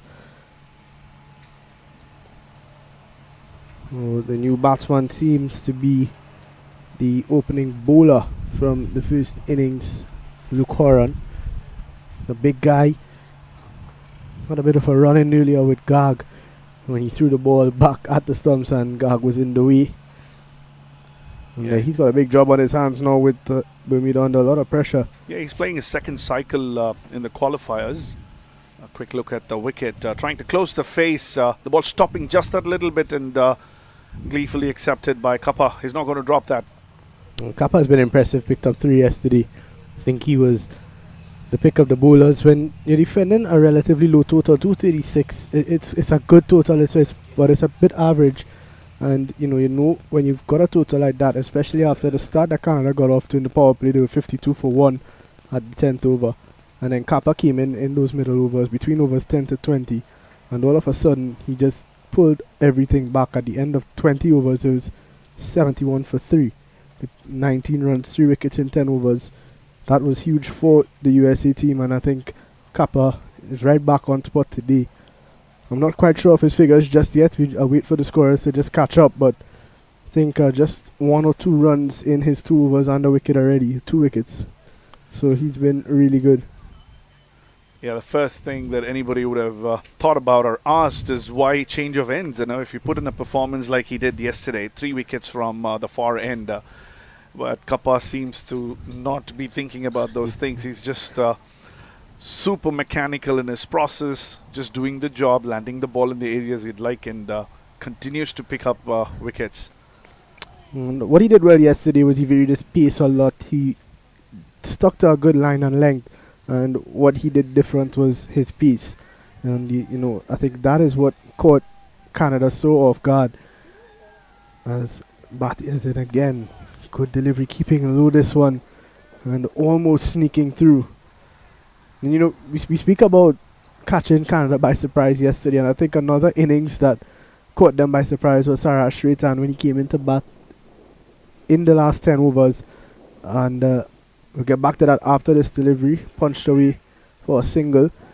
And I've seen Saraj play a lot of cricket here and in Trinidad and Tobago, so there's no question about the talent, but he came in, his first 2 balls was spoken about a lot, 2 reverse sweeps, but you could have seen the focus in his mind that he was coming out with a plan, and that was to be inventive on a slow wicket and try to make something happen. And what an innings it was. Yeah, I think that's the outcome of the backing from the support team behind the system, which has come leaps and bounds in the last couple of years in USA cricket. They have started preparing people for their roles, and they are backing them. The license to go and do what they think is the right thing to do from a team perspective, and the players are just trying to grab those opportunities and fit into the roles that are defined for them. Sometimes it goes your eyes. I heard him speak as well. He had nothing to lose, 10 overs to go. They had to put a big total on the board. He just backed himself and it came out good. So good for Team USA and himself. And he's a player that has done so many different roles throughout his young career so far. He's opened the bat and he bats in the middle overs, sometimes at number 3 and 4. He's batting at number 6 now. Usually has the gloves, doesn't have the gloves. So he's such a team player, and he's willing to do whatever role. And it's so important what you spoke about, that backing and having that full confidence from your backroom staff about what you want to do, or just being okay with what you decide to do out there. It's such an important thing. And he was against Canada, a top team, probably the biggest rivals of the US, in a World Cup qualifying game, and he came out and played 2 reverse sweeps first 2 balls. It doesn't just show the confidence that he has in himself, but you're right, it shows the confidence that the backroom staff has in him. And he just went out there and really played a good innings. And then you saw today the way he came in with a lot more overs. He had 19 overs to bat when he came in, and he paced his innings so well. He didn't hit any boundaries until around the 45th over, and then he got into a flurry towards the end of the innings. Yeah, that's good adaptability, and same is the case with many other players in this team. You know, there are many batters who are strong performers in different positions. You know, but they are adapting. The cap that you wear for the country, as Horan cuts one on the back foot. The first time I see them taking 2 runs of Cupper. So many players, you know, they're strong cricketers. They've performed their roles for their respective regions over the years. But now when you get that country's cap and the coaches are trying to fit you into a certain role, they are absolutely flexible and adaptable, because it's a thing of pride to wear the country's cap. And these guys, everybody, you know, I can think of at least 3 or 4 players. Sabrish Prasad came in as a top performer from the West Conference last year with the bat, and he's now donning the hat of a spinner. Just the team combinations went that way, and he's happy to do that. He'll be delighted to go in and perform in any role. Same thing with Adnan Jam. He's typically an opening batter for his side. Gets the opportunity to play at number 4 in these tournaments, and also bowl a whole lot. And he's done wonderfully well in both the tournaments. Yesterday and in the Rising Stars. Yeah, and then, you know, there's another guy, Utkarsh Shrivastava. He's not gotten off in this competition just yet, but, you know, he's one of the only players, I think he's the only player on the under 19 team at the moment to play for the senior team already, and scored a half century on debut for the US. So, you know, he batted at number 6 in that game, or I think number 7 maybe, and he's come into this squad, he's batting at number 3. He's not gotten off just yet, but he is definitely one for the future as well. Absolutely, he's a thing of present. In fact, you know, I wouldn't even say future. He's a superstar in the youth circuit. Everybody, I saw a few young kids yesterday collecting his autographs, and that's a great feeling for people like us, his parents, everybody who's seen him, you know, come off age. He's a class player. Even in the Rising Stars, he was the second highest run scorer. I thought yesterday's decision was a little rough, possibly missing the stumps. I don't want to be too critical of that. Class is permanent, as they always say. He's a very, very classy player. He's going to come off good. Yeah, I think in that first game against Canada yesterday, he got a bit of a 50-50 that just didn't go his way. And today just played one probably a bit too early in his innings, and you know, just pushed his bat at a wide ball. But he's a player that likes to feel bat on ball as well. He's an aggressive player. He's always in something. He's contributing in some way or the other. He got 3 wickets yesterday. He hasn't come on to bowl yet. I'm sure he'll have his turn, and he will want to, you know, grab as many wickets as possible. I'm sure he will. And another thing is, it's probably not mentioned enough, is that he's an excellent fielder as well. As McFarlane comes down the track and has smacked this one over mid-wicket. So they're starting to get used to Bhatia now. He was getting into a good spell, but he has been bowling a bit fuller. And McFarlane taking the risk to come down the track. Made up his mind very early, was premeditated, and was able to hit this one over mid-wicket. A couple of bounces into the boundary for 4. Absolutely. Nice to see that they're trying to be more positive, not to get bogged down by the 3 wickets, especially McFarlane. The moment he saw flight, he came down, and that makes Bhatia fire one through to the batter. Nicely defended that one. Didn't try to go too hard on that.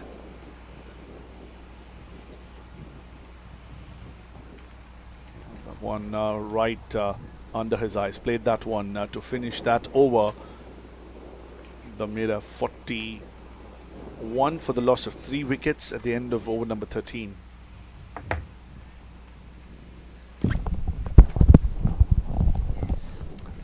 So it's all going the USA's way at the moment. To McFarlane, 21 yesterday. And Bermuda had a wonderful performance yesterday. 318 they scored in their 50 overs and bowled out Argentina for just 81, I believe it was. Argentina today coming in and not really having a great time. They were all out for 23 in their 19 overs, and Canada won the game in 5 balls. So going into the back end of this tournament, there is some rain around in terms of the weather forecast that we've been checking. Net run rate becomes important. I think strategically teams have to be on top of their games. If somebody wins the toss and bats first, scores 500 and then it rains, if the game is called off, they're going to lose a point, especially when they're playing against some of these other countries who you are tipped to win, 9 out of 10 or maybe 10 out of 10 times. So it's very important that they are strategically accurate in terms of knowing the weather forecast and deciding what to do if they win the toss. It's easily said that you bat first, put a lot of runs on the board and defend to get a much better run rate than bowling the opposition out like Canada did today. If you see the run rate, despite winning in just 5 balls, chasing the target down, their net run rate has not gone a whole lot upwards. They are just at 1.28. And mathematically, if you bat first, score a lot of runs and bowl the opposition out for lesser, your net run rate kind of goes up. That's what we've seen. Yeah, you're right about that. The US obviously winning by 65 runs yesterday, which is a big victory. And today getting a score of upwards of 300. They want to get this team out quickly though. As not only in terms of net run rate, I think you want to bowl them out quickly just because it's a jam-packed tournament. Everything is to be played in about a week or so. In 7 days you've got to play 5 or 6 games, so you want to try to get as much rest as possible, and when it's in your control, you can try to get a team out early and save yourself that, let's say, 15-20 overs in the field in the end. I think physically and mentally these kids are trained to do that, thanks to the structure and the formats that these guys play in USA. Typically these youngsters just play back-to-back 4 or 5 days in any long weekends, so they're used to this sort of a setup. And here they play 2 games and then they get a day's rest. Yeah. And you have a 15-member squad, a 14-member squad rather, to rotate and fit those people, give some rest to some of these players, as Arjun Mai is kind of pointing towards a review or something like that. It's the end of 14 overs. 43 for 3 is Bermuda. Horan batting on 5. McFarlane, the senior partner, looks to be a more stronger batter at this point. Yeah, he missed out yesterday, and you look at the way that he's approached his innings. He's very organized, doesn't really take those unnecessary risks early up in the innings, especially with 3 wickets down. And it's going to be Prasad back into the attack. Got a bit of tap in his first 2 overs, and then he came back well in his third. So he's going to get a switch of ends now, both with a new ball. And you spoke about him being predominantly a batsman and coming into the US team and having to fit the role as not only just a spinner, but a spinner bowling a new ball as well.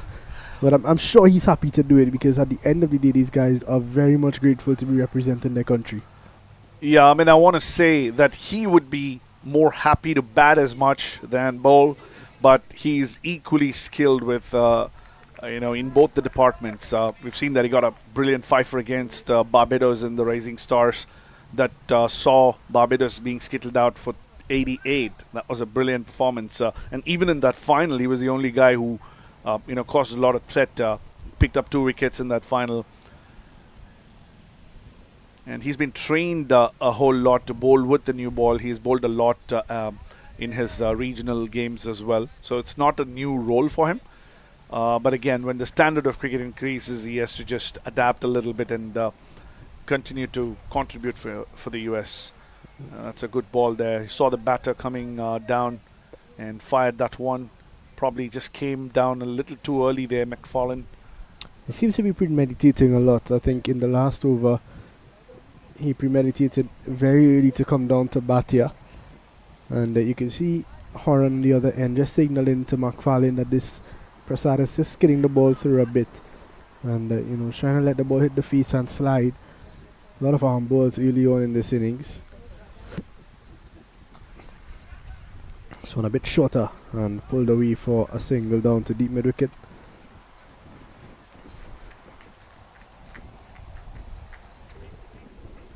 Yeah, starting this spell really well. Just 2 runs of the first ball and then 3 back-to-back dot balls. They are way behind in terms of required run rate, but at this point, having lost 3 wickets, they would want to first consolidate and An appeal, and umpire the ball says he's gone. So Luke Horan stepping out of his crease just a bit. He was dragged forward from Prasad, and that back foot just sliding out, and brilliant work from the wicket keeper Mahesh. And let's have a look at it. Just a shuffle down, and that back foot sliding out just that little bit. Didn't get back in time, and from the moment that he hit the stumps, he knew that was out. Good work from wicketkeeper Mahesh, and that is the 4th wicket down for Bermuda. 15 down now, 46 for 4. just as we were talking about consolidation, Horan just dragging that foot slightly outside of the crease. Arjun Mahesh, lightning quick, flicks those bails off, and it's a very depressed Horan taking a long walk back to the dugout. Well, that's going to bring Robinson to the middle. Robinson picked up a fifer against Argentina just yesterday, and now he's got the job to do with bat in hand. Scored a 26 yesterday, but he'll need a lot more than that if they are going to get anywhere near this 311 run target. And a change from the near end as well. Utkarsh Srivastava, he is going to replace Kappa, who is, I think they're just going to hold Kappa back for a bit and keep him for those latter overs. So Utkarsh is in 3 wickets yesterday, and the all-important wicket as well of Yuvraj Samra. They got Samra out early, and I think from that moment on, it was all Team USA. They were in the game. Here he is, first delivery, and starts well. Yeah, he bowled brilliantly against the left-hander. It was the big wicket going into the game. The other guy with international men's experience in this tournament, apart from Utkarsh himself. So I think Utkarsh got the better of his counterpart. And again, now he's coming in to bowl 2 right-handers. I don't think he'll be worried too much about it. Tons of experience and performances behind him. And he'll be ready to go. Just coming down the track, and the outfield not assisting in securing a boundary there for McFarlane. Prasad comes around and keeps it down to just 1 run. And Utkarsh will be glad to see the batters coming down the track. There's enough movement or turn off the pitch. And we just saw a stumping come by, so he'll be glad to see that the batters are trying to go after him. That's what every spinner would want. Go after me. So the new batsman is in, and this is good captaincy from Mahesh. He's brought up his short fielders even shorter. They're right up in the face of Robinson, and they are going to try to intimidate him a bit and put him under some early pressure. So it's really good. I've been impressed with Mahesh as a captain. He's always thinking the game, and you can see now another change. He's bringing an extra fielder. He's taken off the cover, and he's brought an extra fielder into the onside. So he's got now 5 fielders on the onside. Yeah, it's courtesy the turn that Utkarsh was able to extract out of the surface. You saw that one turn sharply. The previous one, Mahesh, very watchful of what's happening and reacting to it, getting another fielder on that onside. You spoke about how much experience that Utkarsh has, and it's so funny to say that he's an under 19 player. He's just 18 or 19 years old, and we're talking about how much experience he has already. He's played a lot of cricket. I would have played some cricket against him in a couple of local tournaments up here, such as Atlanta Open and things like that. So he's always been a player to look out for. He's always been on the radar of the US senior team. Yeah. And I think he's really proven himself at this level as well. Yeah, I mean, having watched him from the age of 8 to 9, I can confidently say that he's one of those eye-catching players. Whatever he does, sometimes he scores massively and everybody looks at him, and even otherwise when he's not scoring, he's doing something or the other. His body language, the positivity that he brings, and that's another one. McFarlane again. We spoke about how early he was coming down the track. It's all premeditated. And I think Prasad at the end always was going to get the better of him with that flight. He threw that one way up in the air, asked him to come down the track. And it was very easy for Mahesh to knock the bails off. I saw him appeal when the batsman was halfway down the track. Just a force of habit, maybe. That tells you about habits, You're trained to flick the bails off and go with the appeal. And I think there's a little bit of a law in cricket which says the umpires may not have to give you out if you don't appeal. I've seen that in some club games where the bowler thinks that he's out and that nobody appeals, and then the umpire does not give you a decision. I think it's a part of the law, but great bowling from Prasad, flighting it right up there, seeing from the previous overs, McFarlane trying to come down, as you said, coming way too early. And there's enough turn to beat the inside edge of the batter. Bounced a little bit as well there. Good grab from Mahesh, and then Arjun Mahesh, and he flicked it in time to get that 5th wicket down for Bermuda. Just 47 on the board as well, so they're under a bit of pressure here.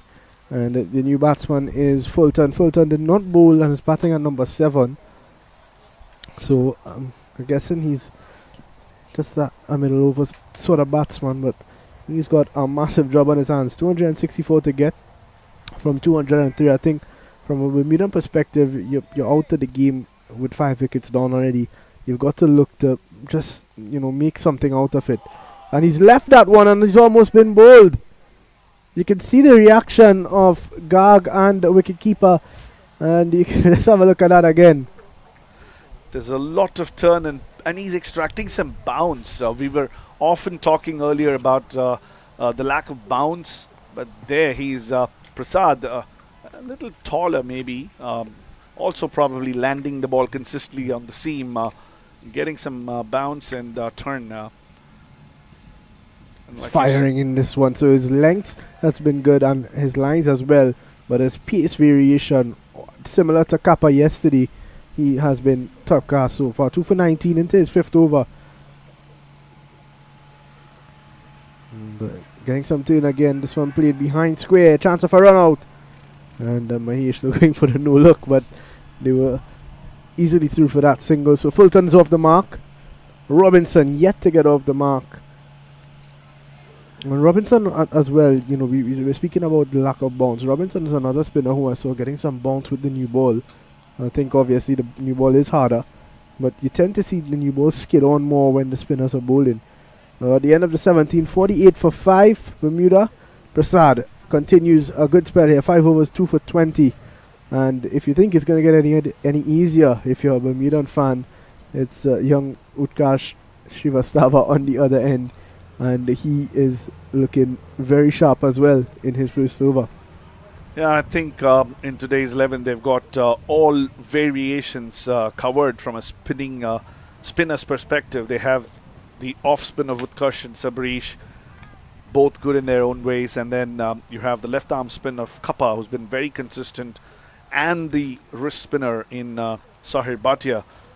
And 5 wickets down is a reflection of that. It's not going to be easy. It's a huge mountain to climb with half the side back in the dugout for Bermuda. But at this stage, I do believe that the batters would be thinking about getting some runs for themselves, facing the next 15-20 overs without losing another wicket, and then see where they are and then replan. Utkarsh comes in, flighted delivery there. Nicely forward on that occasion. We saw the batters hanging on the back foot or coming down the track. And this occasion, Fulton just stretching. He's a tall guy. He was able to stretch comfortably and defend that one back to the bowler. This one missing the angle slightly. Tried to fire that one. Just going down. Arjun Mahesh is on the floor. He's been hitting a place that you don't want to normally be hitting. The teammates seeing the funny side of it. He himself is having a laugh.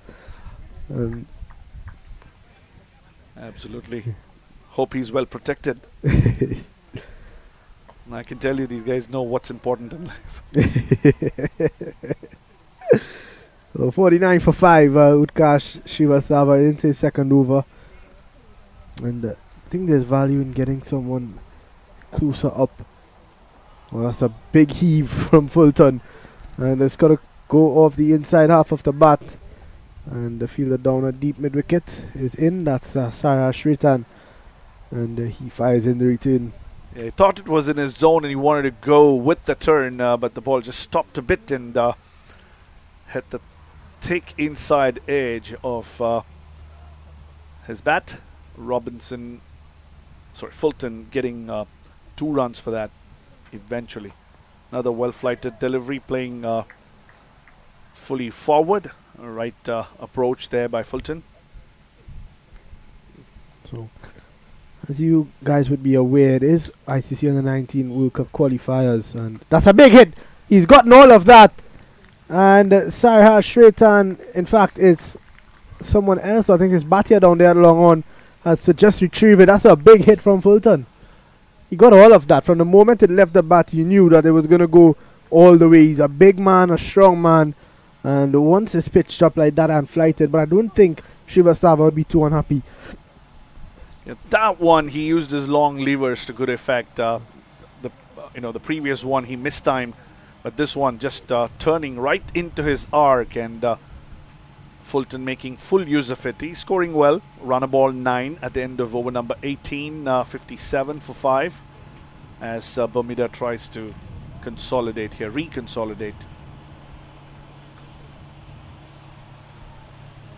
So it should be Prasad to continue.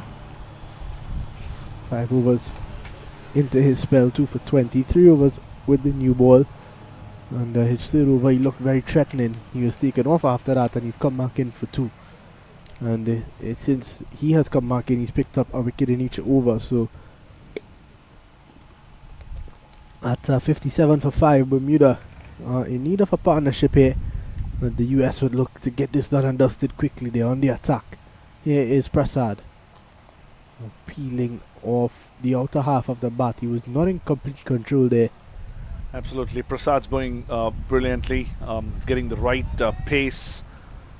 He's getting turned off the pitch. He's landing the ball on the seam most often. Getting some extra bounce every now and then. Oh, good delivery again. Robinson was forward and then quickly back onto his back foot. He must be very confident now after having picked up 2 wickets, Prasad. Good delivery again. This one rushing on to Robinson, a bit coming off the inside half of the bat.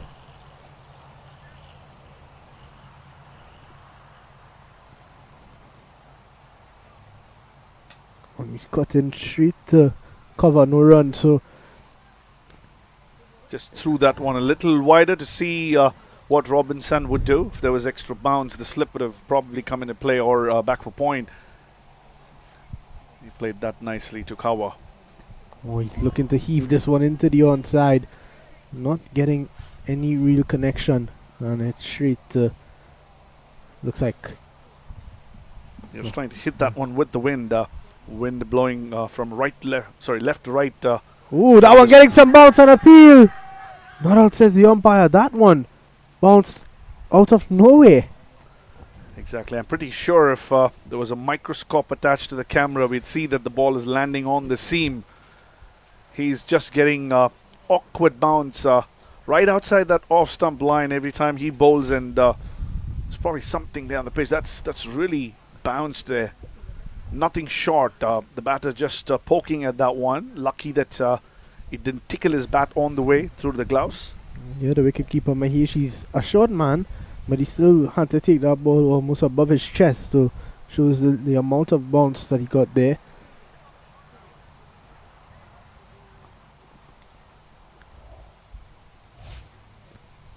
How effective is it? We see it, take a look at that again. It was just over the bat. But how effective do you think it is for these young players to play tournaments in different conditions? Yeah, another closer look at what happened there. Very, very close to that outside edge. Arjun Mahesh going immediately after he collected that ball. Prasad there, just a little late, possibly not sure. He just had to go in support of his skipper who's appealing for that. So Kappa is in to replace Utkarsh Srivastava. And Kappa 4 overs, 2 for 6. Brilliant return so far. Now, I was asking, how important do you think it is for these young players to be playing in different conditions going into a tournament of a magnitude like the World Cup? I mean, you know, as Saraj Shwetan himself, he has played cricket all over. He's been to Australia. He's played a lot of club cricket in Trinidad and Tobago as well. How important do you think that is for a player's development going into a tournament like a World Cup? No, it's massive. You know, you get the confidence playing, different conditions. Many of these kids, they travel a lot. Shiv Shani himself, who's fielding that one in cover, plays in Trinidad. Himself, I've seen him play in a couple of seasons. Some of these kids go and play, gain a lot of exposure, and when they play against some strong players of the Caribbean, sometimes many of these young cricketers have played in tournaments in UK, Australia, and recently some tours to South Africa. Different conditions, they get a lot of experience, exposure, and then with those come the confidence, and eventually they just mix together and come out as good performances. So it's been great what some of these kids do by themselves, as well as as a part of being in the USA cricket system. Kappa's over the wicket to the right hand, and that's brilliant. He's trying to get that ball to turn right across. So the 20 overs done. It's 58 for 5. And you mentioned Shiv Shani playing in Trinidad and Tobago as well. I think it's he played with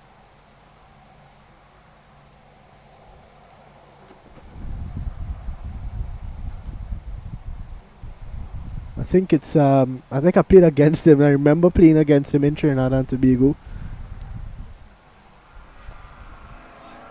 Yep, with exchange. He played. I actually played against him, and his dad was there. His dad was present at the game, and it was a really close game. It was probably the worst pitch I've ever played on in my life. And he opened the bowling. I think he batted at number 3 or number 4. I remember that game quite well, and I think we only got to about 100. And he batted really well. He didn't really have a great time with the ball, but he batted really well in that game. So 20 overs down now, 58 for 5. We'll take a short break and we'll be right back.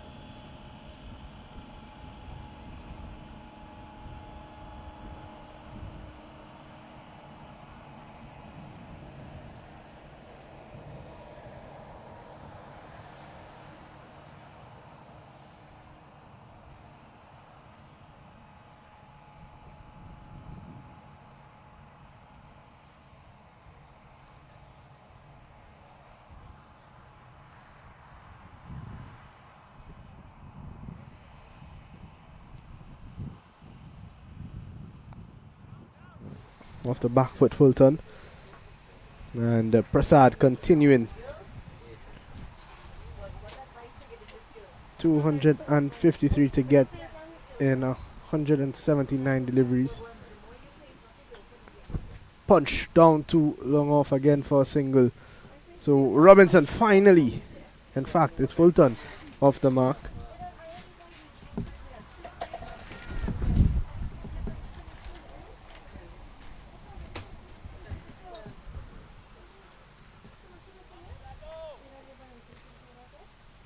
Here is Prasad again. Robinson looking to hit it into the offside and not connecting.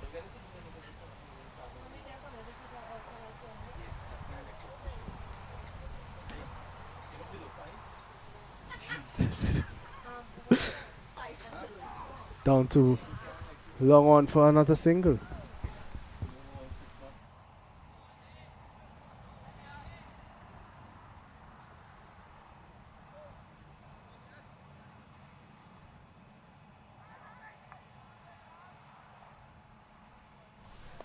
In the air, one bounce, and they get through for a single.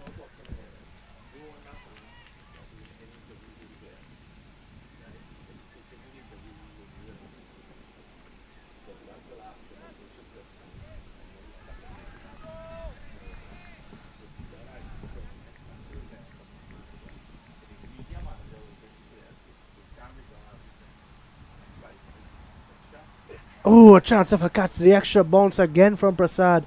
Almost working to the favor of the US. Get through for a single. 21 overs. Down at 62 for 5.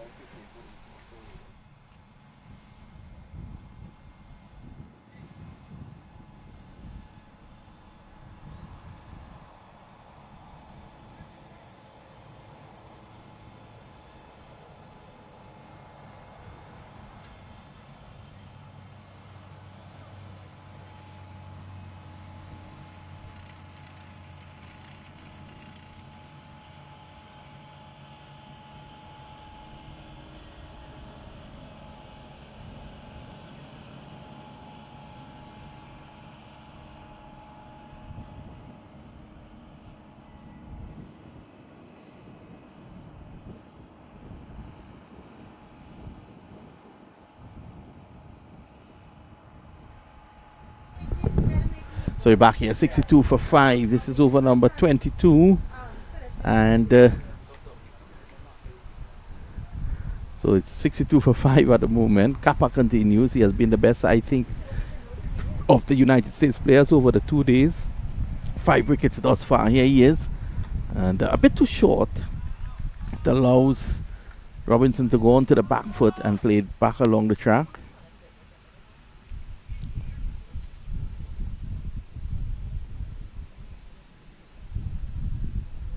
Here's Kappa again, tossing this one up. Robinson goes big time.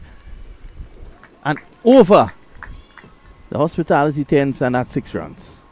So looking to overcompensate for his shorter deliveries. He ended up pitching up. And there was Robinson taking that one downtown.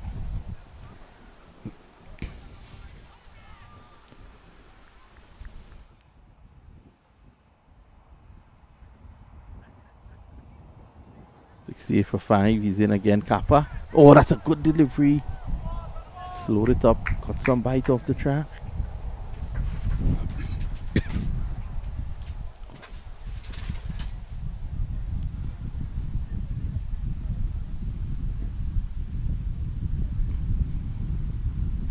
He's back and pulling again. This time it goes 2 bounces to Utkarsh. Kappa tossing it up. He's not afraid to toss it up. He's in a 6th over, 2 for 14.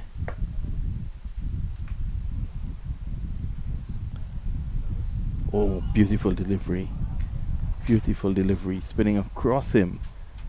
So it's 69 for the loss of 5. We've come to the end of over number 22. United States, they are large and in charge. It's still 242 runs to get of 168 balls. So Bermuda in danger of being bowled out here.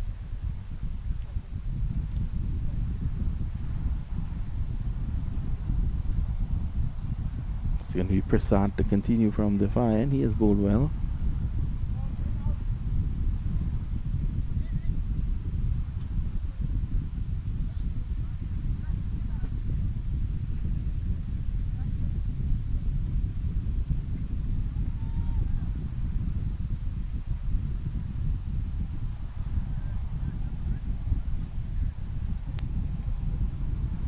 Beaten, quicker delivery.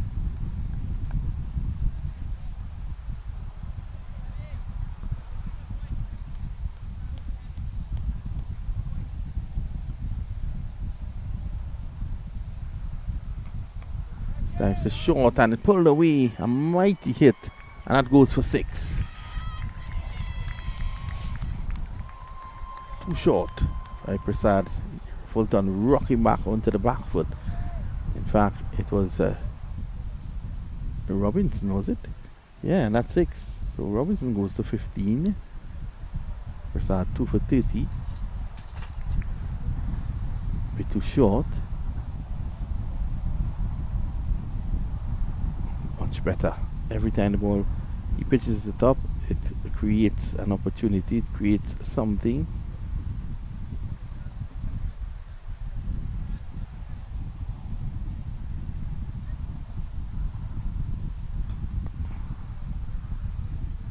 Can't do much with that, Robinson.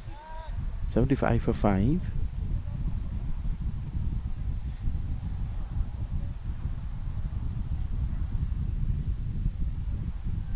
Oh, he's gone. Not out, says the umpire. We'll have a look at that again. Probably didn't leave his crease.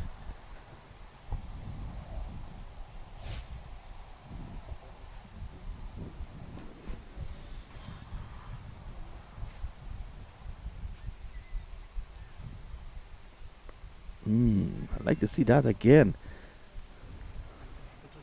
Seems as if his foot was in the air. Let's have a look. Foot is in the air at this point, and it came down just in time. 50-50. Normally the umpires, they go with the batsman.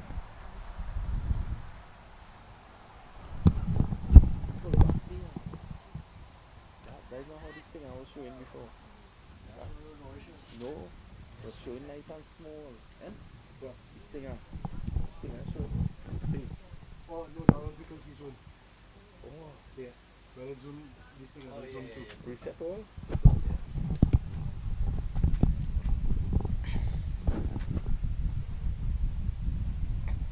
Nicely played back.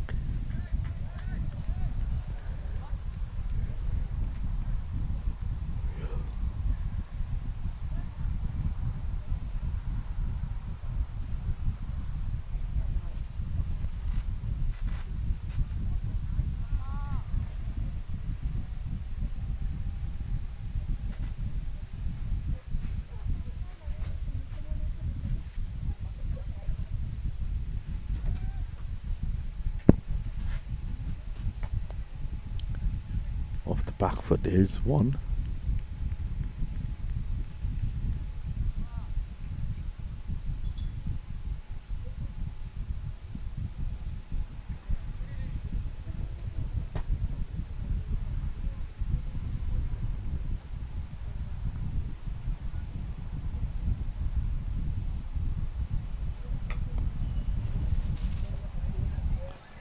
Dominic looking to get underneath that one. It kept a bit low.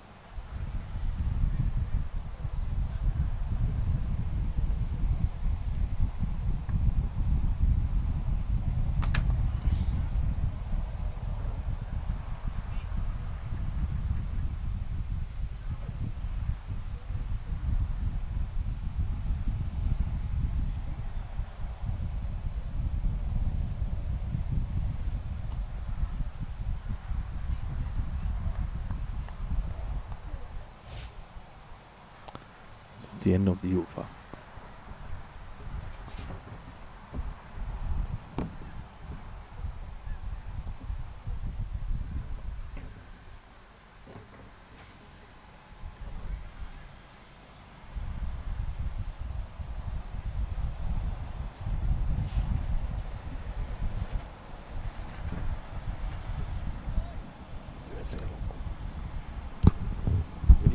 slow guy in seeing it.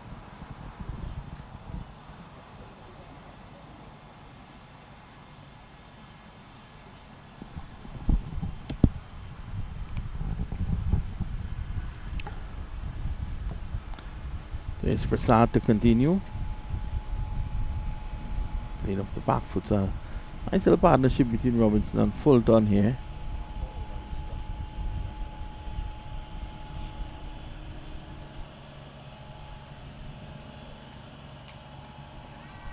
Short pulled away. Did that go for 6? 4. A bad delivery from Prasad. That's putting it down too short. And he was able to go for that full turn. 80 for 5. The best partnership of the innings so far.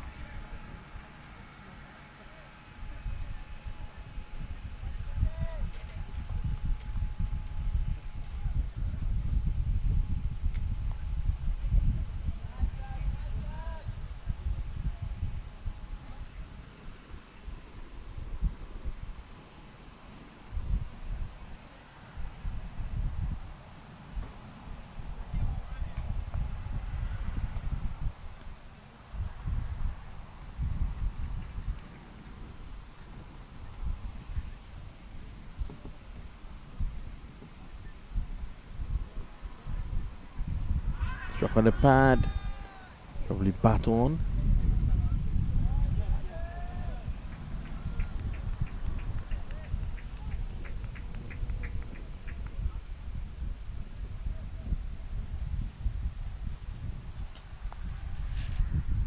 Crashed off the back foot. Sweeper comes in. There is a single. 81 now for 5.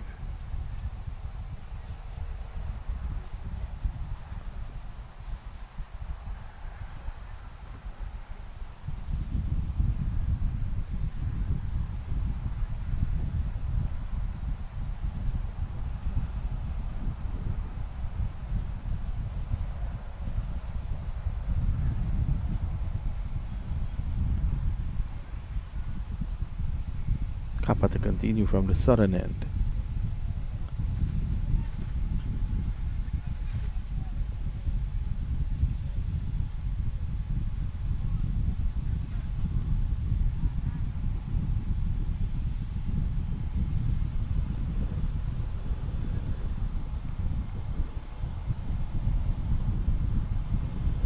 So the Bermuda boys, they're trying to get into the World Cup, on the 19 World Cup. Remember in 2007 in the West Indies, their national senior team made the World Cup.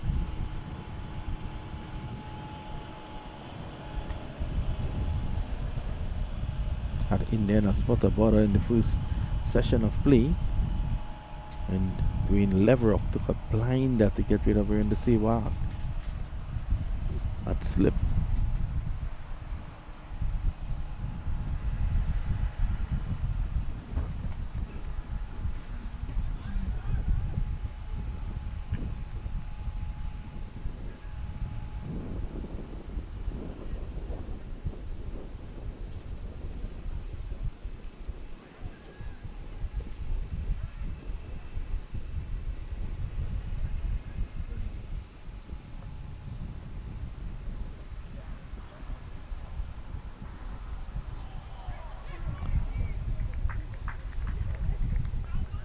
Ken the lock not with the United States there on that occasion.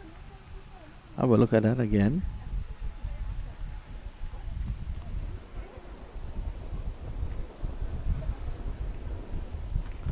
Kappa creating problems.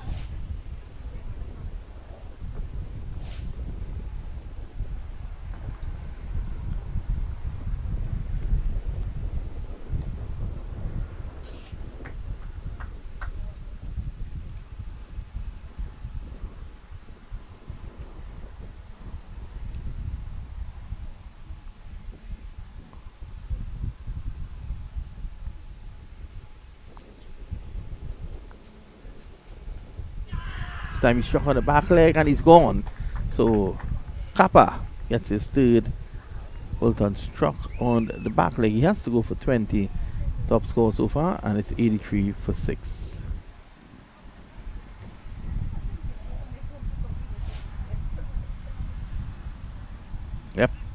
Look good. Good decision there by Candice Laborde. You might argue it might be a bit high, but this track is keeping low.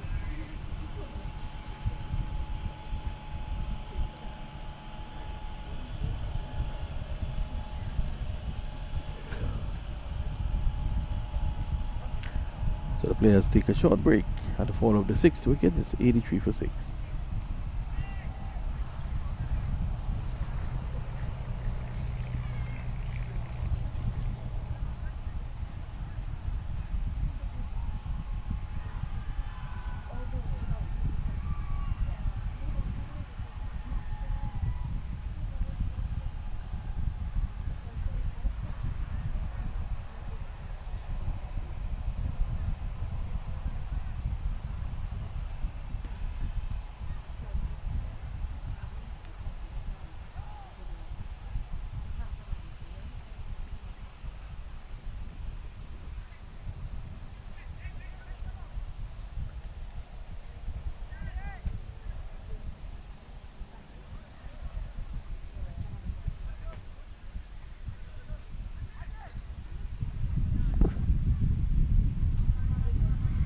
So it's a start of a new over. It's going to be Bhatia, the leg spinner. He's back. He's replaced Prasad. 83 for 6 at the moment. I'm going to wrap this up here in the United States, and they will now go to 4 points.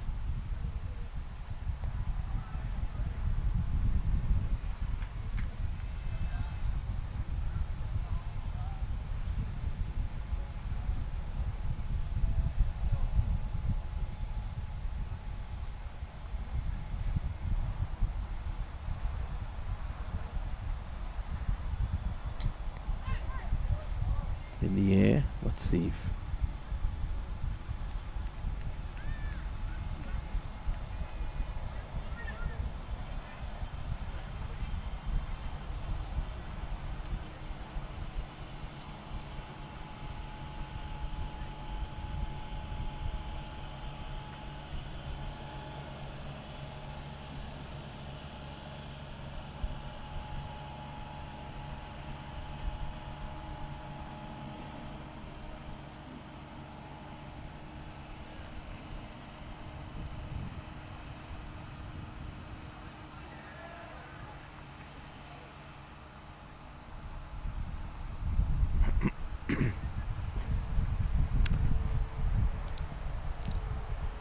Bhatia has bowled well so far. Initial spell of 3 overs, none for 6. So it's 4th over now. It's a good delivery to right on spot Bhatia. And just 4 wickets again now for the US. 227 required. The run rate is climbing up to near 10. Leg spinner to leg spinner. That one coming out the front of the hand.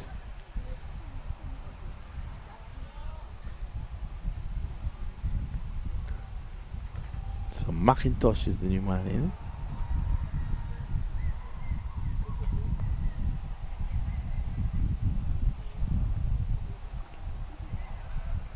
Completes the 4th over for Bhatia. 7 of it of his spell. 27 done. It's 84 for 6. McIntosh yet to get off the mark.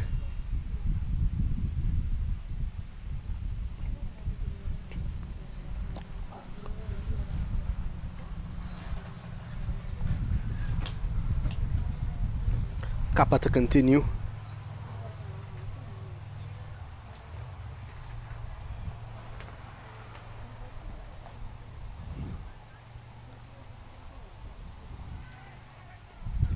Three overs left in this innings. I think if you're Bermuda in a stage like this, you want to get as close as possible to the target, and if you can't do that, you want to try to at least bat 50 overs.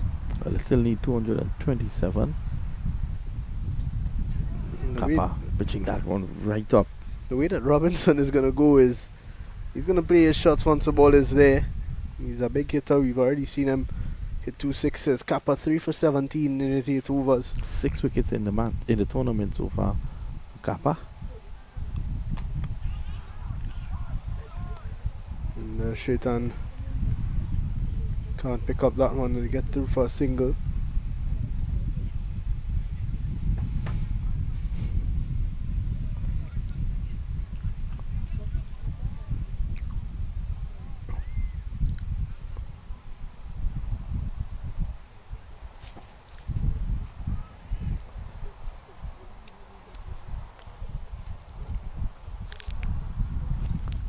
Scapa again. Good delivery. Right on spot. Two slips waiting. So they're attacking here. They want to finish this off. United States.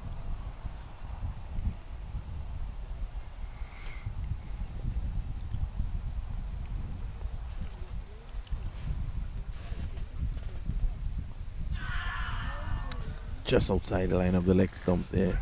And they're going to look for a single, and Garg not come picking up cleanly.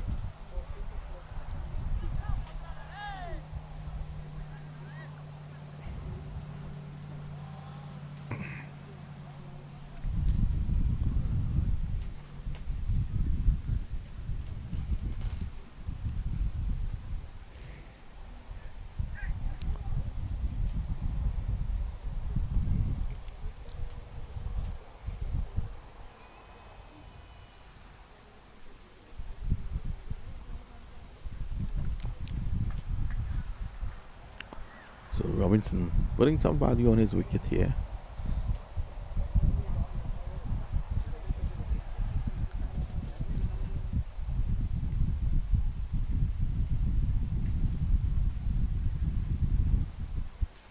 Oh, that gone. That's 6. That's a huge hit. And it's the third time today that we've seen Robinson absolutely smash one of these USA spinners out of the park and against the run of play.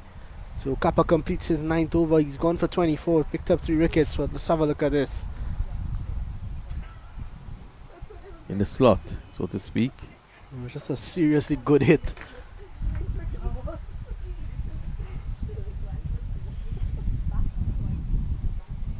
Someone actually ended up in the Bermuda dugout. Bhatia to continue.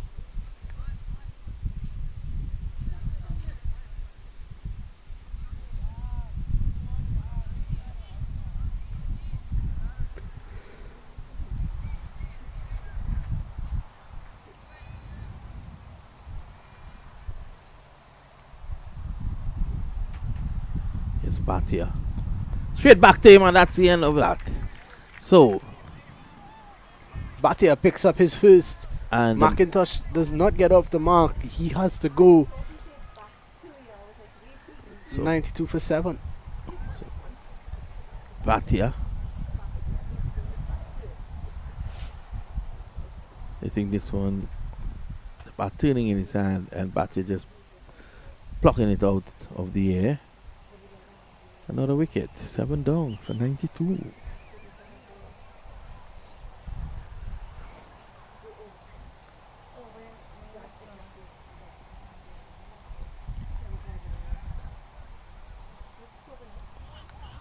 So it's 92 for 7 at the moment. I dare say the end is near.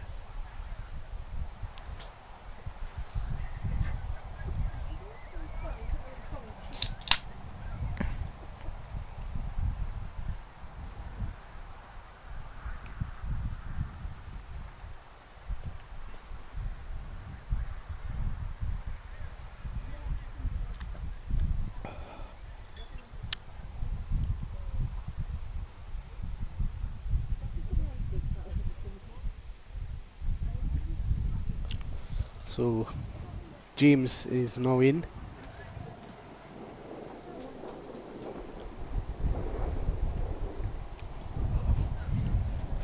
Well, James didn't bowl either. He's batting at 9. So Bermuda not.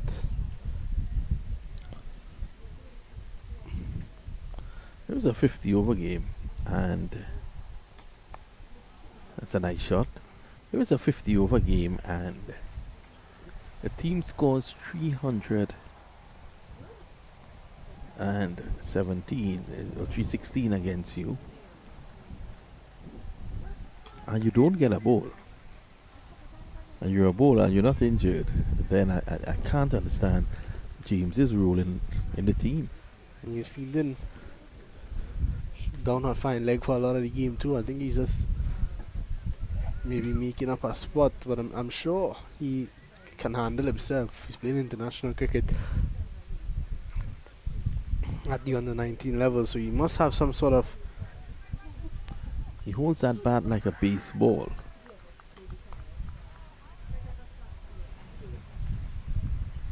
So Batya completes his over. It's a wicket maiden, and it's 92 for 7 after 29.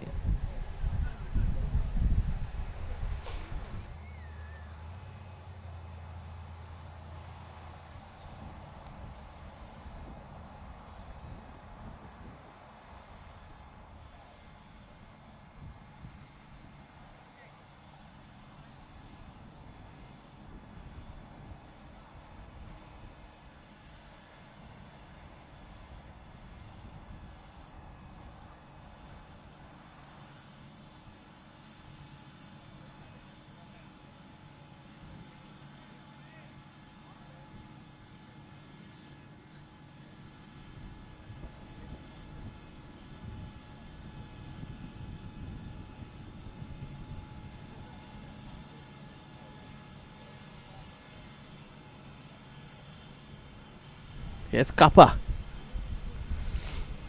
To Robinson, flatter. So Kappa probably still in his mind studying that sixer who struck off him, so he decided to go flatter.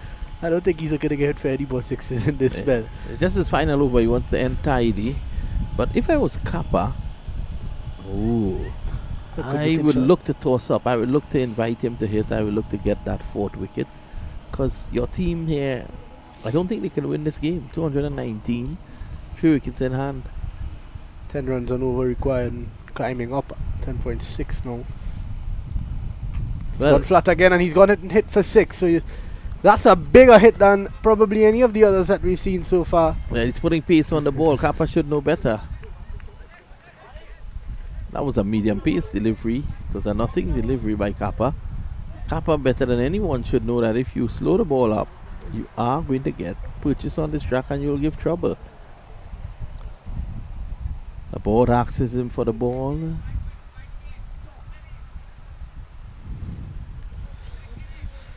So can Kappa pick up a fourth? 3 deliveries to go. Robinson is under charge.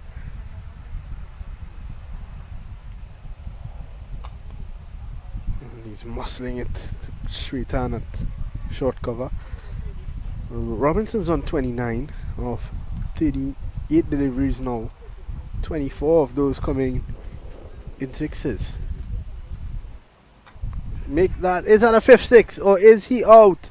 It's actually in the gap and it runs over the ropes for 4.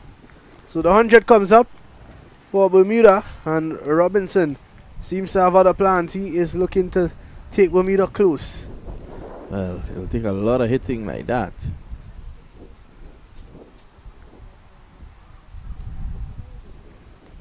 Kappa with 1 delivery to go. This figure spoiled in this over by those 10 runs. Robinson's on to 33 now.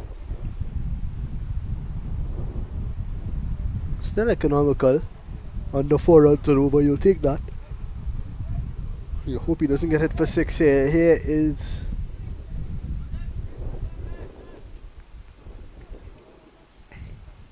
Kappa in for his final delivery. 10 runs of the over already. How does Robinson send him home?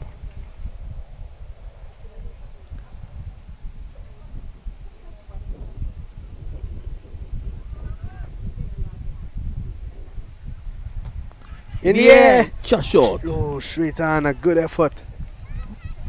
Just couldn't get underneath it. Kappa almost getting his fourth. At the end of 30, it's 102 for 7. Just getting their lead. The captain is not happy. I think Shwetan picked that up late. Yeah, he's in a position there where he needs to be sharp. Not short cover. Those balls are Some are gonna fly to you, some are gonna pop up where you have to run in.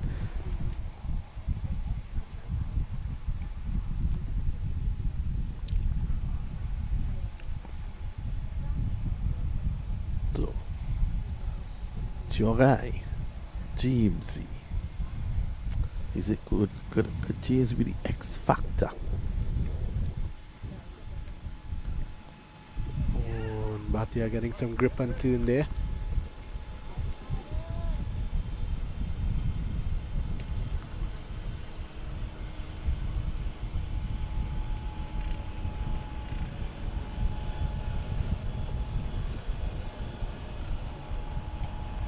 Oh, it's almost a hit straight back to the bowler. They look for a quick single.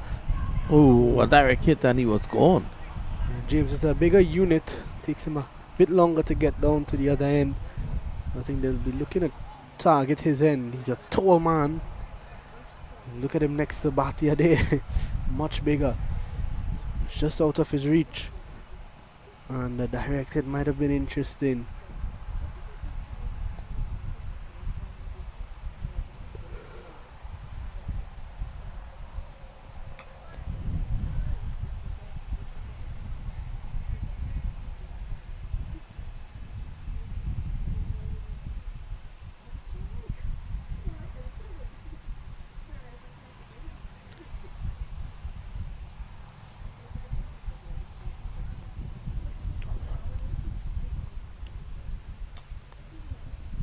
Nicely played. James not shaping up badly at all.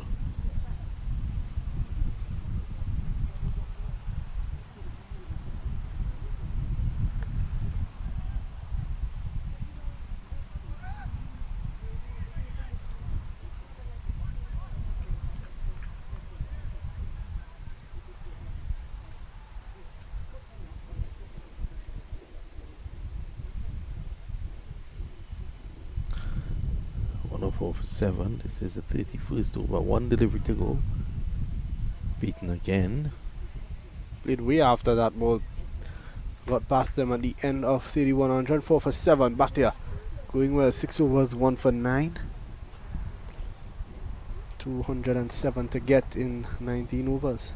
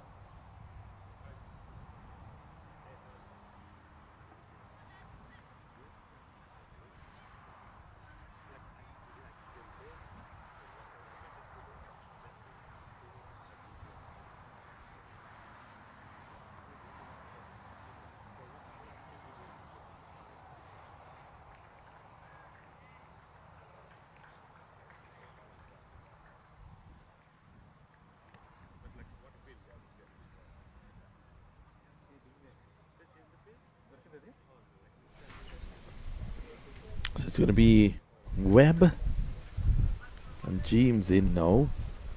James is on 10. 1, sorry, of 10. Webb is yet to score. Let's see how Webb fares.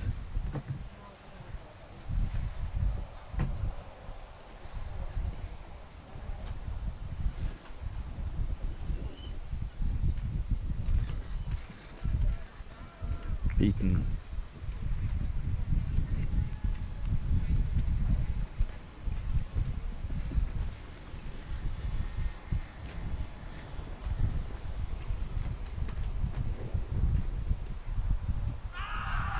Jock on the pad, probably a bit too high going down the leg side as well.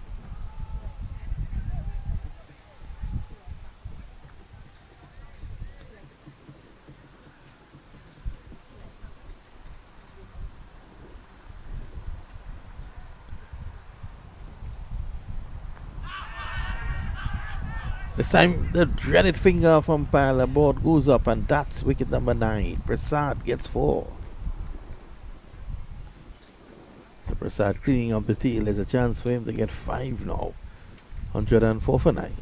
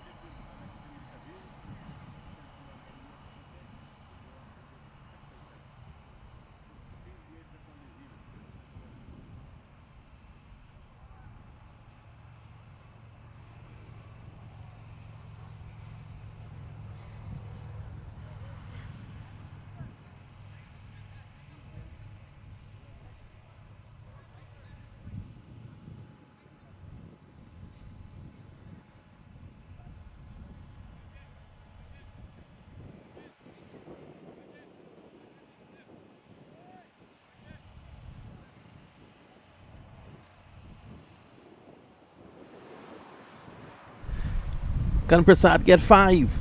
Ooh, he squeezes that out. He has one delivery again. Hit his spell. 4 for 35. 2 slips waiting for an edge.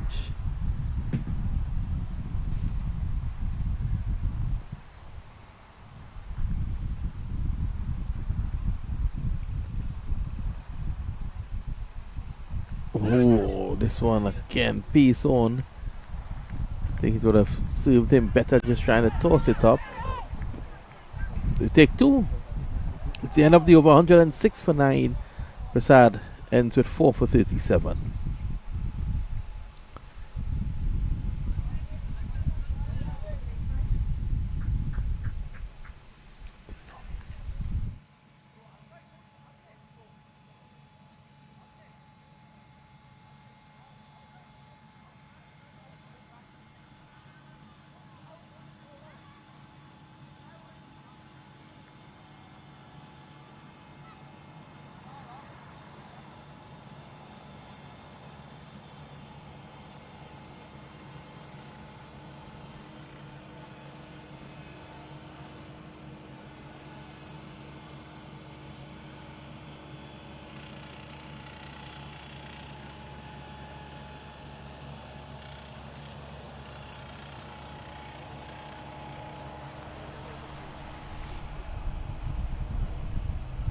James pushes it on the offside.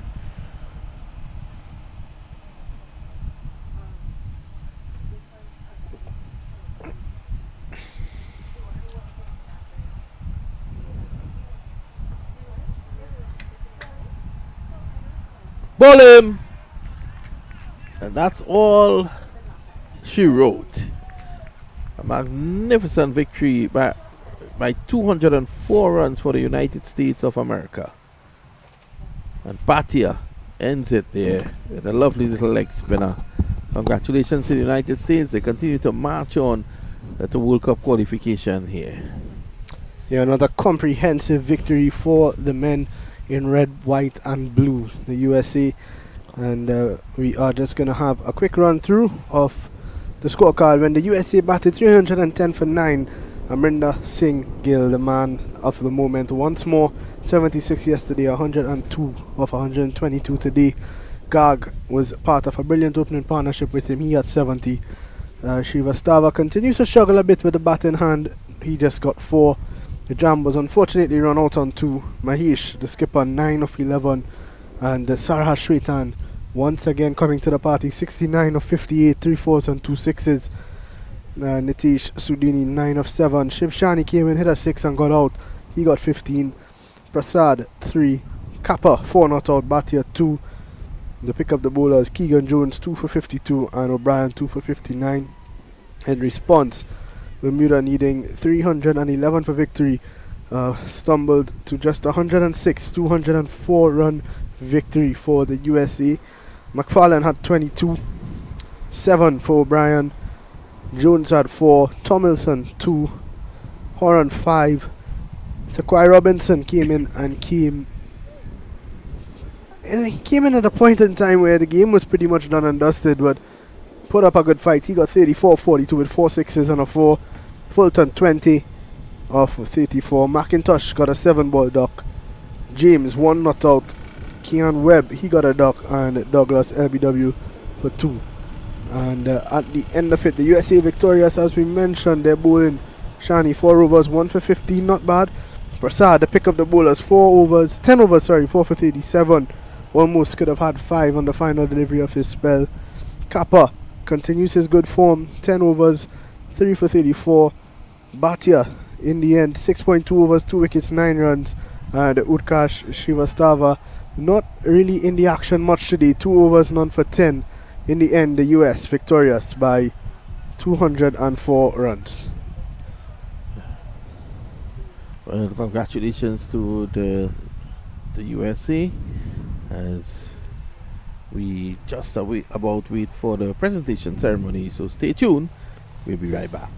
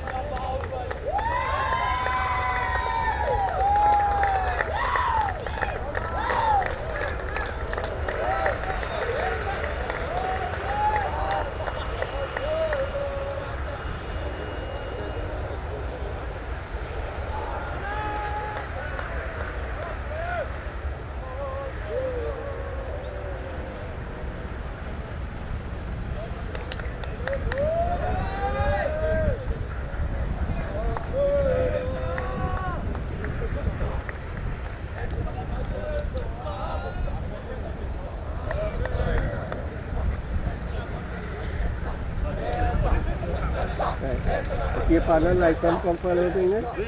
Looky there, looky, walking right now. They were when they finished with the presentation. He stopped them and tell them turn around, face the camera so he could see the camera. This could fit there? Yeah. Yeah, that's good for this. It's on this side.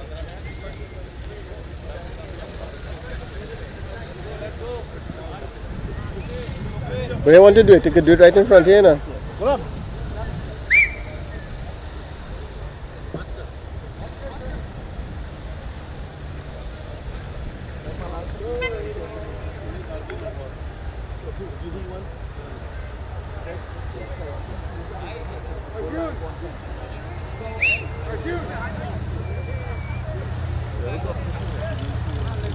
Huh?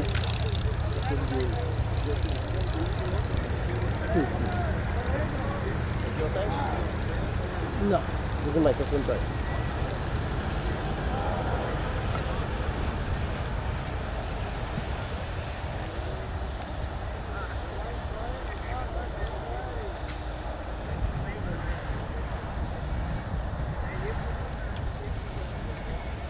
This is not my side. This is not my side.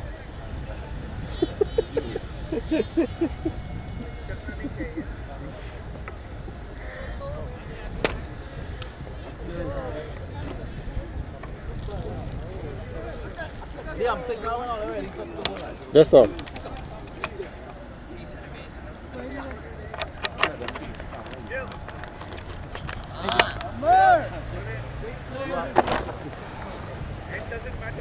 Hold on, huh? You can let him hold it, but you can access it. That's all, let him free.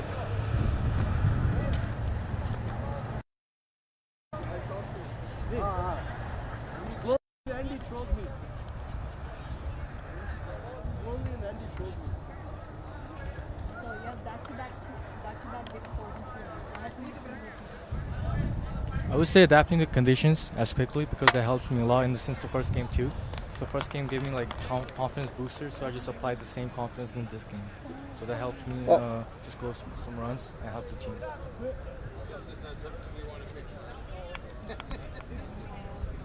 How did you adapt your approach today?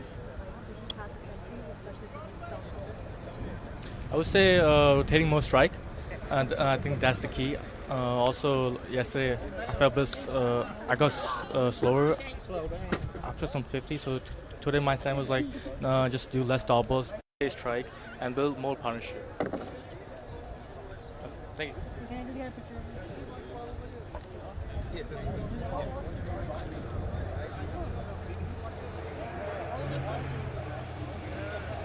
Perfect, thank you so much.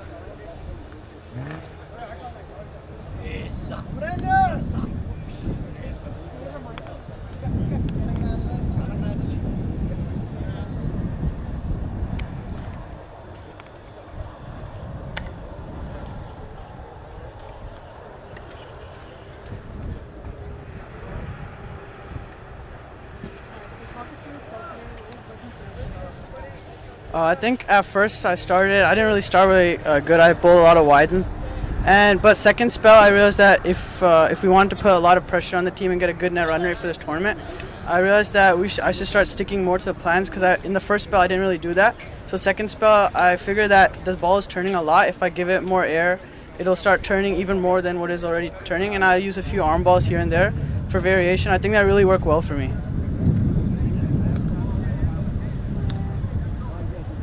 So your fourth wicket sealed the game in that. Honestly, I think that we really just wanted to finish it as quickly as possible because we wanted as good of a net run rate as possible, and I figured that the earlier we get the wickets, the better for us. So I try to bowl as many like arm balls and variations as possible, and like that worked on this pitch.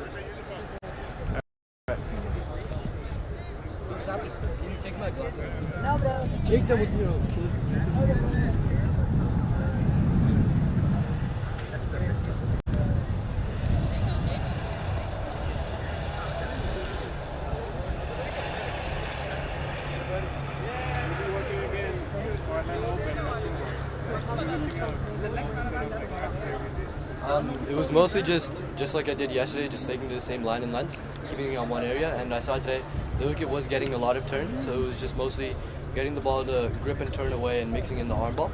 And I think it was just the consistency that brought our bowlers and me a lot of success today. How is the bowling time against Bermuda different from like last? So we know against Canada we had a lot of specific game plans, but for Bermuda we still did some research on them. But it was just we knew that just like Canada, if we stuck to our line and length, that we would be fine. And it was mostly just we knew we needed a lot of net run rate to go into the tournament. So that for the final games we don't need to have any pressure on us. So it was just staying calm and getting wickets early.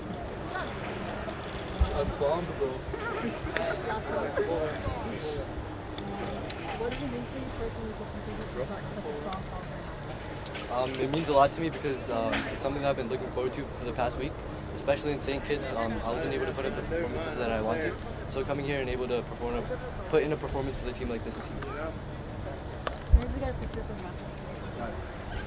What song should I put? No, we're putting Bahubali song. You did on my phone. Adil, what song do we put for Adil? Thoda Pounder. No.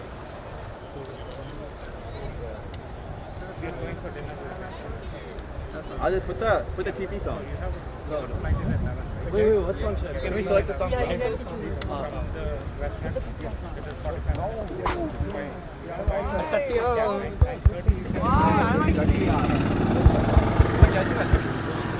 I want to say that. I'll say that. Adil, you look fine. Yeah. Yes. 1 second. We're doing helping the media. Yo, what song, bro? Wait. We know we're doing that. Fine. I'm gonna look the same. Wait. I don't know where to go. Well, I took it and then someone asked for it. Just write your name. Wait, actually. Wait, I don't know. Oh, wait, go. Just Spotify. Wait, what song are you doing? I don't know your song. Wait, put A side with this. What song are you gonna do? Wait, I get one too? Yeah, you We're gonna get one too. Wait, I know this one. What is this ours?